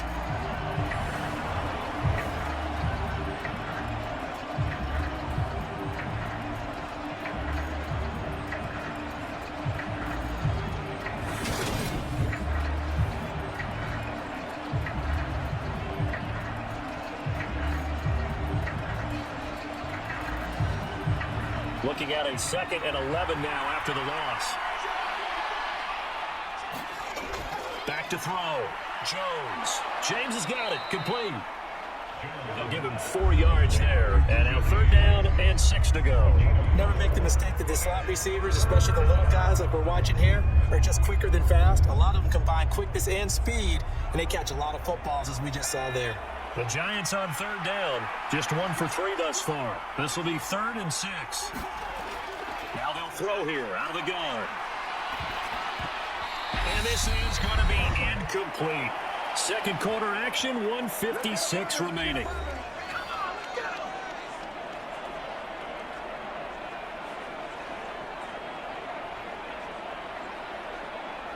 Jamie Gillen now on to punt. He's been a busy man here in this first half as he gets it away.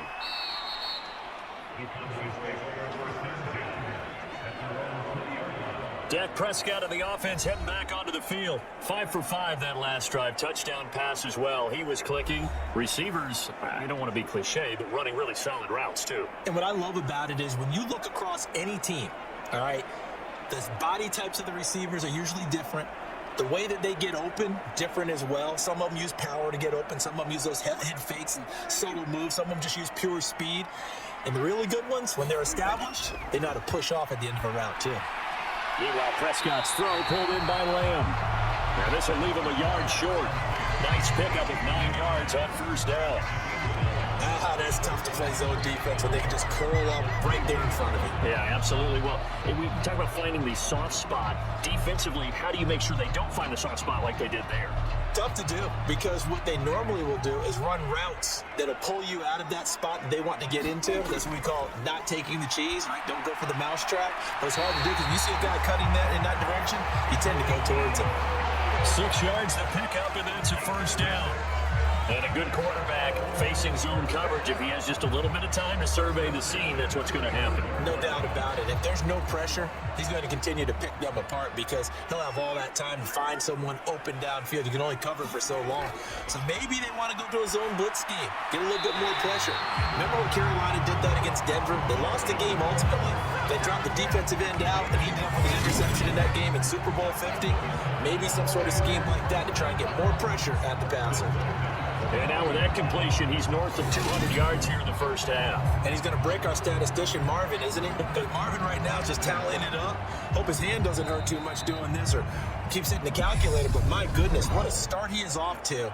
By the end of this game, he could have monster numbers. He just wants to continue to be accurate.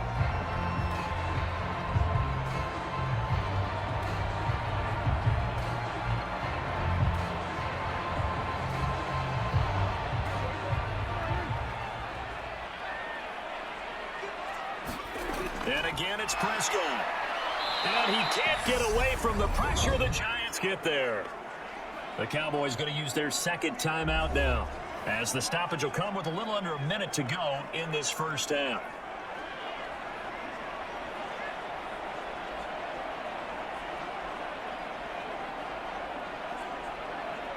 Work to be done here on 2nd and 16 after the sack. Now Prescott. He's going to hit his man out of the backfield, complete.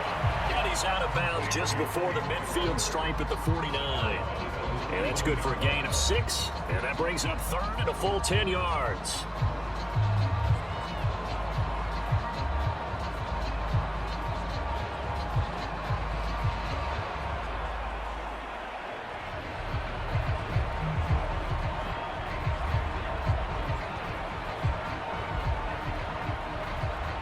Right where this set of downs started, they need a full 10 here to pick up the first down and move the chains.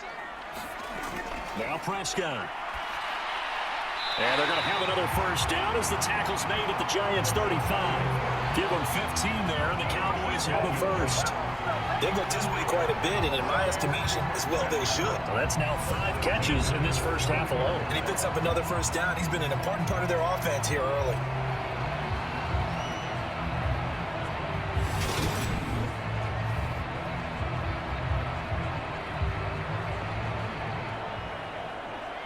Ball up to the 35 now as they come up on 1st and 10. He'll drop to throw. Pass to Tony Pollard out of the backfield. And he'll be marked down at about the 26-yard line. The defense was ready for the back to leak out and even had a second player waiting to double him up. If you're going to commit to doubling him back, you better prevent a completion, but give him credit. Extra determination, extra effort, turn it into a successful play.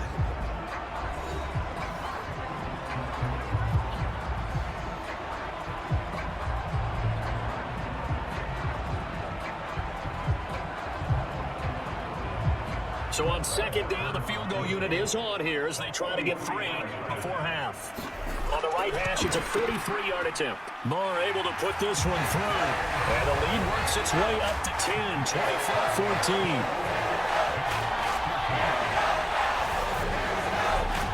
So a late 3 there, and that'll help as they head into the break. Talk about situational football and something they've worked on since the OTAs and minicamps the previous summer. They take care of the ball, get 3 points, knowing they're going to get the ball to start the second half. That's the old 2-for-1 special to finish things off.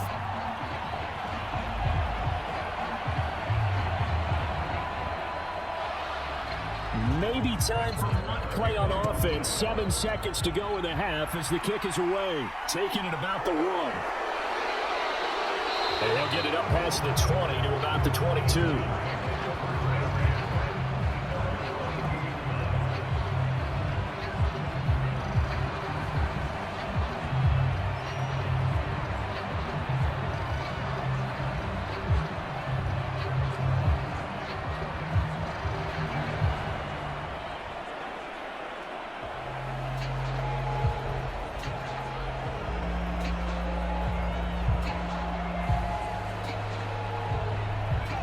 Flag coming out as they line up to kneel on it. All that remains is to snap this once, and that'll do it for the first half of play. So we have come to halftime here in Dallas with the Cowboys out in front. As we'll get you over to Orlando, where standing by is Jonathan Coachman. He has our EA Sports halftime report. Okay, Brandon, thanks very much. Back to you guys in a bit. But first, we welcome everyone to our EA Sports halftime report. Back and forth, we win in that first half. This has certainly been an entertaining one to watch thus far. So let's get right back out to it as we'll rejoin our commentators, Brandon Godden and Charles Davis.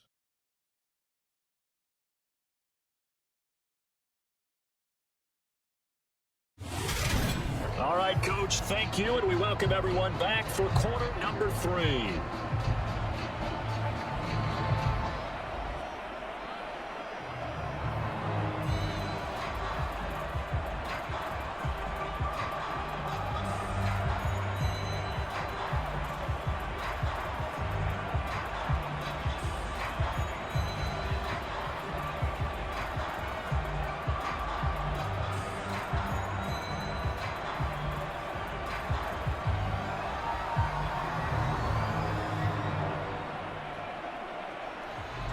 The Cowboys will get the football first here, and they have the lead as well as we are underway in quarter 3. Fields it right around the goal line. And he won't quite make it to the 25.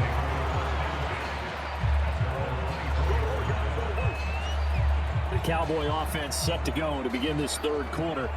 And they've got the lead. CD, what do you think the message was at halftime? I don't think the message was too drastic, I think, in the half, or that they need to change things too much. I do think the offensive line could play a little bit better.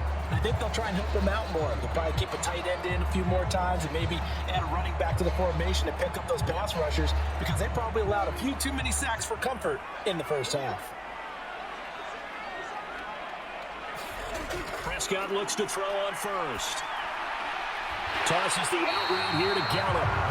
That's good for a pickup of 10 yards. And they'll be left.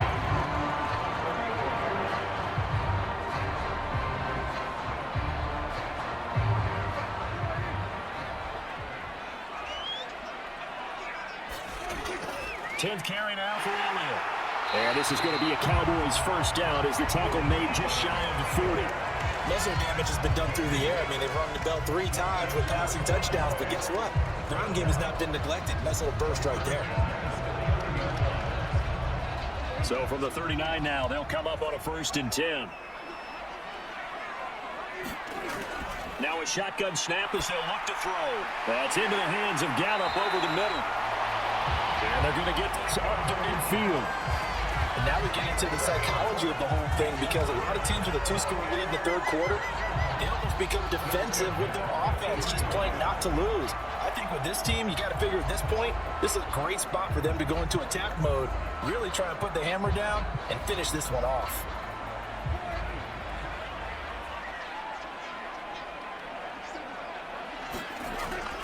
A handoff left, Elliott. And they'll get him down here at about the 42. 63 yards rushing for him now to this point. Well, no matter how they phrase it, staying on schedule, staying ahead of the sticks, whatever you want to call it, 7 yards on first down, that fits the bill.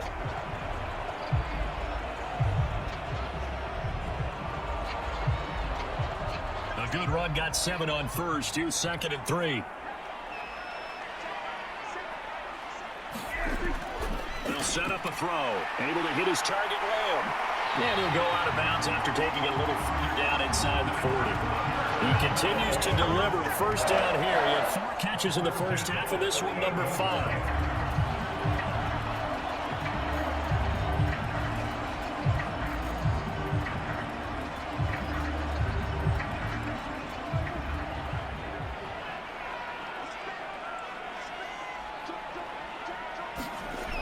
They'll drop the throw. That's Gallup on the snap. And all the way inside the 15 before they drop it.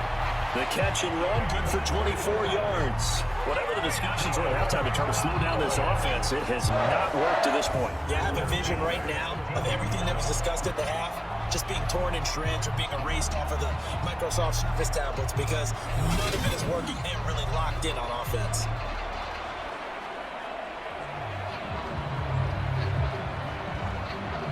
Here's a 1st and 10 at the 14-yard line. Now back to the ground with Elliott. And he'll be brought down this time at the 5-yard line. There'll be a pickup of 10 yards. And that'll make it 2nd and a foot or so.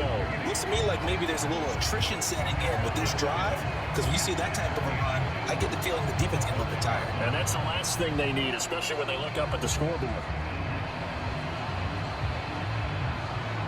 So not quite a 1st and goal just yet as they come up now 2nd and inches. They go to Elliott again. And he'll get this one back to the 5-yard line, but no further than that. Not enough there for a first. No gain, as a matter of fact. And it leaves them at 3rd and 1. If this defense wants to stay in this ballgame, they've got to start ending some drives. That helps. And they have to look ahead at what they expect the offense to do. And right now with that lead, that's run the football. So you don't just stack the line of scrimmage. You have to get upfield and try and make some plays in their backfield. And he's going to have to eat this one as down he goes. Buried behind the line by Azeez Ojulari. Even the most elusive quarterbacks have those tough days where they can't avoid sacks, and this is one of them. 3rd time he's gone down. He might develop some happy feet now, want to escape the pocket and try and gain more yardage with his legs.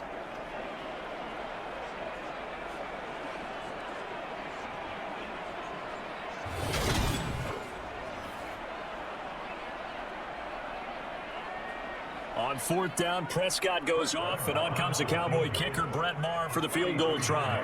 A 33-yarder from the left hash. The kick by Maher is good, and that will extend their lead even further.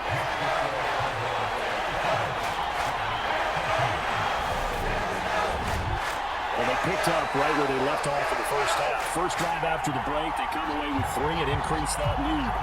Yeah, and you just want to keep building on that lead, don't you? Whether 6 points or 3 points, take everything you can get, keep maneuvering, keep adding to it, keep making it difficult for them to come back.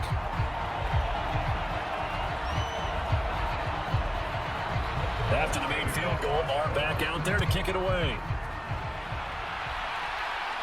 Taken at the goal line.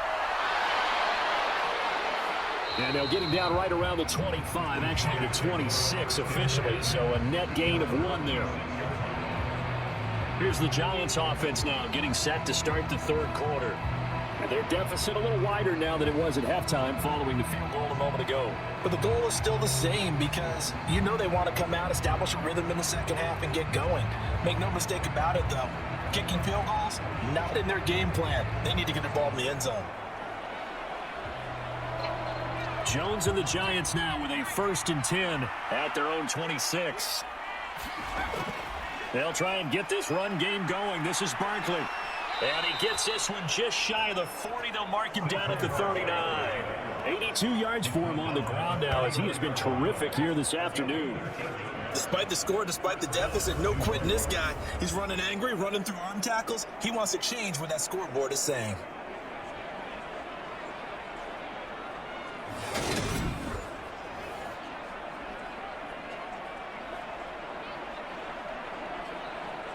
So from the 39 now, they'll come up on a 1st and 10. Looking to throw. Jones. And that nearly their first pick of the game, but it falls down to the ground incomplete. We know he has a lot of confidence in his arm. He likes to force it downfield, but the coverage was tight there. Fortunate that wasn't picked off.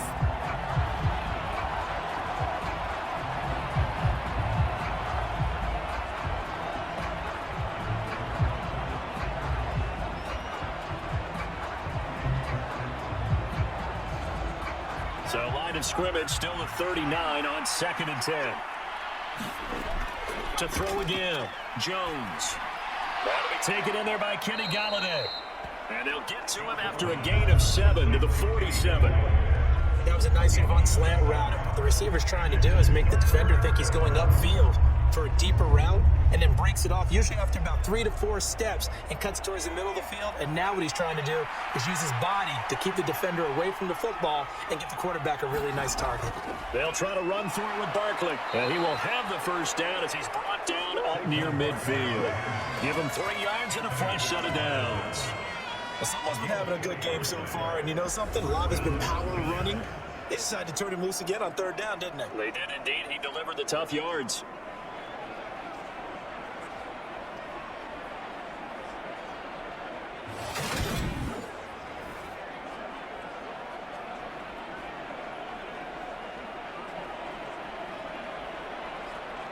Two first downs have him up near midfield now on 1st and 10. Throwing, Jones. Flush to his right. And they'll get this down to around the 47-yard line. Brandon, once that one broke down, there were only so many options left for him to take. Fortunately, only first down, so he smartly got the yardage he could get and didn't worry about trying to turn it into a bigger play and end up taking a bigger loss. Here, they hope they can regroup and get something different going here on 2nd down.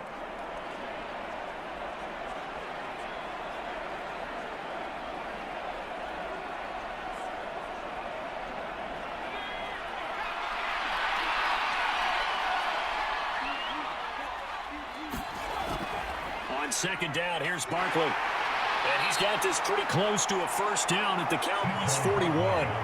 It'll go as a gain of 7 on the play, and it sets up a 3rd and inches situation. This drive is turning into an extended one, and the guy carrying the ball, he's becoming more like a body blows guy. Every carry is putting some damage on the defense. So after a while, I'm not too sure how many guys are going to want to run up and tackle him.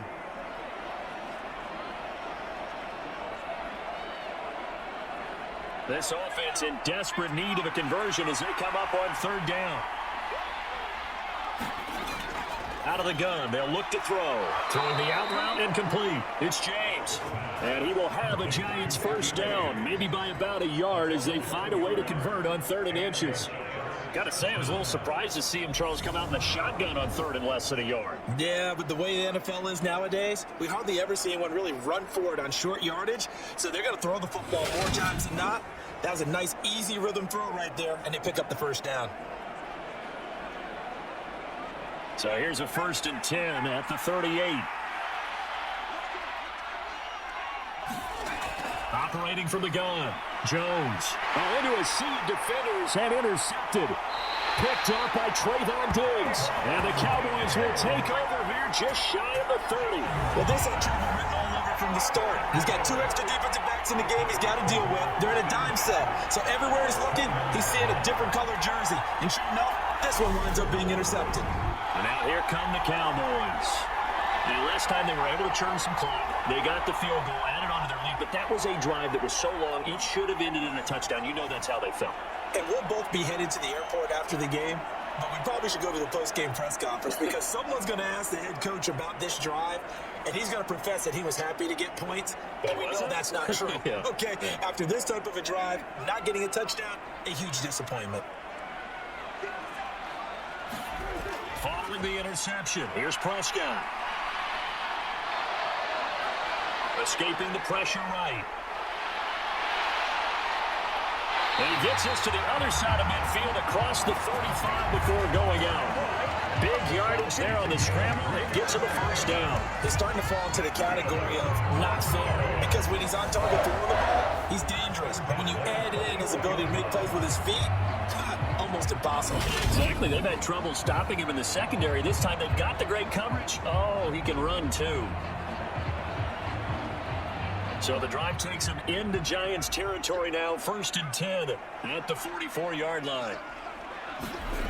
Looking to throw. And a quick throw there going to be batted away and incomplete. Quarterbacks work all the time on manipulating the defense with their eyes and their head movement. In this case, he just stared the receiver down. That allowed for excellent coverage, able to knock that one away. So now 2nd and 10 after the incompletion on first down. From the shotgun, a give to Elliott.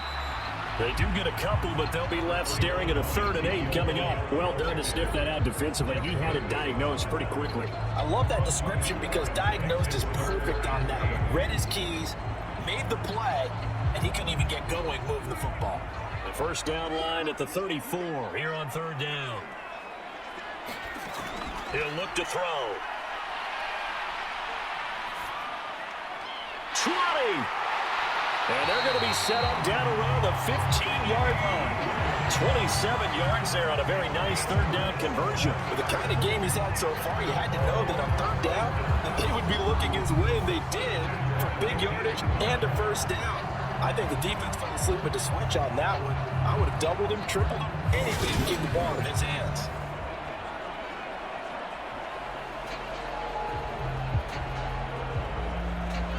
Line of scrimmage, the 15. It's 1st and 10.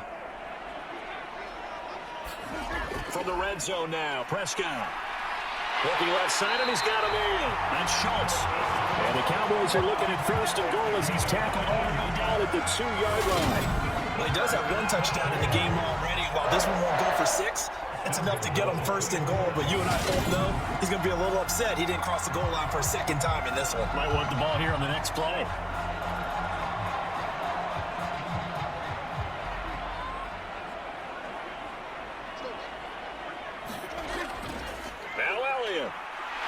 Into the end zone for the Cowboy touchdown. Ezekiel Elliott taking it in from 2 yards out. And the Cowboys are able to extend their lead in the final seconds of this 3rd quarter. So the first drive ended in 3. This time they take it down and punch it in the end zone. So that first drive felt like they were just gathering knowledge, didn't it? Just enough to kick the field goal on the first one. And the second time they put it all together and got it over into the end zone.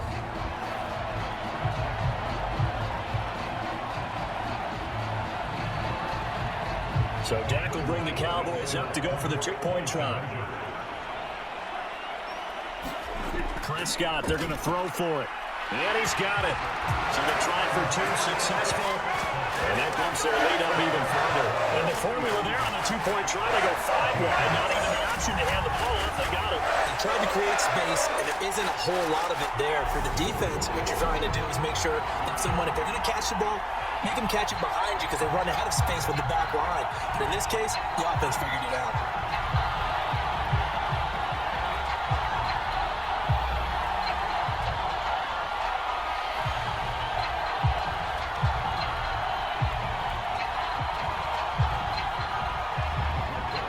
Following the touchdown, here's Marr to kick it away. No run back here, down to a knee, and this drive will start at the 25.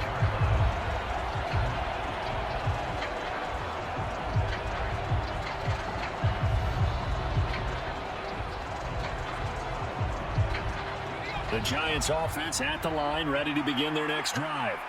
As this offense takes the field against CD, remember last drive they were moving the football, but then they threw that costly interception, so we'll see if they can right the ship here. And now off to the races, down the right side. Touchdown, Giants.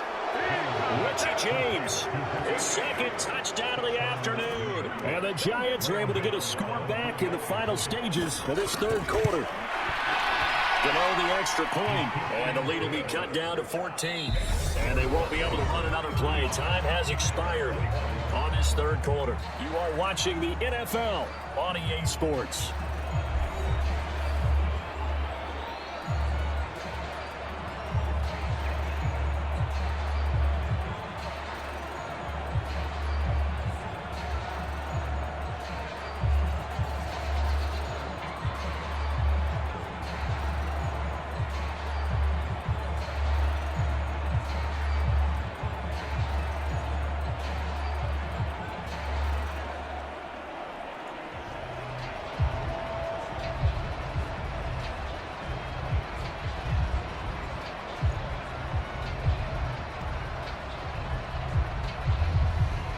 Gano out to kick this one away.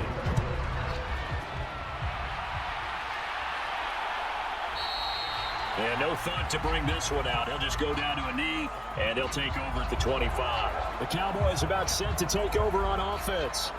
Well, there are 2 scores on the plus side. Still time here in this fourth quarter, but maybe you start thinking about playing keep away? Yeah, I think here's the situation. You're not thinking touchdowns anymore. You're just thinking first downs. To keep up with your theme there, playing keep away, first downs, they can't touch the ball. So Prescott of the Cowboys now with a 1st and 10 at their own 25-yard line. They'll come out throwing here to start the drive. He'll find Lamb. That's complete. And they work this well upfield across the 45. 23 yards, the final tally. Partner, I like that they're staying aggressive on offense because to me, this drive is what is known as a put-away drive. You score here, that might put this one to bed. I like the fact that they're playing with confidence and not playing with fear.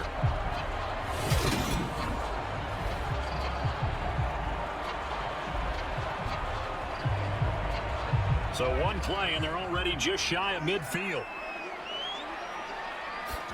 They play fake to Elliott. Now Prescott. He finds his man, complete. It's Ferguson. And down he goes at the 49, a 3-yard pickup. I know sometimes we can get fooled when we watch him make catches, as we just saw him do there, because he really looks like a wide receiver the way he goes about his business. Yeah, 230, 240 range. Yeah, not super huge. Maybe not counted on to be that inline point-of-attack blocker that we used to have in the good old days, but you can flex him out. You can run wide receiver routes with him. You can make him a primary target, and that's how he'll shred a defense. And he's out of bounds as he gets this down to the 45. It'll go as a gain of 4, and now it's 3rd and 3. And we see another pitch and catch there to the running back. This position just continues to evolve. They become just as critical to the passing attack as a lot of receivers, tight ends, because their ability to make people miss in the open field can really generate big plays for defense. Over the middle, complete. It's Schultz. And he will have a Cowboys first down by a couple of yards as they're able to convert here on 3rd and 3. He's been the go-to guy. They needed a big play there on 3rd down. Went his way, worked out. Doesn't matter whether they scouted it or that they think he's going to get the ball. He has a knack for finding his way open and completing the connection.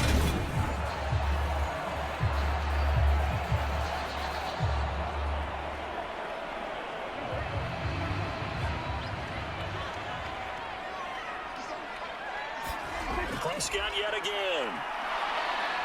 And the giant rush gets home as down he goes. Dexter Lawrence getting him once again his 3rd sack of the afternoon. A CD, a little bit of feast or famine for him. He's had some success throwing the football, but also now he's been sacked 4 times. Yeah, you just mentioned the 4 sacks, but you're right. He has managed to hang in there and make plays at times. His offensive line, they've got to figure it out and pick things up and give him more opportunities, and he has to help them by getting rid of the ball a little bit quicker as well.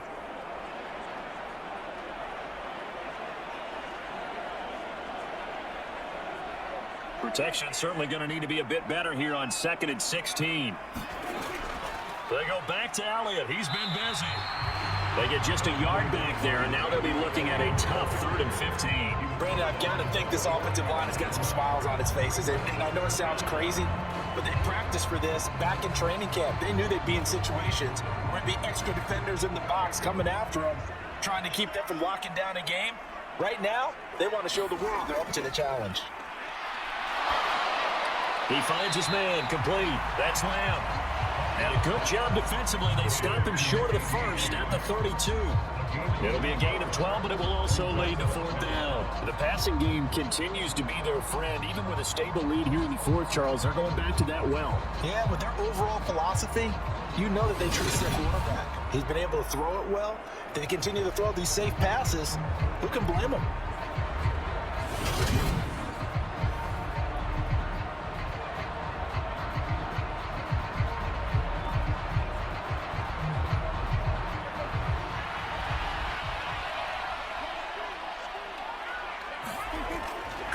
Tight end on 4th.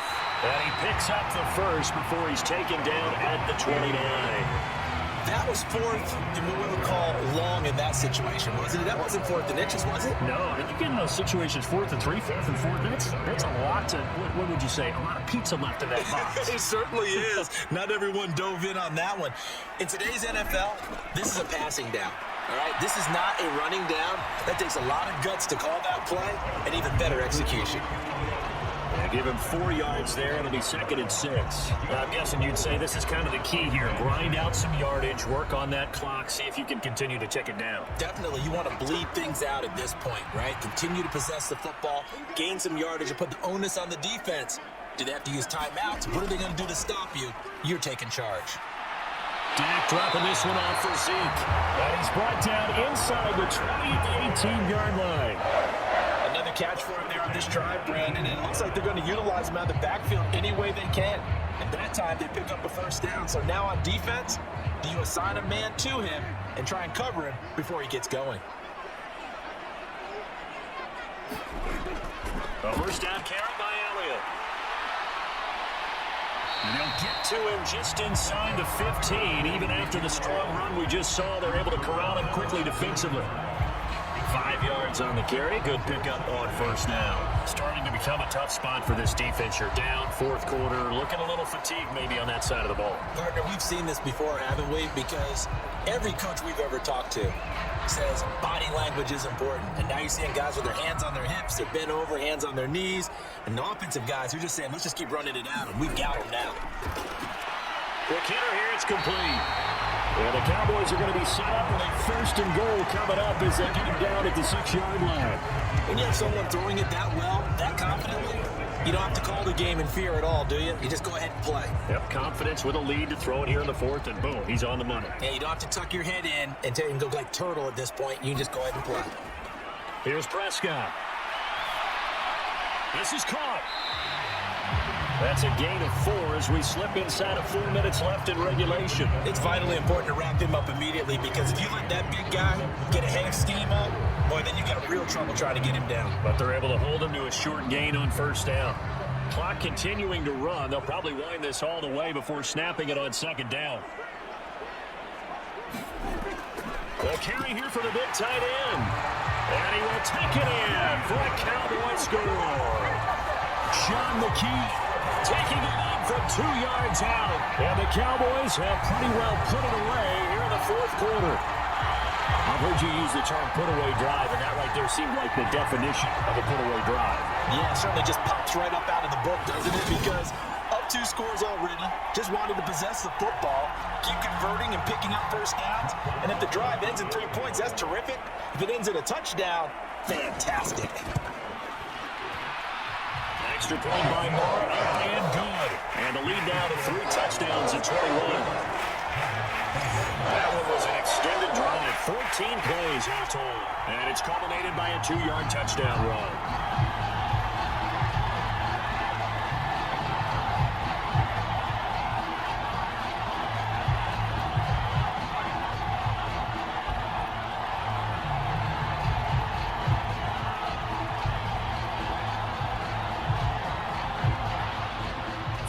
Touchdown, here's Moore to kick it away.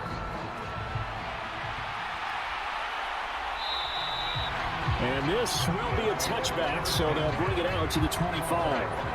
The New York set to take the field. Well, this game, it has had no shortage of offense. They've been able to put up a decent amount of points on this side, Charles. They just have not been able to keep pace with the other offense they're going against here. Yeah, it's a good way of pointing things out, because now it's not a total loss, because as you said, they've scored some points, so there's some plays they can build on, moments where the game plan actually worked. But overall, though, they were just out-personnelled. They were going up against a team that's playing at an elite level. Jones fakes the give to Barkley. And that's complete to Shepard. And they get him down, but not before he takes it across the 40-yard line. That's a good way to start the drive. 17 yards and a first down. Well, I can put my defensive cap on right now, and I know they're saying don't give up any big plays now. They've controlled this game throughout, and all they want to do is see it through to the end. I think they let their guard down a little bit with that last completion. Sometimes when you're trying not to give up bigger plays, you don't react as fast as you should on other throws. One play has him up past the 40 already, and another 1st and 10. Now Jones.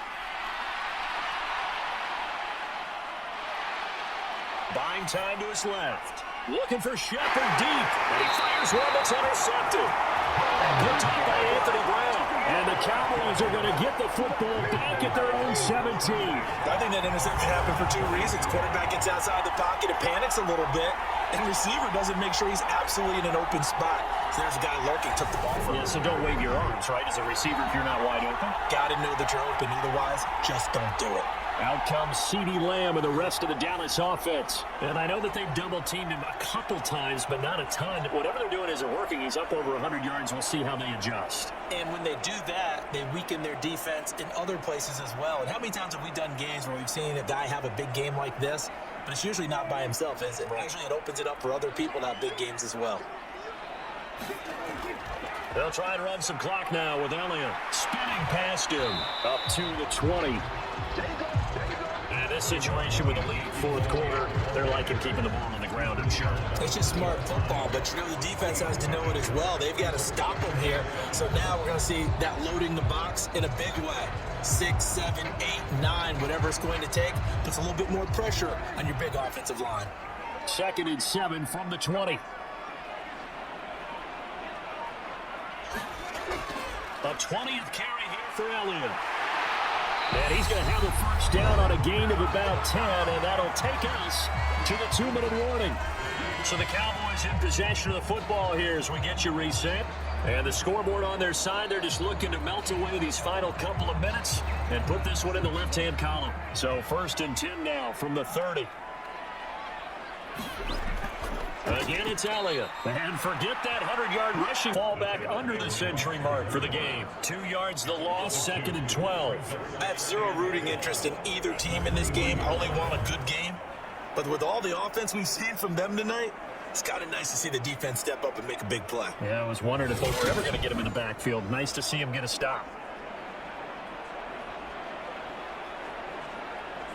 Now they contend with a 2nd and 12 after the loss.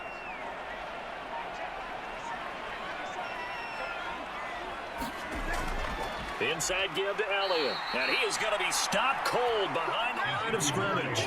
Back-to-back 2-yard losses, and that sets up a tough 3rd and 14. Now that's a nice play. Got me fired up, partner. But can they do it back-to-back plays? All the training that you go through as a defense for these situations, when you have to get the ball back, everything you go through, holding up the runner, raking it in the football, getting to the passer, knocking it out of his hands, whatever way, they have to get the ball back. Now can they stand tall again for a huge fourth quarter stop? Couple of plays sent them the wrong way, and now they face a 3rd and 14. Up the middle, here's Elliott. And he's going to lose yards. They take him down at the 26. That'll make it 4th down after a loss of 1. Well, they certainly didn't appear to be fired up about their options throwing the football. So, to me, this seems like a case of just kind of taking their medicine there, run the ball, see if they can pick up something. Instead, they were thrown for a loss.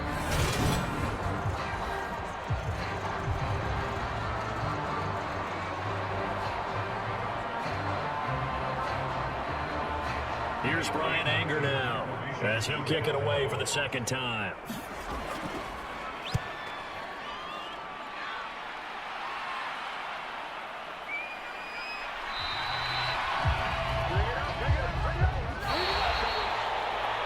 Scoring game, Charles, that we typically see in the National Football League, but fun to watch these offenses. They were really clicking. It seemed like everything that they dialed up worked. Yeah, it certainly was fun to watch from our perspective. How'd you like to be those defensive coaches, though?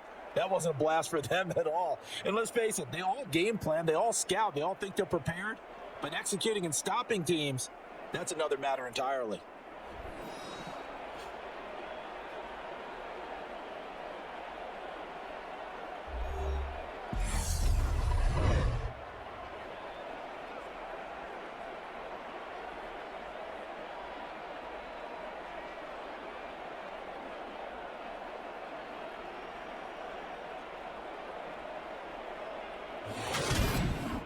So that'll do it for my partner, Charles Davis, and the best darn crew in the industry. I'm Brandon Gaudin. This has been a presentation of the NFL on EA Sports. It's a win for the Cowboys as we sign off and say so long from Arlington.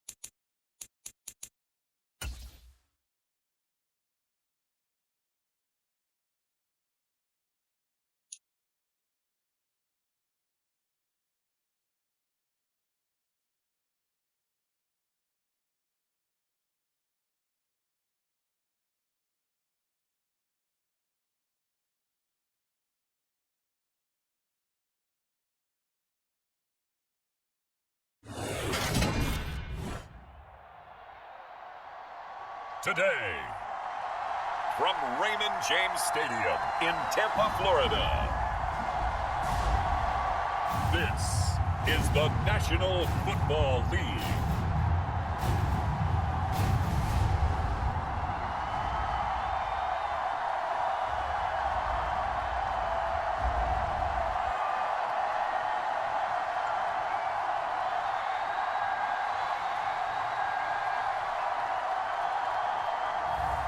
Tom Brady and the Tampa Bay Buccaneers taking on Andy Dalton and the New Orleans Saints. On the Gulf Coast of Florida at Raymond James Stadium, just north of downtown Tampa. Today, we've got an NFC South matchup between the New Orleans Saints and the Tampa Bay Buccaneers. And a welcome in, everybody, with Charles Davis. I'm Brandon Gaudin, and Charles, so much gets made about offensive comparisons. Here's a matchup where the defenses may just take center stage. Yeah, we're usually talking about guys scoring touchdowns. How about the guys who prevent them and change the momentum of the game when they take the ball away? I love those ball hawks in the secondary. People after my own heart.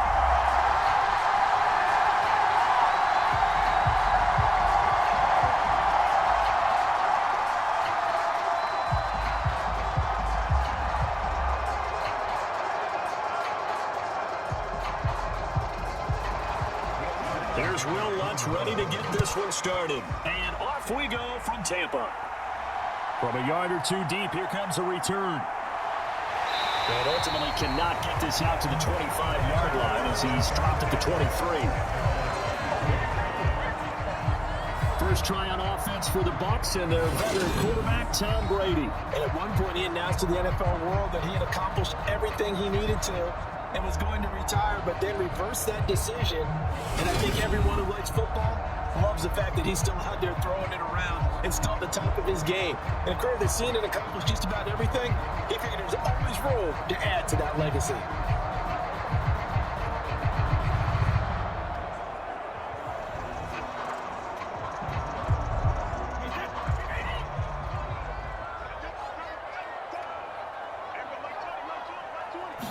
To the air right away is Brady. He completes this to Russell Gage. And they get him down, but number 4 takes it across the 40-yard line. An early statement on the game's first play. 18 yards and a first down.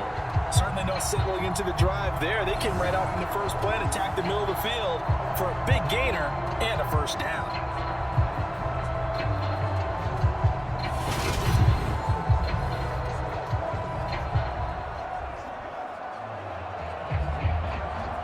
One play has him up past the 40 already, and another 1st and 10.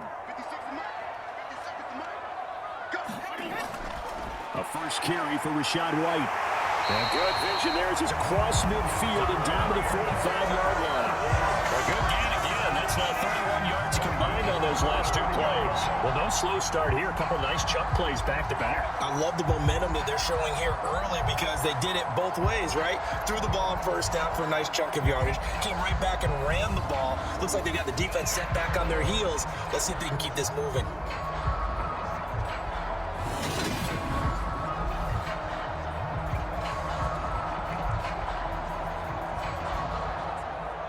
So in Saints territory now. Here's 1st and 10 at the 45-yard line. Brady now to throw. And he's taken down here by the Saints.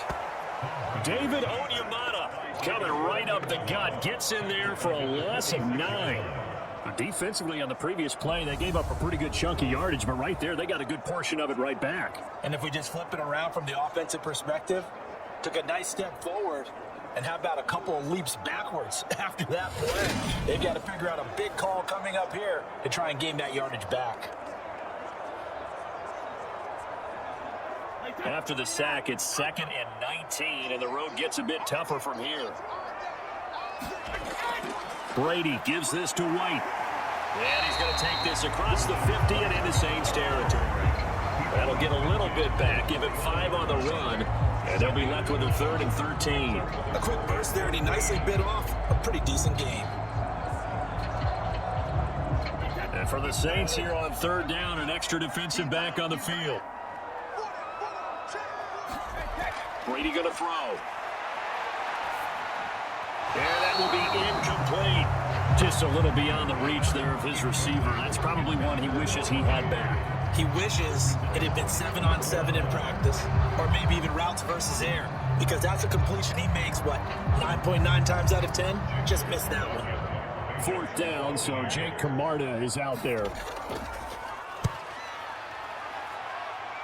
And no return possible here as they angle this one out of bounds. And here come the Saints for their opening drive. They'll be led out by the Red Rifle. From TCU, it's Andy Dalton. I love his football IQ. I love his ability to have people rally around him. And as he likes to remind me all the time when I get ready to call one of his games, I can run it a little bit too. A nice presence to have on your team.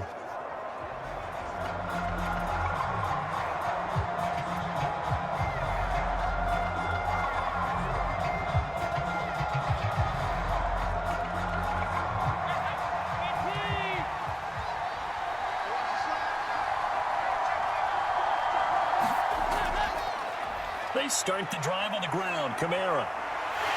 And a short pickup to about the 25. That's a real nice job there by the defensive front. They just engaged and held their ground. But how about the guy who made the play? We often talk about whether they take a good first step or not. Many times you just don't take any step. Just get your feet moving, get your body going. And then once he made the read, he was able to make the play.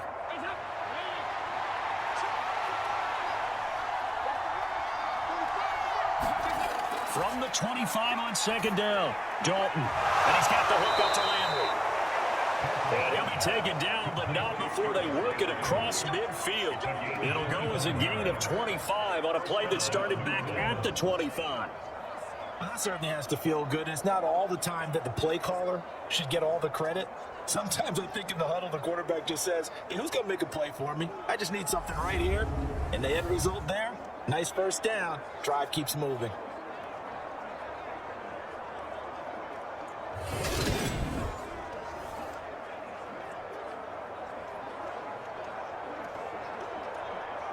So from Buccaneer territory now, it's 1st and 10 at the 49-yard line. Dalton here from the gun. There's Chris Olave. And they're going to get this down to about the 37.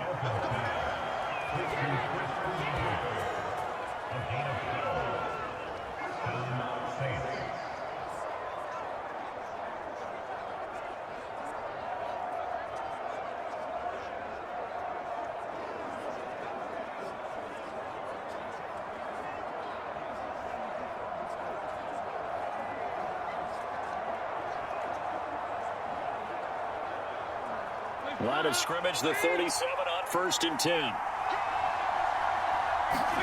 So Dalton now.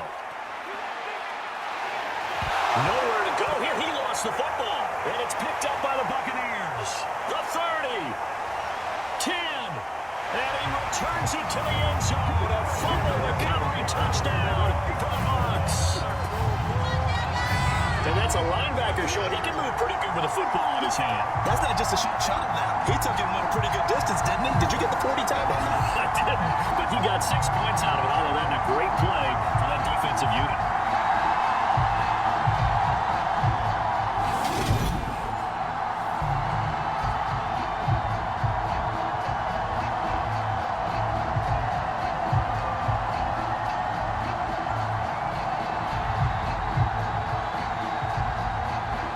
Ryan Suckup on for the point after. And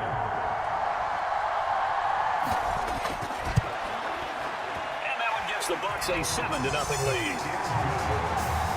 So not only the combo, but then the pickup on the other side, the scoop, and the score the other way. The fumble return for a touchdown.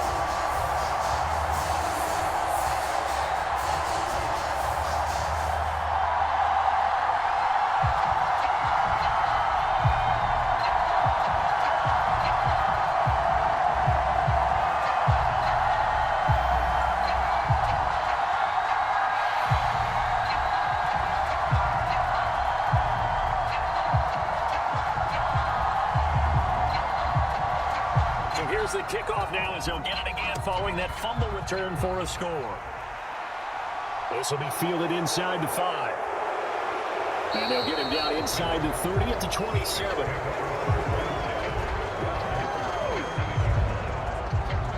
New Orleans Saints, they get ready to set up shop for their second drive.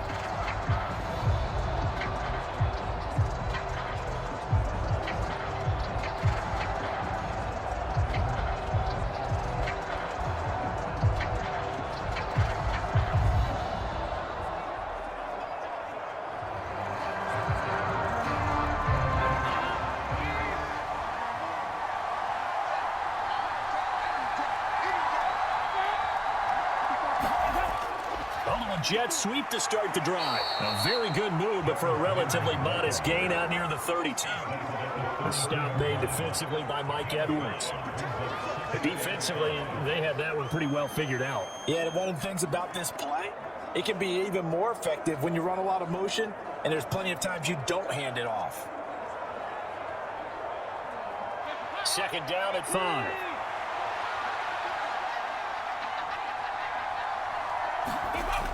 To throw here, Dalton. Targeting Thomas on the out route, making the catch. And he'll be out of bounds after getting this one across the 40. They picked up 5 yards last time. Now they double it and get 10 here. A little football 101 there. You just see the receiver try to run down the defender, meaning he goes right at him, and really trying to move him a little bit towards the center of the field so he can put his foot in the ground and break to the out, to the sideline, and make a catch. Now a first down carry. It's Kamara. And he's going to take this ahead for right around 3 yards, but no more than that. Second down. Not a lot of running room there. Not a place to make a cut and kind of exit out because they had everything bottled up. Looked to me like the linemen were taking on their blocks really well and giving up no creases.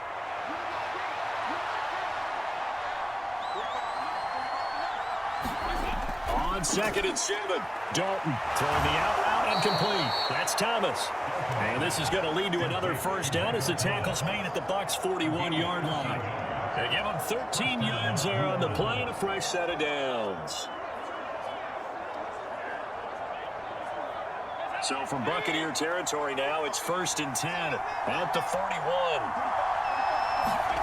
Now Dalton over the middle, and it's incomplete. This could be the start of a nice stand from this defense now for getting backwards on this drive. Come through with another one here, and have them staring at a 3rd and long, and that puts the defense in a position to dictate to the offense. After the incomplete pass here now is 2nd and 10. Here's Dalton. Throw left side complete. That's Thomas. And this is going to lead to another first down as the tackle's made at the Bucs' 30. It's a gain of 11 yards that time, and it produces a new set of downs. That's the 3rd time on this drive that these two have connected with each other. They've got a real rapport going, and right now it's paying off with big chunks of yardage as shown by that last play. So 1st and 10 now from the 30. Now pounded up the middle with Kamara, and he stopped right at the 25 after a gain of 5. That's a really nice, tough run inside, and they gained 5 yards on it. And to be frank about it, most offenses don't expect to get 5 yards on a play call like that. So when they do, they go back to their huddle with a little pep in their steps. They're starting to think that they're starting to dominate the line of scrimmage.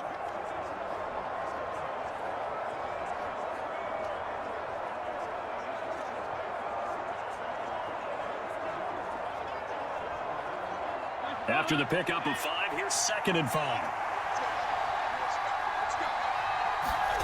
Andy Dalton. Out of the backfield, that's complete to Kamara. And they're going to get this down inside the 20. And they've certainly done a nice job spreading the ball around on this drive. This time he gets it out to his back, and it's another nice play and another first down.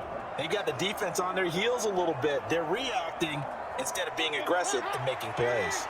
So here's a 1st and 10 now down inside the 20. Dalton operating in the red zone now.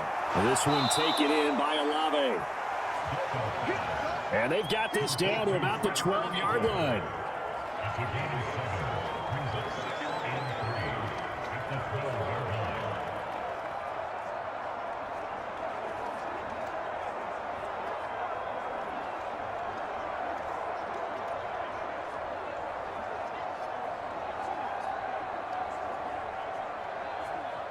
Second down and 3.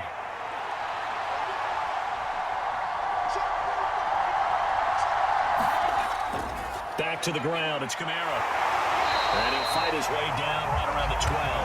Just a yard in the pickup there, and it'll leave him with a 3rd and 3. Just not a whole lot of room to operate there on that carry. No, not at all. They did a really nice job staying in their proper places and not allowing any lanes to open up. Coming up here looking for 3 yards to pick up the first. Here's Kamara trying to run for it. And he gets the first down yardage he needs before he's brought down at the 6. Able to get what they need to keep the drive going with a 6-yard pickup on 3rd down. That solid gainer will put them on the doorstep of the end zone. More importantly, it gives them a fresh set of downs. Nice work right there.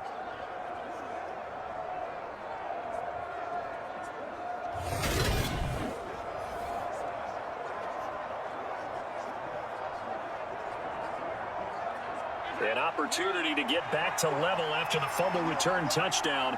1st and goal. Try to pound it in, Kamara. And he's going to press this one forward as they stop it right around the 1. And give him 5 that time as they draw a bit closer here for a 2nd and goal. That's a great run right there on 1st down. Didn't quite get into the end zone, but now you've set yourself up for at least 2, maybe 3 more shots from close range. 2nd down and goal. Dalton. And he's got it. Touchdown, Saints. Jerome Johnson. A 1-yard touchdown reception. And the Saints are within an extra point of tying up this ball game. Well, that's just how they drew it up, CD. His first read was there, got it to him quickly, and into the end zone. Absolutely excellent execution by all involved. And the coordinator, got to give him credit, found the perfect play call. Quarterback let it fly as soon as the target came free, and his guy hit a nice catch. Just how you draw it up in practice and then execute it in the game. Lutz good on the extra point, and we are tied at 7. So that drive spans 13 plays, and it all culminates in a Saints touchdown.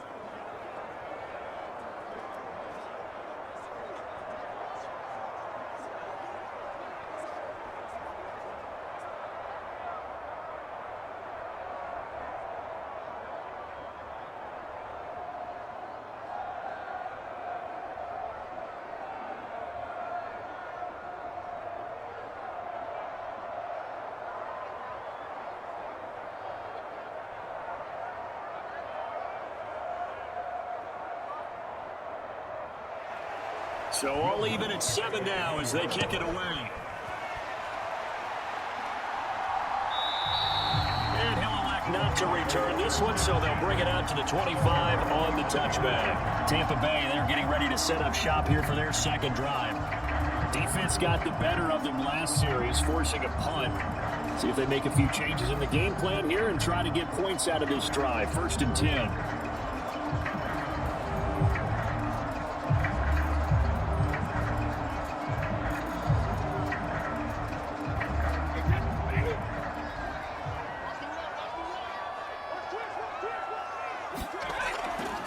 Starts with a run by White. And he's going to be dropped following a pickup of 7 past the 30 to the 32. You often say that sort of opens the playbook now. 2nd and short. What do you think, early shot here? I like where you're going. Obviously, we've been together for a while because you know me. I want to take that shot early and mix some things up.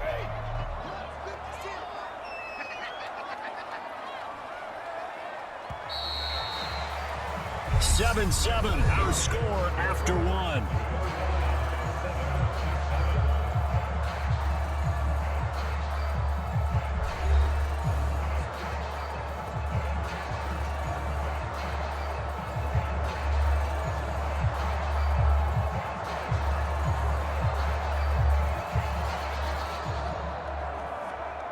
They'll operate from the 32-yard line here, 2nd and 3.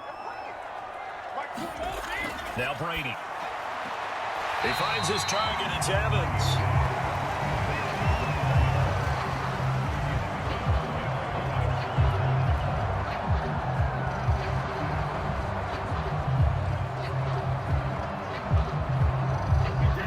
I see an extra defensive back on the field. Little surprise here on 3rd and 1.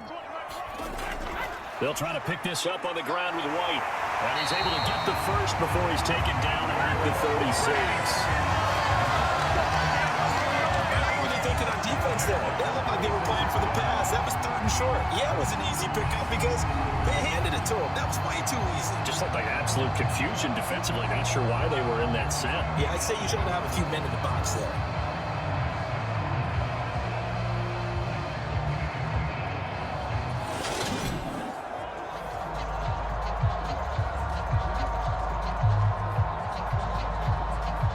So from the 36 now, 1st and 10. They keep it on the ground. White again. And he'll grab a gain of 5 out of this up to the 41-yard line. If you're a coach, you'll absolutely take that run every time on 1st down because it really sets you up to go in a number of directions here on 2nd. The 1st down run got 5. Here's 2nd and 5. Now Brady.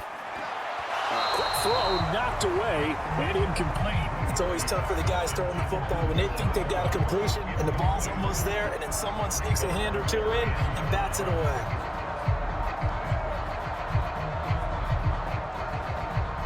They come up now 3rd and 5 following the incomplete pass.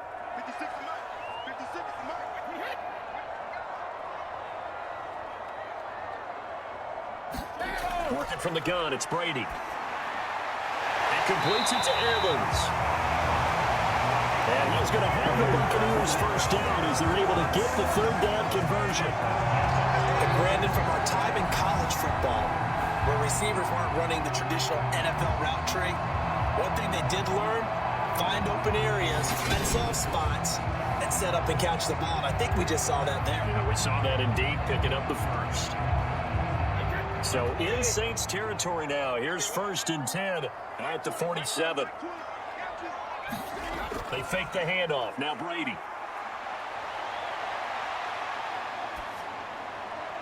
He completes it to Julio Jones. And they'll work this down inside the 30.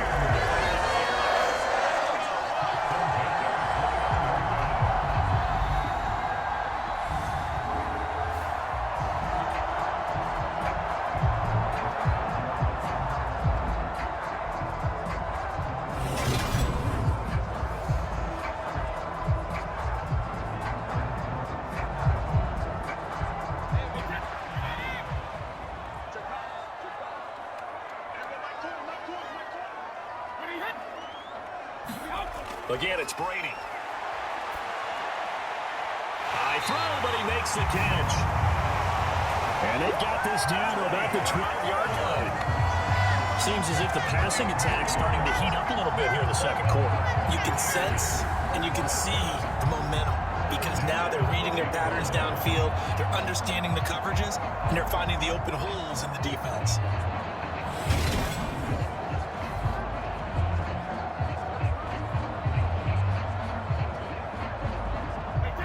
Down at the 12, it's 1st and 10.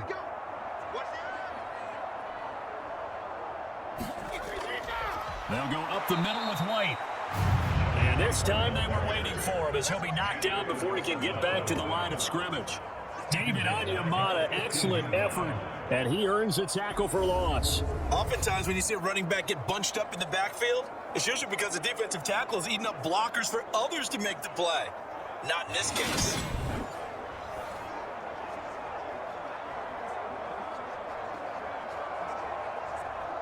That loss of 3, a rare stumble on a promising drive. Here's 2nd and 13. Now Brady. Touchdown! Russell Gage, a 15-yard touchdown grab. And the Buccaneers have taken the lead. A lot of people might call this backyard football. Sometimes just understanding who you've got out wide and who you're going to throw it to. Give him an opportunity to go up and make a play, even when contested. Looks like that one worked out pretty well. The trust factor, in effect.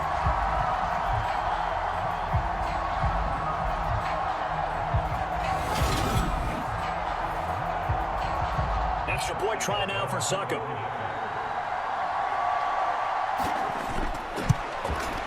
And he He's got it. It's now a 14-7 ball game. So that one a pretty time-consuming 10-play drive. And it's all finished off with a touchdown by Tampa Bay.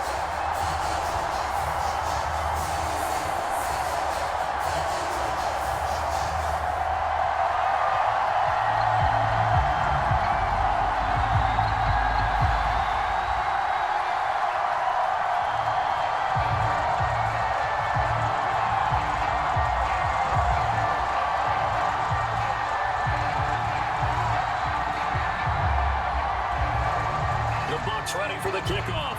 And here we go. It's in the air. Taking it about the 1. And a decent return out to the 27-yard line.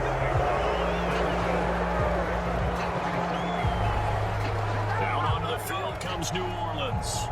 So remember, Charles, last time they were out here, they scored, but they just saw the opposition score, and they're trailing right now, so they're trying to keep pace here. They need a touchdown drive. Well, if you're a fan of offense, you're loving this, but if you're a fan of defense, this is tough to watch, and it's also tough to keep that up when you just watch your opponent march down the field on a scoring drive that lasts into double-digit snaps. You need a score here, not just to follow the momentum from your last drive, but put the onus back on your opponent, and that's what they're doing right now, swapping that onus back and forth. And able to stay on his feet past the 30 to about the 33-yard line. It's a 6-yard gain on the ground, and that'll make it 2nd and 4. Even though they gave up more than they wanted to on that play, it actually illustrates how well they followed them up throughout the game because that was his longest run of this contest. The last run got 6, now 2nd and 4. Dalton now to pass.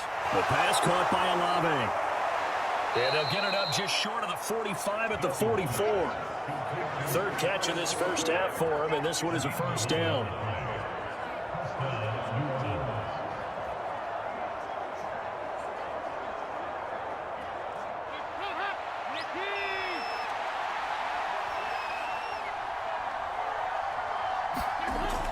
Kamara up the middle. And he's able to get across midfield and down into Buccaneer territory. Just what you want on a first down run. Call it 8 yards, and it's 2nd and 2. Offensive linemen love creating space for their guys carrying the ball, but when that guy also breaks tackles and creates extra yardage, they almost feel like he's one of them, and they really embrace him. Kamara gets it again on 2nd down. And this time he's able to take it down to the 42. 6 yards the pickup, and that's a first down. 2nd and 2 is prime time for a little bit of a gamble, isn't it? Open up the playbook, go play action, toss that bad boy deep.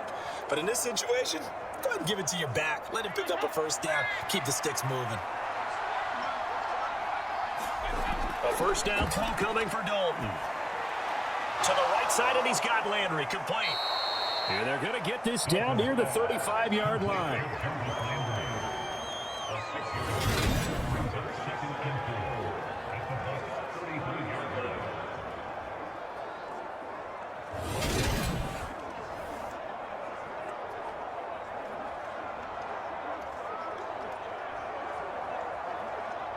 From the 35, back to work on 2nd and 4.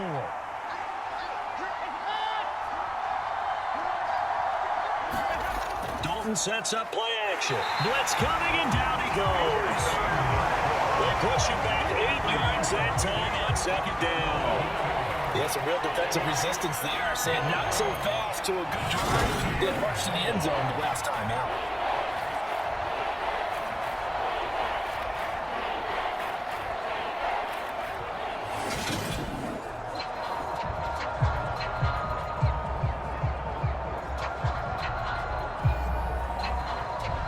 Seventh play of this drive coming up, but a long way to go on 3rd down. Passing, it's Dalton. And you get this one underneath to Kamara. And he'll go down to the ground at the 39, and obviously that's well short of the first. He did his best to just get 4 out of that, but not enough. And now 4th down. We can make this one pretty simple. Locked up all of his progressions downfield, forced to get it to his running back. But how about the way they ran to the football and knocked it down to force a 4th down?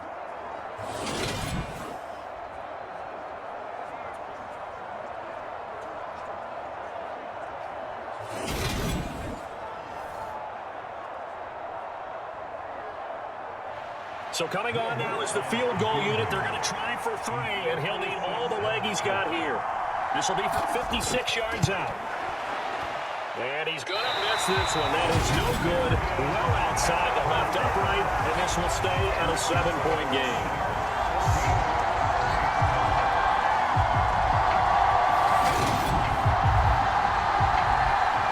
And Tampa Bay trots out there now. A long drive last time out for this offense, Charles. If you remember, they started basically in the shadows of their own end zone, marched it down the field, and a lot of that was through the passing game. And partner, as a former defensive back, I'm having almost a physical reaction watching what's happening right now. But let's give credit where it's due because they've done an excellent job moving the ball through the air. Secondary getting picked apart pass by pass. Obviously, they need to make some adjustments there on the back end. Yeah, because offensively, we know that they're not going to be shy about throwing that football. And he'll be brought down right on the 50, a gain of 3. Some teams like to start aggressive to begin a drive, but this is still what you expect to see in normal situations. Just call a simple run, get a few yards to begin the series, and set yourself up for something bigger on second down. They don't need to run another play here before the 2-minute warning. Let's see if they do it anyway. From midfield, here's Brady. Houghton brings it in over the middle. And he's going to be taken down right at the 40-yard line. His first catch there, good for 10 yards and a first down. We've hit the 2-minute mark of the second quarter, 14-7.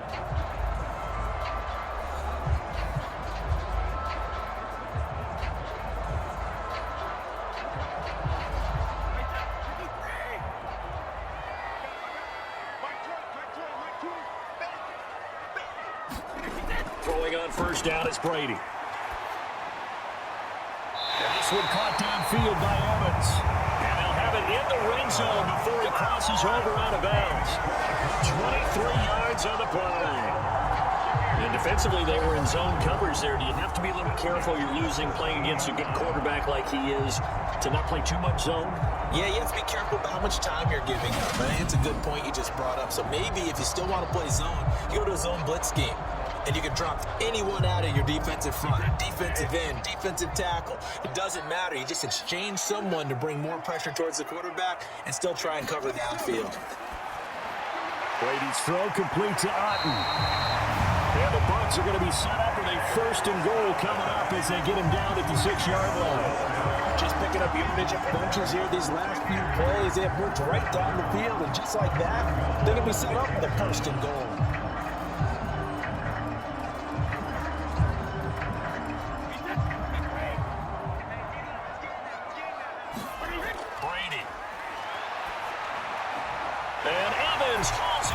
Touchdown, Bucs. It's a 6-yard touchdown pass. And the Bucs go up by 2 touchdowns. And in the red zone, I guess this is why you have a guy like that on your roster. Without a doubt, and if you have him, you use him because he's a guy who's going to win just about every time. I don't care what the coverage is.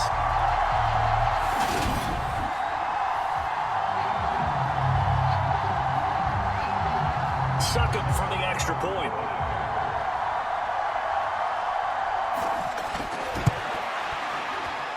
It's good, and it is now 21-7. So that drive spanned 5 plays. And it's Mike Evans who caps it with a touchdown reception.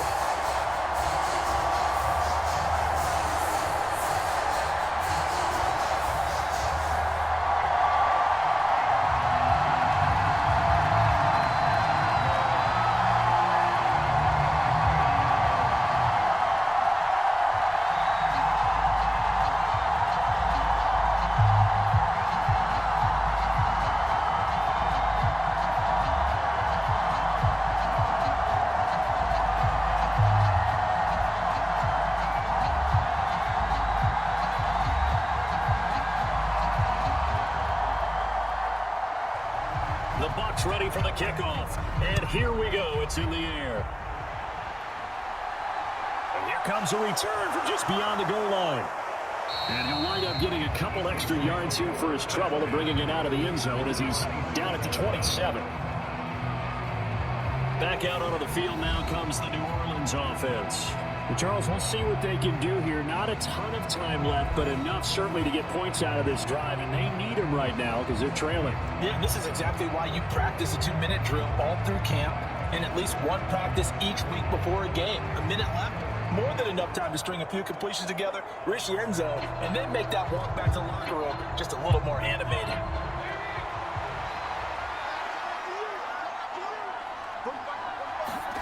On 1st and 10, here's Andy Dalton. That is hauled in by Michael Thomas. And he'll take this to the other side of midfield before going out of bounds. A good pickup there, 26 yards. These guys have definitely been outplayed in the first half, but I like their countenance. I like the way that they're having panicked out there, the way they're carrying themselves. They were starting to move the ball, and what you have to do, maintain your poise and start to put together some drives.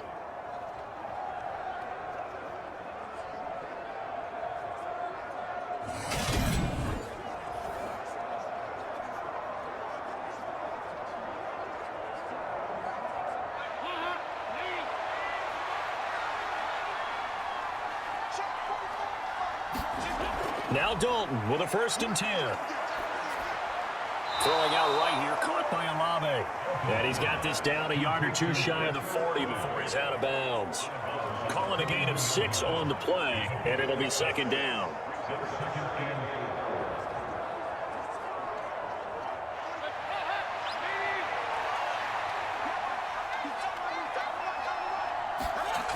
Dalton. And this is incomplete. To this point, I've been impressed with the work defensively. They have not allowed a lot of receivers to run free. And there's another example, another incompletion.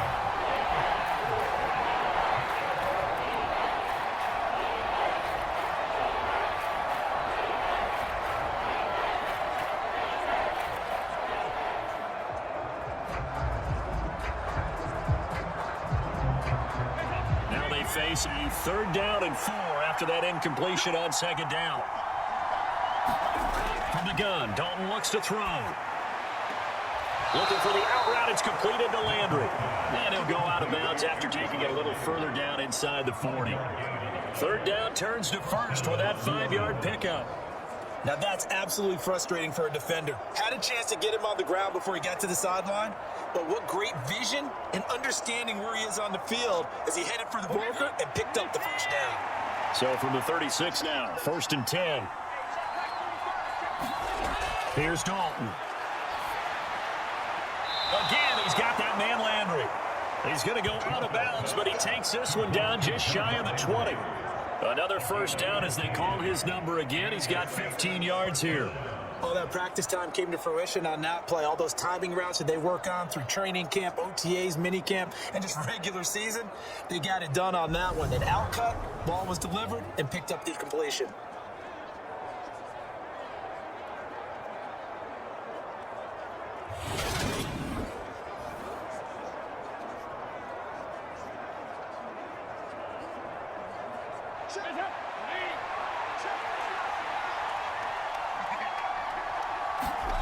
First and 10 for Dalton. And he'll just get rid of it. Well, it looked like they marched to the end zone and hit a momentary roadblock with that incompletion.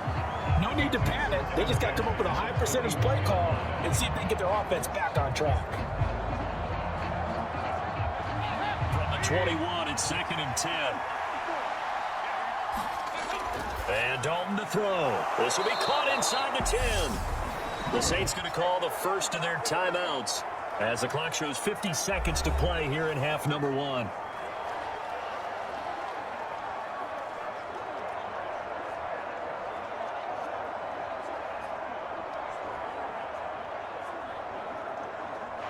This is 1st and goal and a golden chance to get a score back here before halftime. And again, Andy Dalton to throw. Now he'll dump it underneath to his running back, complete. Now another timeout called for by the offense. So that means they're down to 1 remaining here as we head toward halftime.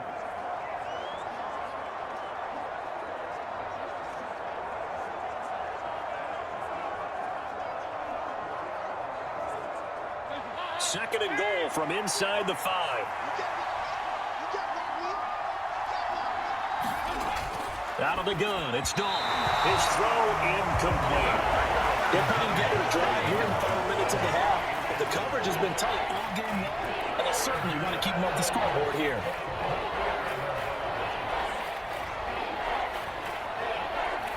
A big play forthcoming. Here's 3rd and goal. Throwing, Dalton. And they're going to get to him, a sack. Sack back at the 9-yard line. Now the Bucs going to use the first of their timeouts as they stop it here with just under 40 ticks to go in this first half.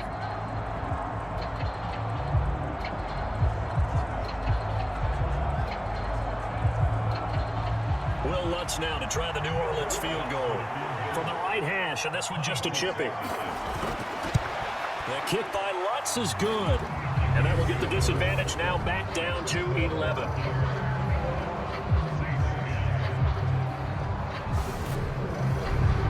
Well, I don't know if they would have gone for it on 4th and goal anyway, but the sack on 3rd down pretty much made their mind up for them. You're exactly right about that, and this is a tough place on the field to take a sack because, as you just noted, it took the decision-making away from them. Now they have to go for a field goal instead of potentially going for it.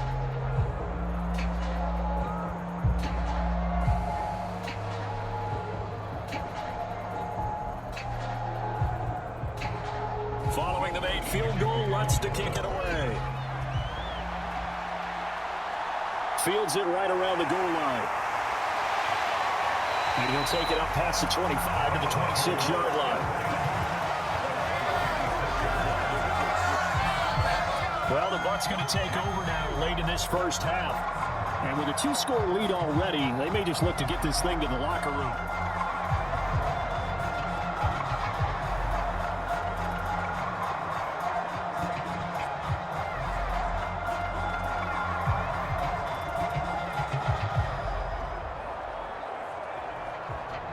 Just over 30 seconds to go in the half. They've got it 1st and 10. Here's Brady to throw. He's going to have the hook up to Gage.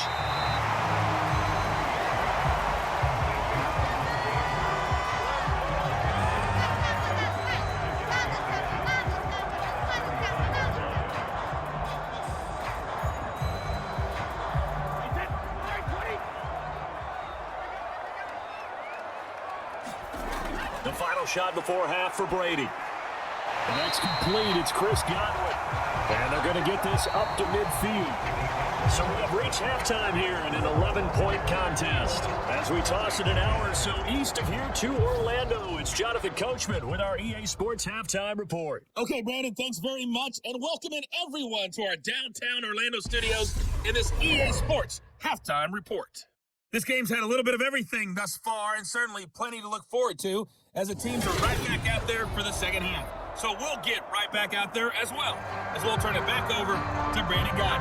All right, Coach, thank you, and we welcome everyone back for quarter number 3.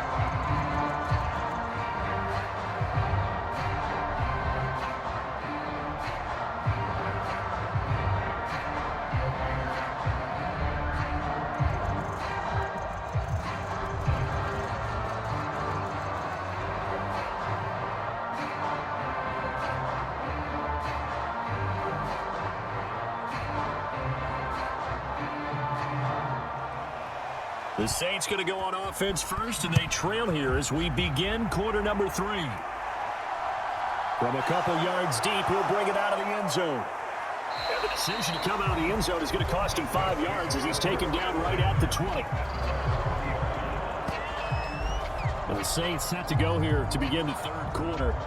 This offense, Charles, had a strong first half throwing the football, at least in terms of yardage, but that hasn't translated so far on the scoreboard as they begin the third quarter here, trailing and looking for a little momentum. Yeah, you're right about that because, let's face it, in the first half, most of their focus was in the passing game. And to their credit, resulted in a healthy amount of yardage. So I would think that at halftime, they're going to anticipate that defense loosening up a little bit to try and cover the passing lanes. They've got to get the running game going, and there should be some gaps to run through now. They start the second half with Kamara. And they'll get 8 out of this before being stopped at the 28. First play of the drive, let's give credit all around. Excellent blocking, but the guy carrying the ball, he was the finisher. A really nice run. Line of scrimmage, the 28 now as they come up on second and a couple. Again, it's Kamara. And he's going to lose yards. They take him down at the 26. 2 yards the loss, and now they go from 2nd and 2 to a tough 3rd and 4. But these guys got to chop into that deficit. They got to do a much better job in the run game. Caught behind the line of scrimmage, no yardage to be found.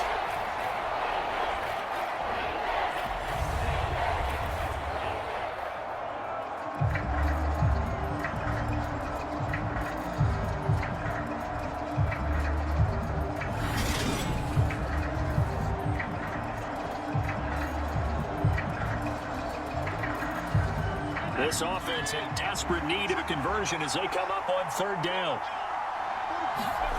Back to throw. Dalton.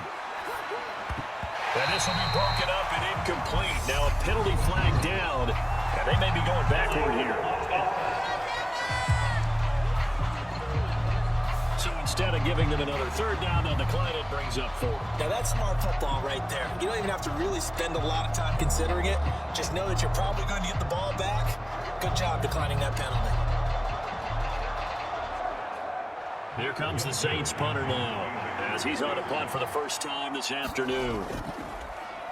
This is away and a very good kick, angled for the sidelines. And this one will not be returnable as it sails out of bounds. Here comes the Buccaneers offense. They get their first reps of the second half.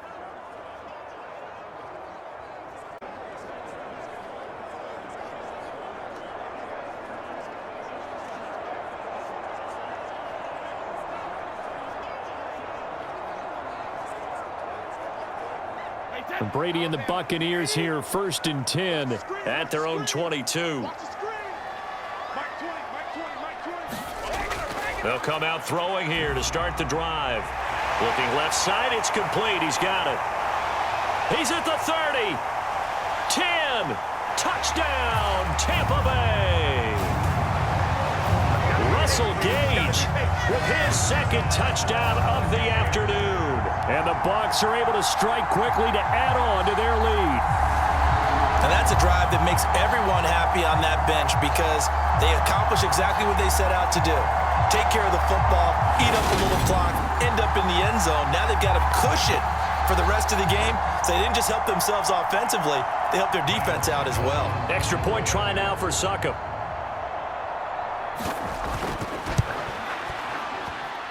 And the lead is up to 18 now. Those are the kind of drives they like on offense, from the coordinator to the quarterback, the line, everybody. 1-play drive and into the end zone for 6.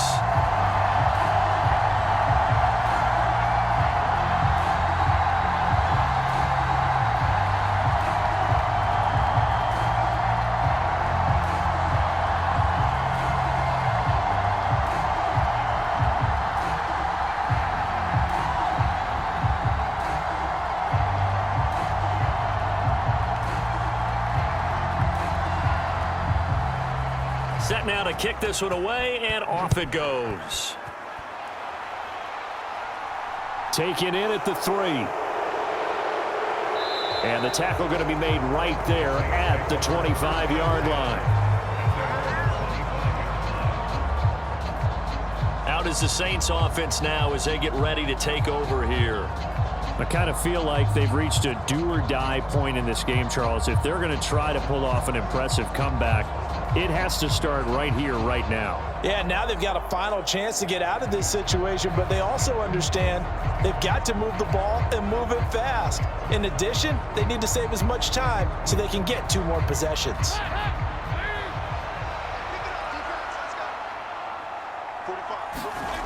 Dalton, 1st and 10. That's complete to his running back, Kamara. And he's taken down, but able to slip across the 35.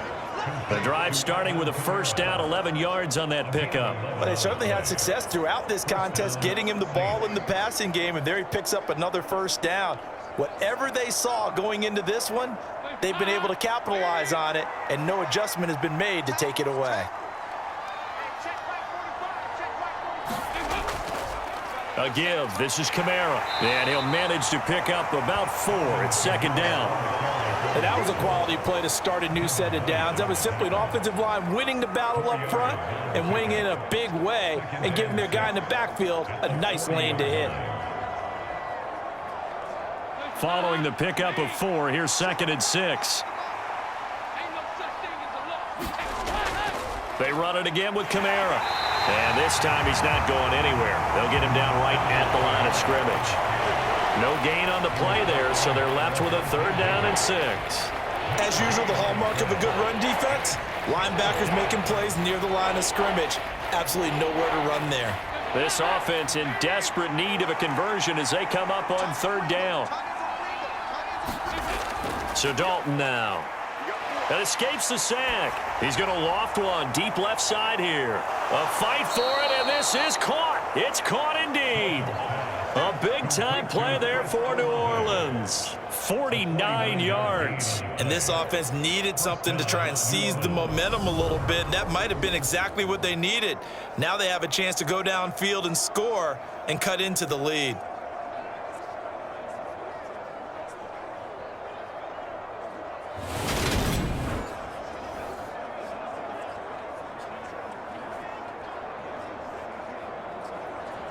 So now following the big play, they've got a 1st and goal all the way down at the 10. To throw here, Dalton. And he's got him. It's caught in the end zone. Touchdown, New Orleans. Juwan Johnson, a beast in the red zone with his 2nd touchdown of the game. And the Saints are able to make some inroads here to that deficit. He was on point throwing the ball right there. He had the big play to get him down close, and then he delivers a touchdown pass on 1st and goal. And you mentioned the big play that got him down close. I think that big play left them reeling a little bit. They didn't recover from it.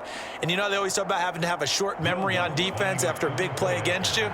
Looks like their memory was a little too long there. Lutz with the extra point. And the lead is down to 11 at 28-17.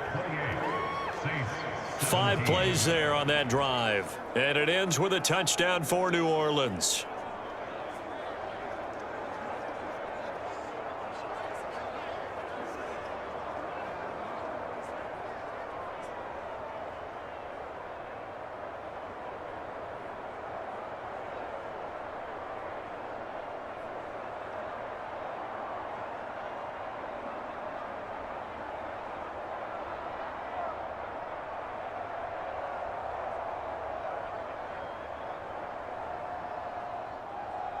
After the touchdown, Lutz to kick it off.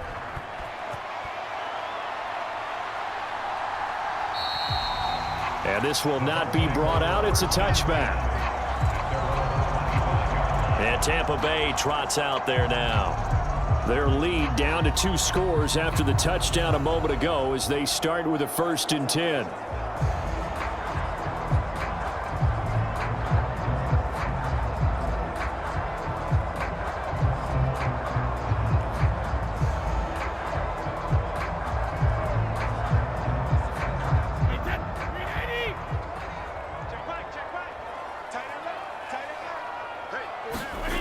Brady going to throw.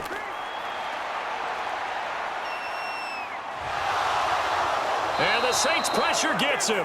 Brought down for a sack.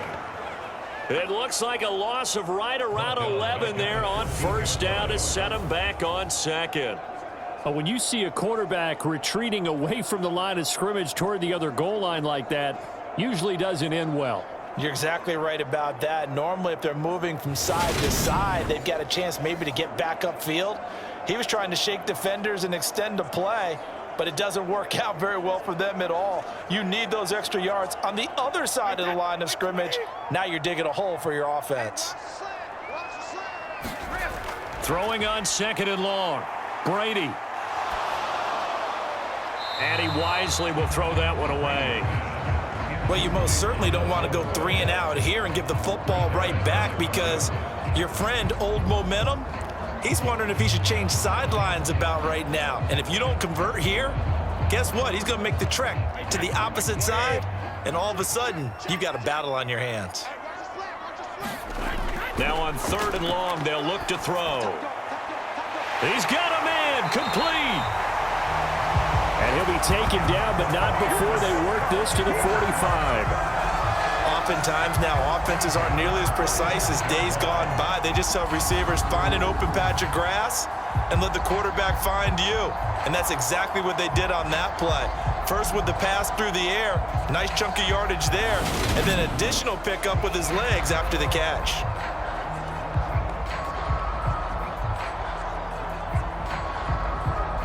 So the big play moves them all the way across midfield. It's 1st and 10 from the 45. Brady now to throw. Nothing open downfield, so he'll throw it away. I see the surprise in your face there, partner. That is a rare incompletion from him. He's been on point this entire game. He has percentage completion-wise way up. Not that time. Brady's incompletion on 1st down leads to a 2nd and 10. Back to throw again. That one thrown away from the pocket. The officials kind of looking at each other, but they'll say there was a receiver in the area, so no penalty, just an incomplete pass. Well, to me, there is no question about the intent there, and I think he was a little fortunate that the penalty flag didn't come out for grounding. But he'll get away with it and get another shot on 3rd down. This offense was on the move. Now 2 straight incompletions have them looking at 3rd and 10. Again, they'll throw with Brady. And he will not be able to hang on through the contact. It's incomplete. The coverage strong, and now it's 4th down. He did a fine job there of not hitting him before the ball arrived, and I've got to tell you, you can often mistime that play because of the angles of approach. When you're going to get him, sometimes you panic as well and think, I've got to be there right now. Instead, in this case, timed it perfectly and knocked it free. Here comes the Buccaneers punter now, as he'll punt it away for the 2nd time. And this will be out of bounds, and they spot it at the 15-yard line. Not too bad. The New Orleans offense set to take over. Right now, Charles, it just feels like they're trying to keep pace. They did score the touchdown last time out, but they still trail by double digits here. We'll see if this offense is once again up to the task. Yeah, and I think that after the last drive, they've got to be pretty revved up, don't you think? Everything they were doing was working pretty well. They go back out there with the same mindset, play at the same tempo and the same pace. Still a lot of time left to make something happen in this one. They begin on the ground with Kamara, and he can only manage to get a couple. 2nd and 8 coming up. Well, any lane that might have been open there was closed pretty quickly, and that was because the defensive front, they won that battle at the point of attack at the line of scrimmage. They used great leverage, held their spot, and stacked him up.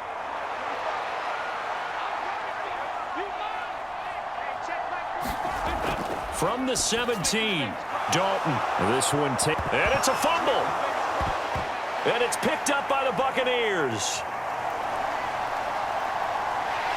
And he's going to get this one to the 23-yard line. These defenses have become so opportunistic, and no matter what you're playing, in this case, wide receiver, you got to be careful. You certainly do, because there is a phrase in today's football that we use all the time, completing the process of the catch. Well, it's after you do that where the trouble begins, right? Meaning you've tucked it away, you're trying to get down. And now before the ball changes hands, they're going to take a look at this just to make sure that they have it right.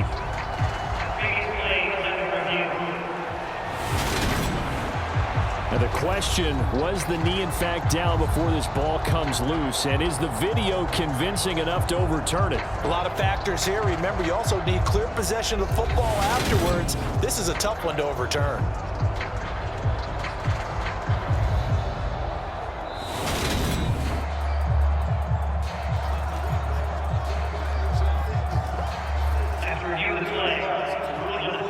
So that one overturned. They say the knee was down, and that will not be ruled a fumble.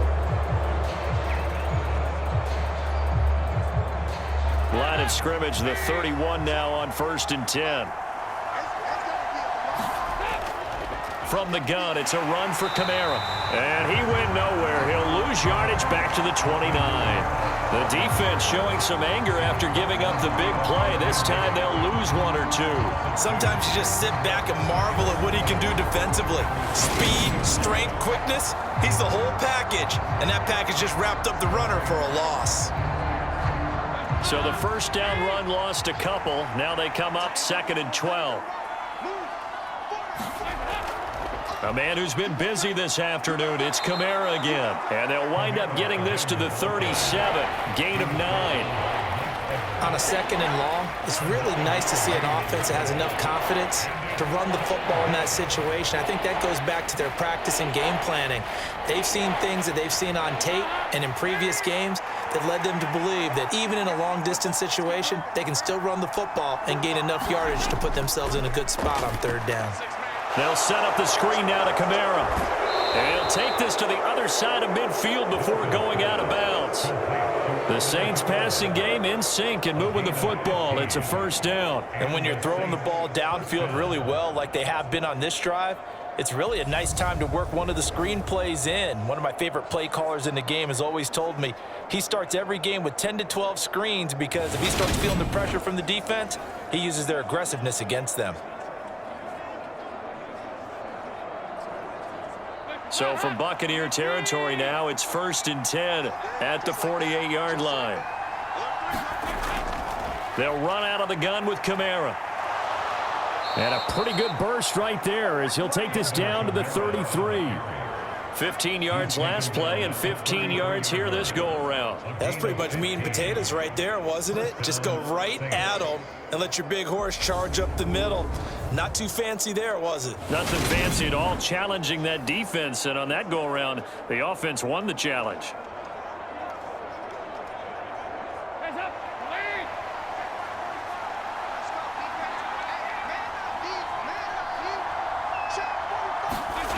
Now Dalton. And his throw's going to be incomplete. They had their backs up against the wall a little bit, and they come through by forcing an incompletion. Now they've got to continue to ratchet up the intensity a couple of more times and get off the field before giving up any more yardage. The 2nd and 10 now as we roll along in the 3rd quarter from Tampa. Andy Dalton. They'll get this out to Kamara. And he'll be marked down right at the 20-yard line. He's having a big game through the air, and sometimes those smart decisions just dump it off. That's how you continue to have big games through the air. I agree totally. That's a great analogy, a great way to put it, because he doesn't get too greedy where everything has to be pushed downfield, trying to create big plays that aren't there. You dump it off and take that nice gain, and things add up, and now you have the kind of game he's having. Dalton operating in the red zone now. He throws and he hits the slant route to Thomas. And the Saints are going to be looking at 1st and goal as they move this down to the 4-yard line. And I'll tell you what, this offense is playing a little bit of keep away right now. They've come out here in the 3rd quarter, possessed the ball for quite a while, and they keep on converting. Nice pitch and catch there to set up the 1st and goal.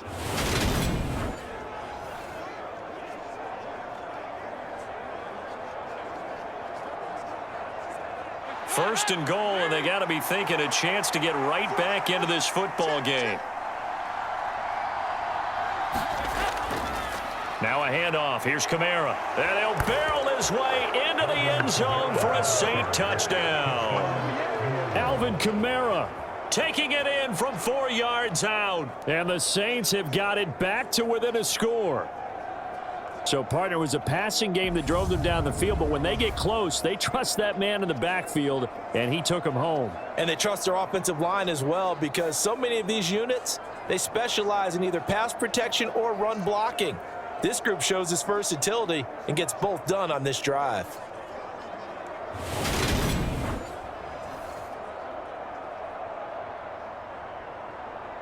Dennis Allen going to go for 2 here. He's leaving his offense out on the field. Here's Dalton to throw for it. It's complete, and he's not going to get in as a try for 2 comes up empty, so they will be unable to cut this to a field goal as the differential remains 5.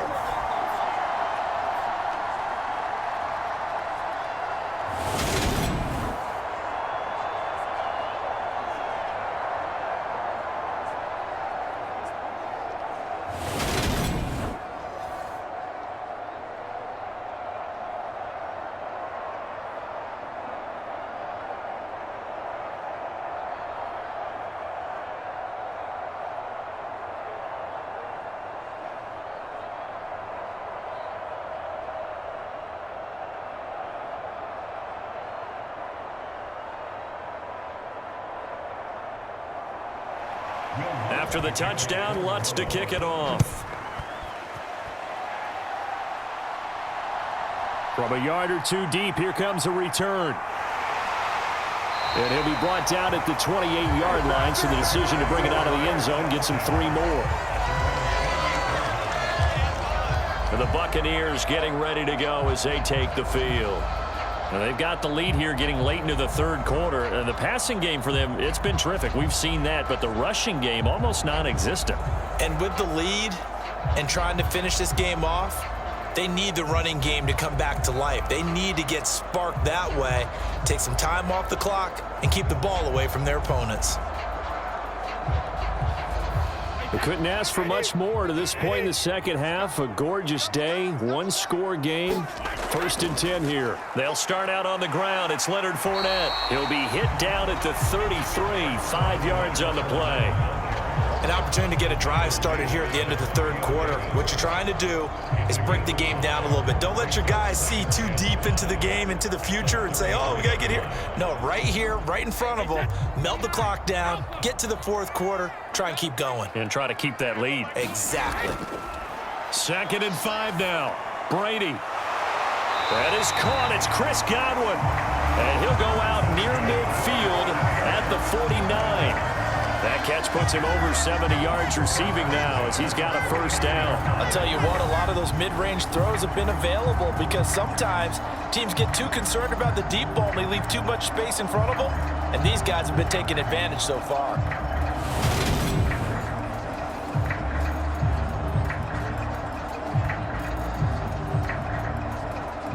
Now we're going to get another look at this one. Dennis Allen not happy, so he has thrown the challenge flag.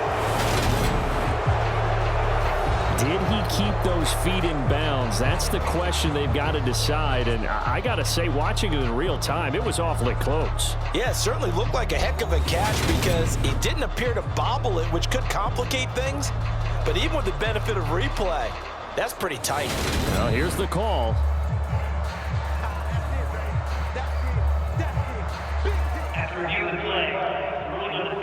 So Dennis Allen successful on that challenge. A good decision to throw the flag.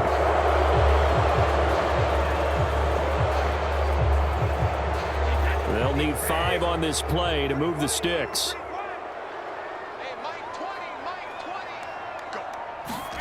Now Brady. Toward the sideline, and he locates Gage. And he is going to have a Bucs first down as he's able to get 8 yards there on 3rd and 5. Would it be safe to say that as precise as routes are supposed to be run in the NFL, maybe they're not quite as precise in college ball? That's accurate, yeah. And I think we saw a college route in the NFL there. Just find the soft spot, find the dead zone, and find the first down. And that's what he just did. He completes it right side to White. He's going to be out of bounds on what's going to wind up being the final play of quarter number 3. We have played 3 quarters. We'll return with more after this. This is the NFL, and it's on EA Sports.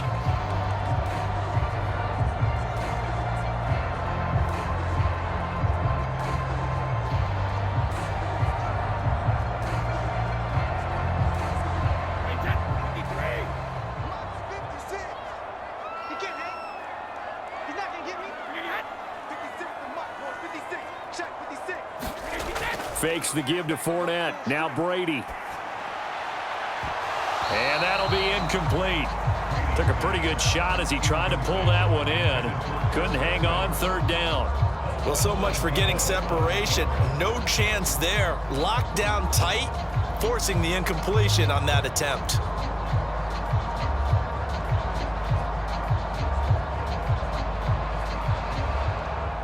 The Bucs on 3rd down. They've converted 4 times out of 6. Not bad. They need just a yard here. It's 3rd and 1. The left side completion to Jones. And they'll get this down to the 42-yard line.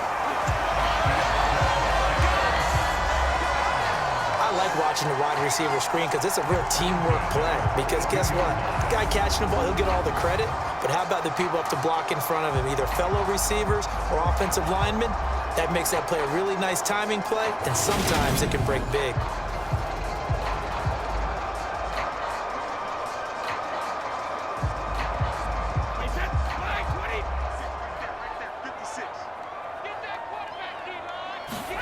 Again, it's Brady. The 20. And all the way inside the 15 before they drop it. That's good for 28 yards. And these guys certainly are not hiding what their intention is. They're absolutely showing it. They're definitely not going to sit on this lead here in the fourth quarter.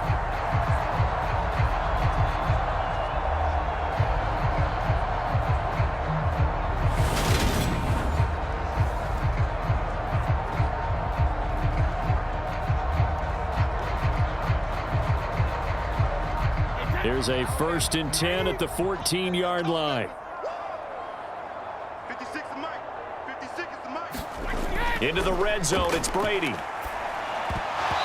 that's going to be incomplete. Too tough to hold on to that one. It's 2nd down. As this old brain remembers, when I see 5 wide receivers on the field as a defender, I know the ball's coming out hot. They expected it and got there and popped it free. Brady's incompletion on 1st down leads to a 2nd and 10. Again, he'll drop to throw. He'll leave this one for White. And he'll be out of bounds, taking it just shy of the 10 at the 11 or the 12. He'll get only 3 there, so it leaves him with a 3rd and 7 ahead.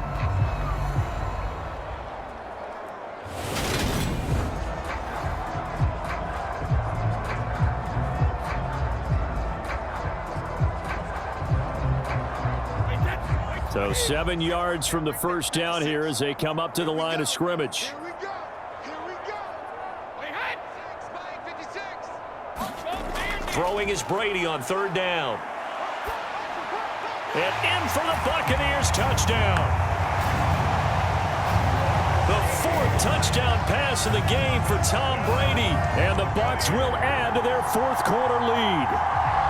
And that's certainly an important touchdown there. It makes this a 2-score game. But as we've seen, no lead is safe in this one with the way these two offenses have lit up the scoreboard. I would imagine that on their sidelines, they're both yelling at their defenses, hey, you want to get involved here? One big play from you, that could win the game for us. Extra point up and good by Succop. And it gives his guys a 12-point advantage. A 10-play drive that time. And it ends with a touchdown for the Bucs. And it's all finished off with a touchdown by Tampa Bay.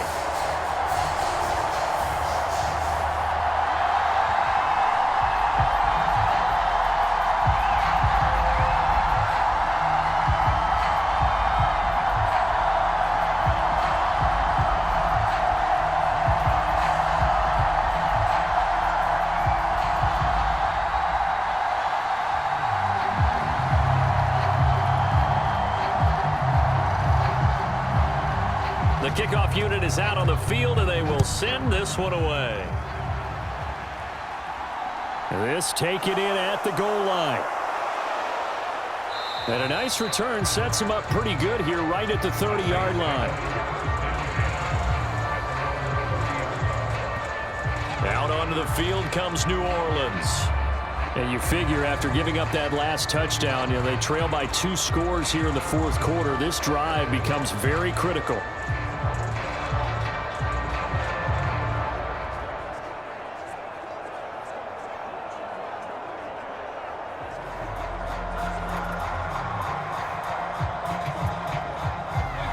So 1st and 10 now from the 30. Here's Dalton. Olave holds it in. And he gets this to the 35. Good for a gain of 5. 4th quarter, every drive so critical, and you figure may only get one more shot after this, so a touchdown's imperative on this drive. It is, but you also have to think to yourself in play calling, don't hold anything back. Don't save it for the 2nd touchdown. You got the 1st one for the 2nd one to even matter. From the 35 on 2nd down, Dalton. And the timing a bit off that time as that one falls to the ground. Johnson the intended target, and it's 3rd and 5. So many things have to go right for any passing play to work out. Quarterback has to understand the defense, deliver an accurate ball. Receiver has to concentrate and bring it in. Somewhere along the assembly line, something was off with that one. Passing, it's Dalton. He gets it left side to Johnson. Just a gain of a couple there. And it'll be 4th down. He got out of bounds. That's a good thing, but still short of the first. And now, since this brings up 4th down, the defensive play caller, grab your nerves, because now you don't want to be so amped up that you give them a first down by getting out of your lanes, but you also don't want to just lay back and let them have it easily. So they're forced to punt on 4th as this one's away. And did they keep it in? They did. They kept it in. It's down close to the goal line at the 1-yard line. You rarely call your punter a weapon, but he certainly was there. How about that? Pinning him down at the 1-yard line and helping out the defense in a big way. I'm telling you what, if I'm a defensive coordinator, I might be thinking safety right now.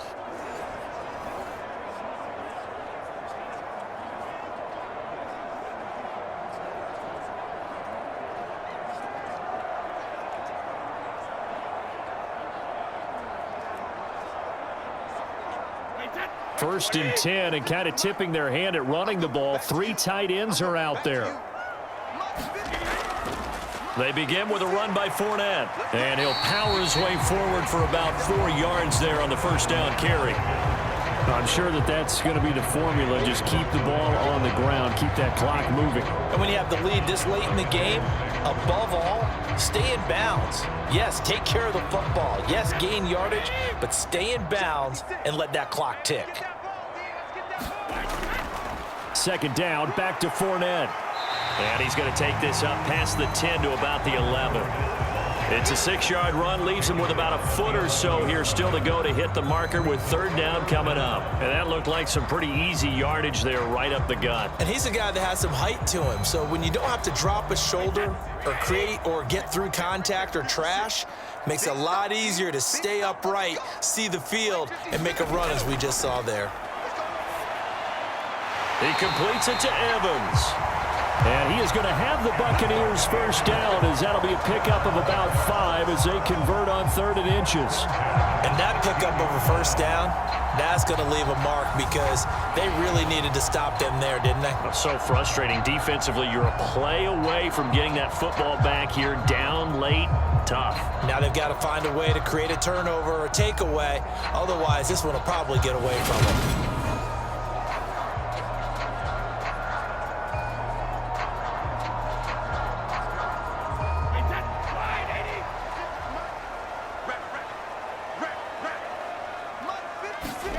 Brady now on first down.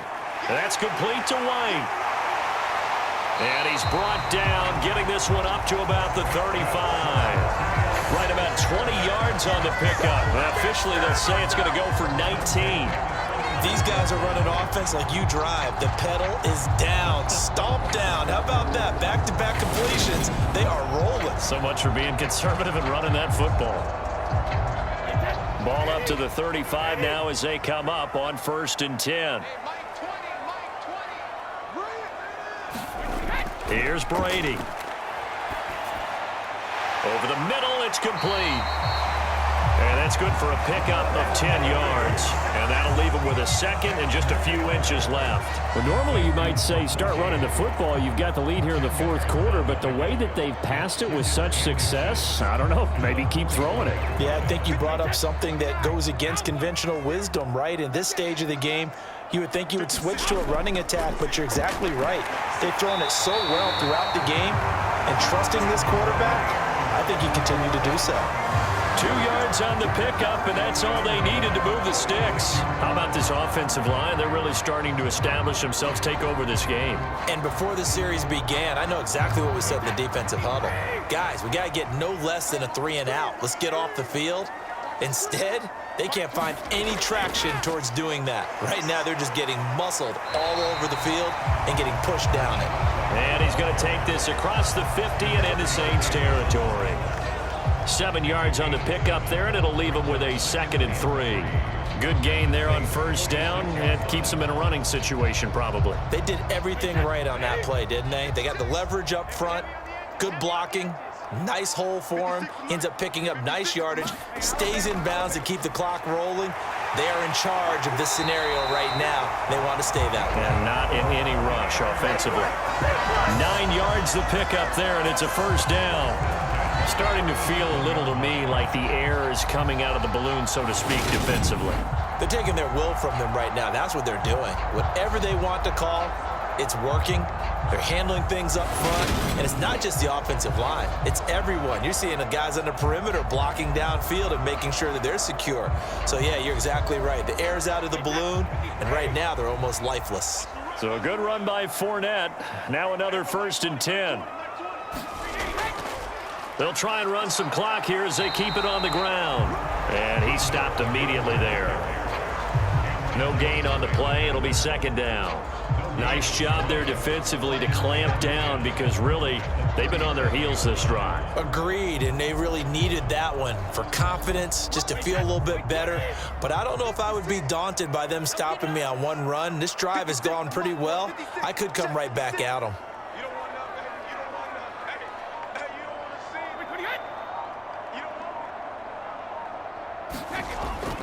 On 2nd down, here's Fournette. And a very determined run there as he'll take this all the way down to the 27. Good effort. 10 yards there and a Buccaneer 1st down. Starting to look like this drive, it may be the final nail in the coffin. Well, this is why you work out so hard, right? This is why you spend all that time in the offseason. This is why you have those OTAs and mini camps for these situations, these scenarios, to run someone into the ground and secure a victory. 2 minutes left to play in this football game here on EA Sports. So it's Buccaneer football as we welcome you back. And you'd have to figure they're just looking to burn these final 2 minutes away and get out of here with a victory.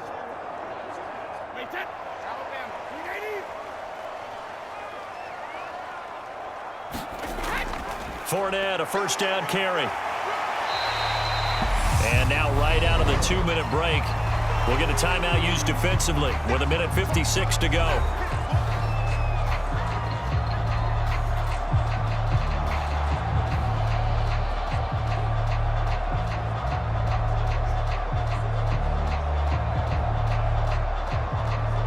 So they come up on 2nd down. If they can get another run like we just saw, would likely put an end to this thing. Brady gives this to White. And on this one, he'll get to the 15, right at the 15-yard line. Now we'll get a quick timeout called by New Orleans, number 2. That'll leave them with just 1 remaining in this 4th quarter of play.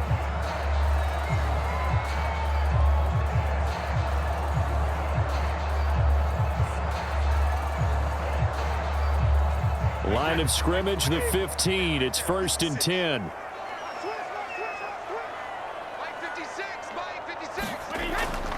Inside handoff now to Fournette.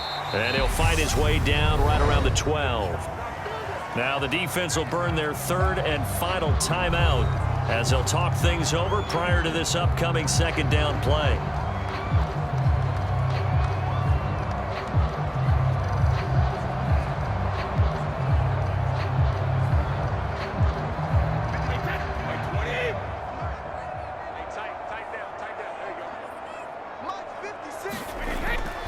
Again, it's Fournette. And the stop will come inside the 5 at the 4. 55 rushing yards rushing for him now as he's run it 11 times. I have to chuckle to myself a little bit, Brandon, because right now I could be in that huddle with that offensive line. I know exactly what they're saying. If you call a pass play here, we're going to call timeout. Run the football. We've got control of this thing. Get in behind us and let's go. Their time to shine.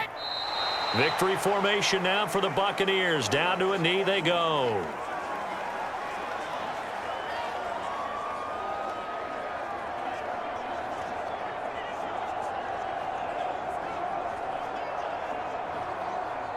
Second and goal from the 6 this time. 56 is mine. 56 is mine. Come on. So he'll take a knee here to wrap this one up, and he's going to want to keep that game ball. He was sensational. Listen, anytime you take a knee to end a game, that means you've won it. So it doesn't matter whether it's home or on the road. but there's something a little extra special about doing it in front of your home crowd, isn't there? And the home crowd applauding. They're happy with what they've seen. Chalk this one up in the left-hand column for a win. Yeah, that's right. Head to the locker room, throw the wristbands in the crowd for the kids, your gloves, your towels. Get to share it with the home team. So time has run out on what will be a Tampa Bay victory, and they were spurred on by a strong performance in that fourth quarter as they held their opponents off the scoreboard. Everyone wants to pitch a shutout for the entire game, but when you throw one in the fourth quarter, that tells everyone that you're getting stronger and dominance is starting to take over, right? The way that you close, the way that you finish, that gets preached to you from the time you're playing Little League football all the way up through. And they closed them out with a big-time performance down the stretch.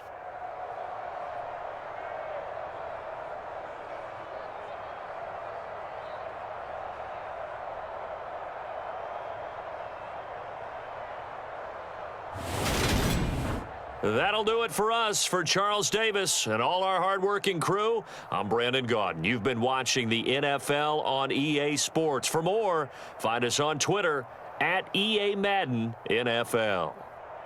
The Bucs are winners here as we say so long from Tampa.